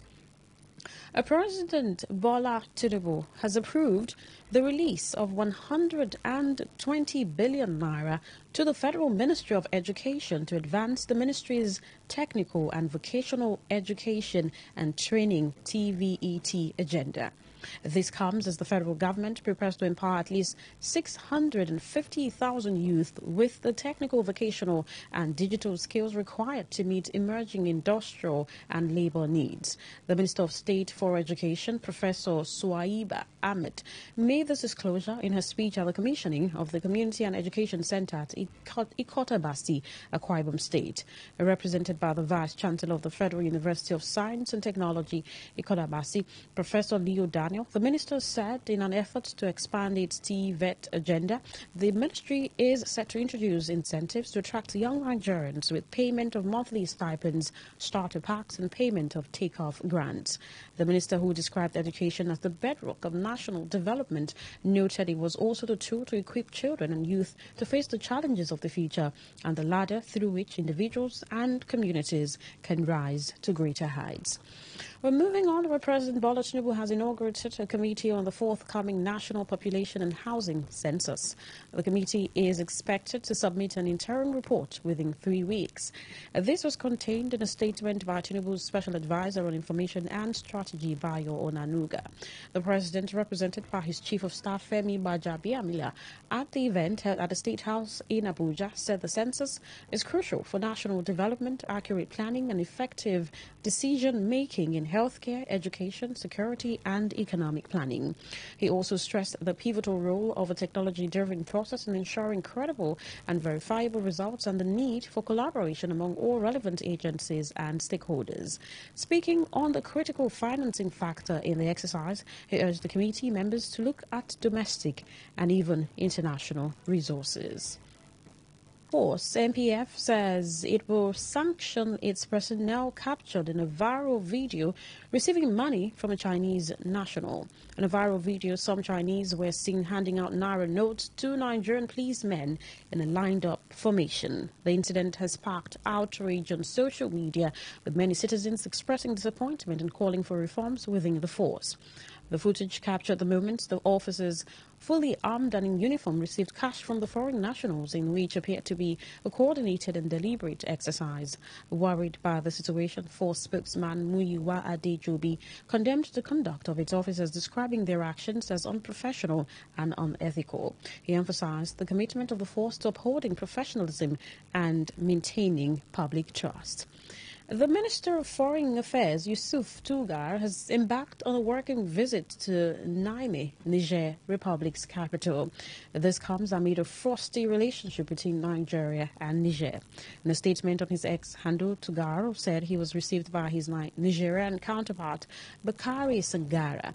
According to him, the engagement will also address pressing shared concerns, including migration management, the fight against desertification, and the revitalization of the Nigeria-Niger Joint Commission, NNJC. The minister stated that Nigeria and Niger remain united in their commitment to advancing regional peace and development. Both West African nations have been having lingering tensions following the July 2023 coup in Niger. The Economic Community of West African States, ECOWAS, under the chairmanship of President Bola Tinubu, had imposed stringent sanctions on Niger and advocated for the restoration of constitutional order while threatening military intervention. You're listening to the World News on Today 95.1 FM, Voice of the People. After the break, more news, foreign and sports stories. Do stay with us. Every day, every hour, when the big stories break, depend on our 24-hour news team to bring you the latest. Today, 95.1 FM.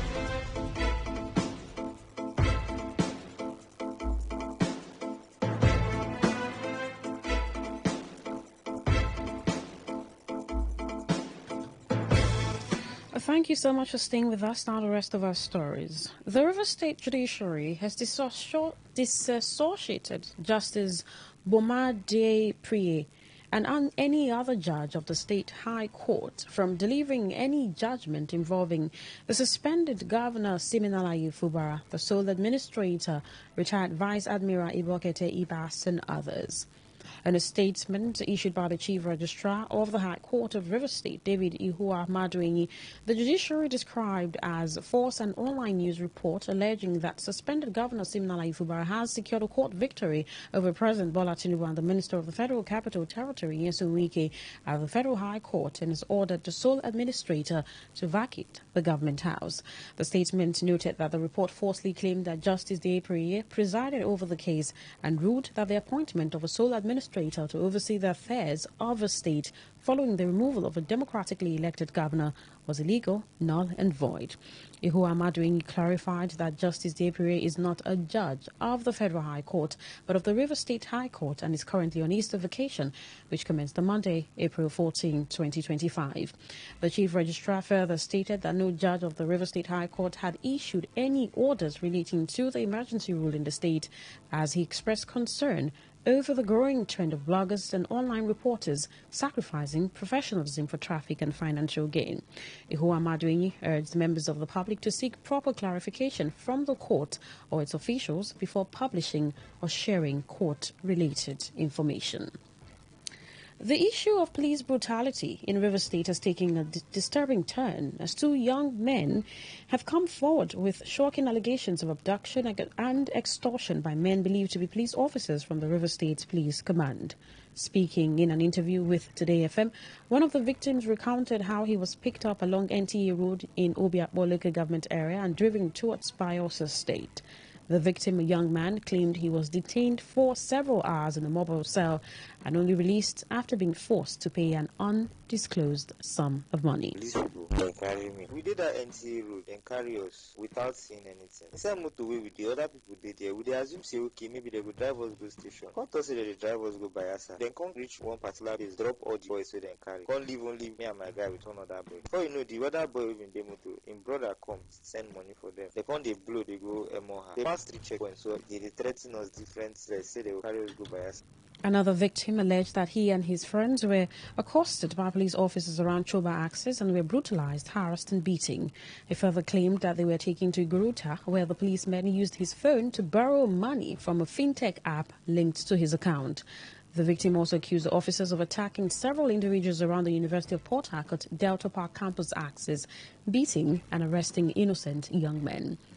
Coming back from Mando, at Delta Park, we saw these police people. Knowing fully well that we don't smoke, we are not with guns, we are not with drugs, we are not with anything. They stopped us and they searched us. They saw my phone, and they used iPhone. The one who see the phone, carry the phone, they make I enter motor. No name on their uniform, no number. They immediately enter that motor. They are beating us. They started shouting, help, kidnap us, kidnap us. These men came back that place, beat everybody that was working there, that was selling there. They asked us to run down our head, carry our face of the there. There's a checkpoint and there's a police station there. We passed that police station because we were going to artillery. Before my phone off, these men tortured me, so I had to tell them my pin, tell them everything. They opened my phone, go to my bank. They did not put money there, so they had to borrow money from my bank, 108,000. One of the revelations of both victims is that the rogue police officers had no name tags or any form of identification. Today FM has made efforts to get a response from the State Command, but the Public Relations Officer, Grace Iringa Koko, is yet to take her calls. Security agencies have been called upon to intervene and prevent an alleged plot by certain individuals to rename the Eze Baka Baka market in Woji Town, Transamading, the Obiakpo local government area of Rivers State. In a statement, the head of the Eze Baka Baka media team, Christabel Chima, emphasized the need for urgent action by security agencies to forestall a potential breakdown of law and order, given the deep cultural and economic significance the market holds for the people of Muji and its residents. The statement, which also appealed to the youth body and relevant stakeholders, alleged that those behind the move are acting against the public interest and have no ancestral ties to the Muji community. It further recalled the efforts of the Yerisi Ilioji Ezemoji XII, who has consistently advocated for peace and unity in the area, expressing regret that some individuals continue to undermine these efforts. The statement also warned of possible consequences and public unrest to the renaming attempt that it could trigger, pointing out the virus has also spread beyond the rural regions traditionally considered at risk for outbreaks, making it a threat to more communities. According to Jaramillo, the most severe situation is in the coffee-growing Tolima area, where the number of detected yellow fever cases rose from 4 in September 2024 to 22 by mid-April. Meanwhile, Colombia's President Gustavo Petro announced an economic emergency on top of the health decree and called on citizens to get vaccinated. Well, in sports, where former Chelsea winger Joe Cole has revealed the huge advantage Paris Saint-Germain has over Arsenal for its UEFA Champions League semi-final tie. Both PSG and Arsenal booked their places in the Champions League semi-final stage after the conclusion of the last 8 fixtures. The French League One champions defeated Aston Villa, while Arsenal defeated Real Madrid. Arsenal and PSG will clash in the Champions League last 4 later this month. The Champions League semi-final first leg tie will take place later this month at Emirates Stadium, while the return leg will take place in Paris in May. Well, to end the news, here is a summary of the major stories. Former Vice President Atiku Abubakar has charged President Bola Tinubu to declare emergency rule on his presidency. We told you that President Bola Tinubu has approved over 100 billion naira for the advancement of technical and vocational education agenda. On the foreign scene, you also heard that Colombia has declared a national health and economic emergency over a deadly yellow fever outbreak. That was the news. Is edited by Stella Sasongo Curry. For comment and inquiries, please call 0818-389-2850 or send your emails to news@todayfmlive.com. You can also read our stories on www.todayfmlive.com. My name is Queen Chima. Thank you so much for listening. Good afternoon. Today's news, today's entertainment, today's sports, today's issues. Today on Today 95.1 FM, Port Harcourt. What do you love listening to? What's your style? What's your choice? What do you yearn for? So we've got great talk, amazing conversations, entertainment, sports, and lifestyle. So tune in to Today 95.1 FM Port Harcourt, because we are the voice of the people. The voice of the people. Please listen to this paid infomercial. Herbal Heritage International, the Kokoroko for herbal medicine wey dey produce strong correct medicine dem take dey support we country healthcare system. Countryman, correct gbekelistic ogbonge herbal medicine dem wey no dey come out for public anyhow like a big masquerade full ground as every Christmas sabi boundary. Sickness sef sabi medicine wey pass am. After all, monkey smart na because tree near tree inside forest. Heritage International go use the technology of computer testing machine to see and know before attacking that your health condition wey don become ogbarogba for your life with the correct treatment. Therefore, whether definition or without definition, make you visit Herbal Heritage International offices wey near you. Herbal Heritage International. Now we you. Hello and welcome to the program Roots and Herbs.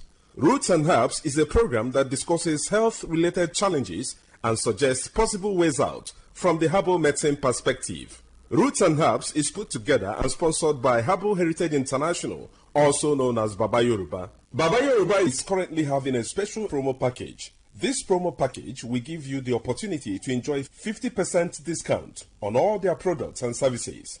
This offer runs while the stock lasts at number 24 Ikwere Road, Mile 1 by Education Bus Stop, Port Harcourt. Number 24 Ikwere Road, Mile 1 by Education Bus Stop, Port Harcourt. This promo package will give you the opportunity to enjoy 50% discount on all their products and services.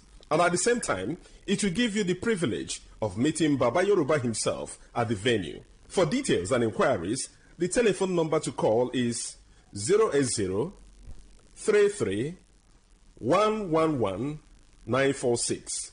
I repeat, 080 33 111 946. 080 33 111 946. On today's edition of the program, our topic for discussion is staphylococcal infection. And I have with me in the studio Dr. Otumba Abiodun. Sir, you're welcome to the program.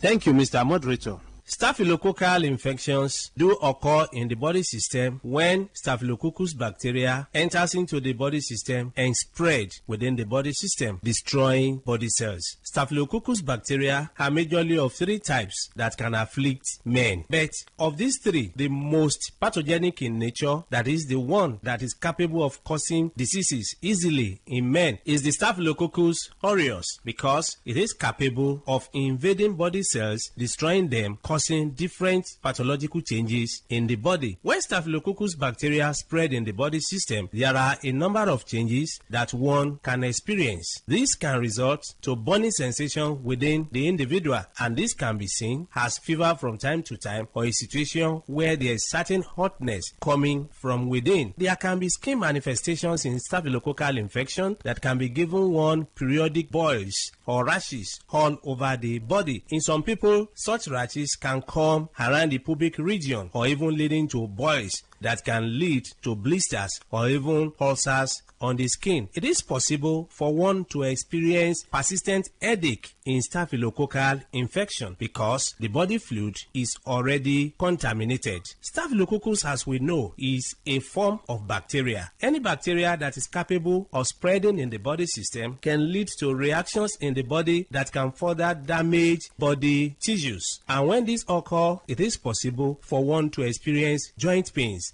in form of infective arthritis. Part of this bacteria can spread deep into the tissues of the heart, affecting the valves of the heart. And when this occurs, you discover that there can be palpitation that some will start witnessing as if they have panic attack. When this is allowed to continue in the body system, it is possible for one to start getting tired easily. There are many people, by walking from one pole to another, they get tired, or by doing just something that is not supposed to be that tasking in terms of energy consumption, they discover that it's as if they don't have enough hair where they are located. All this can be as a result of weakness of the heart resulting from infection or spread of this bacteria we're talking about. When this bacteria is able to pollute the body fluid, it is possible for one to witness mouth odor. Mouth odor is a form of changes that is called halitosis, where people will start coming up with breath coming from within that is already polluted. There is no amount of time such people people wash their mouth, you discover that the breath coming out is very offensive. All this can be as a result of pollution of the body system. It is possible if any bacteria is able to dwell so long in the body system to contaminate the whole body fluid and even damage nerves. When nerves are damaged, there can be tiredness. Not only this, it is possible for men to suffer a lot because this can degenerate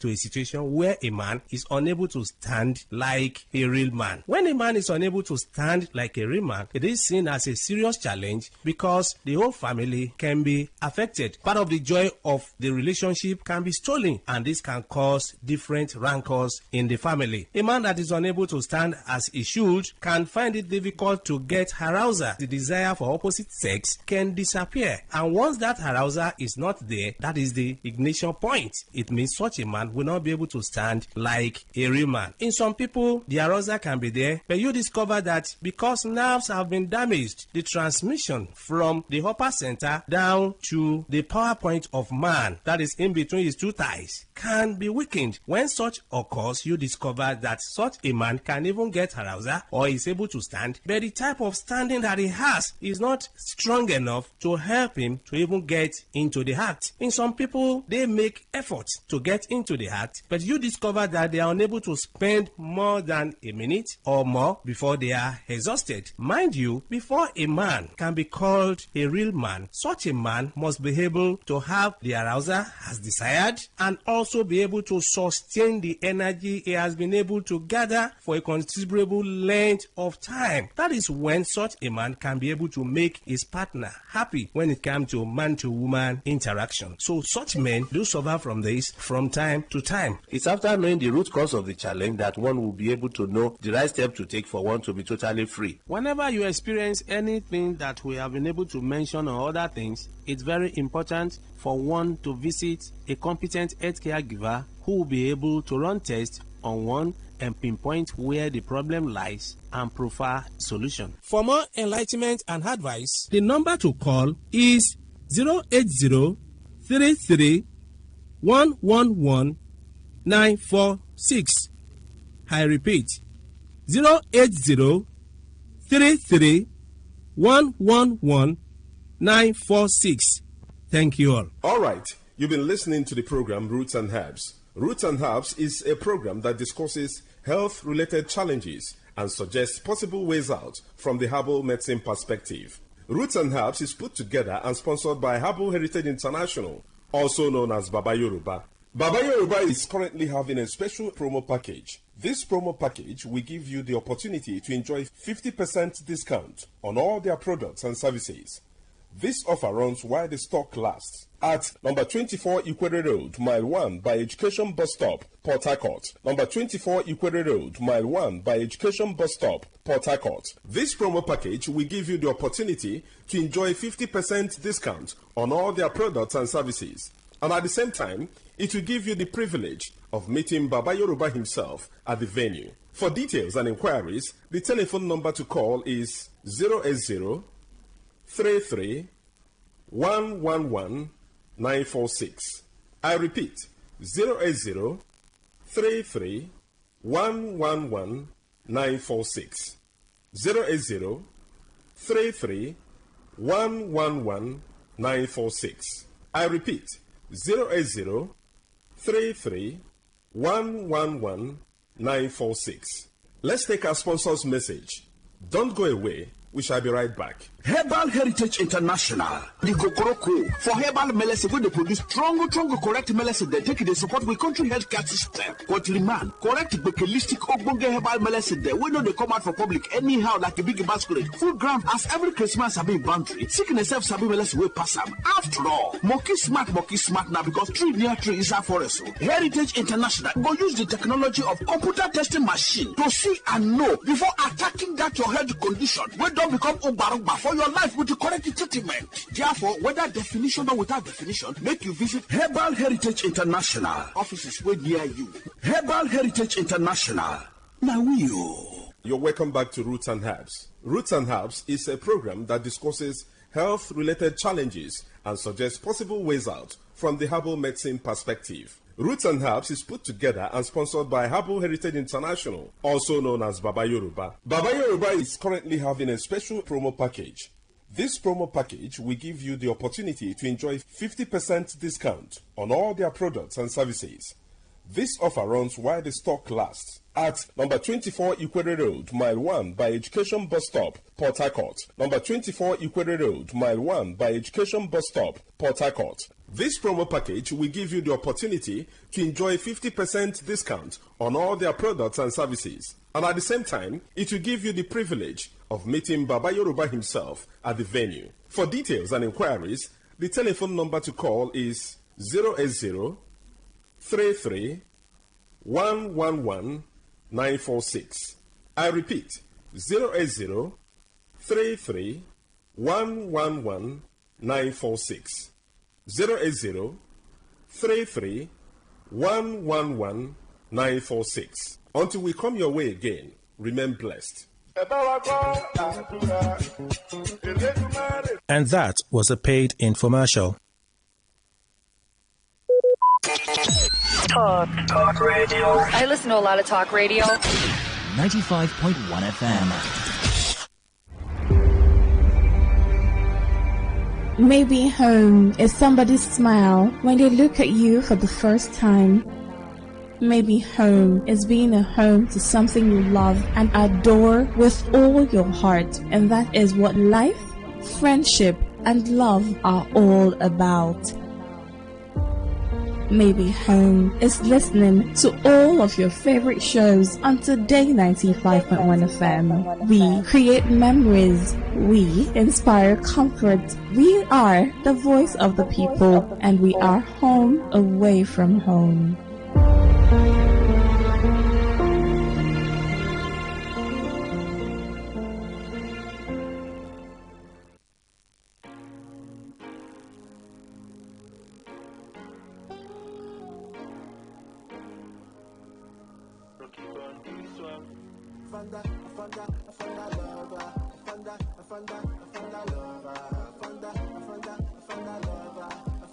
I found a lover.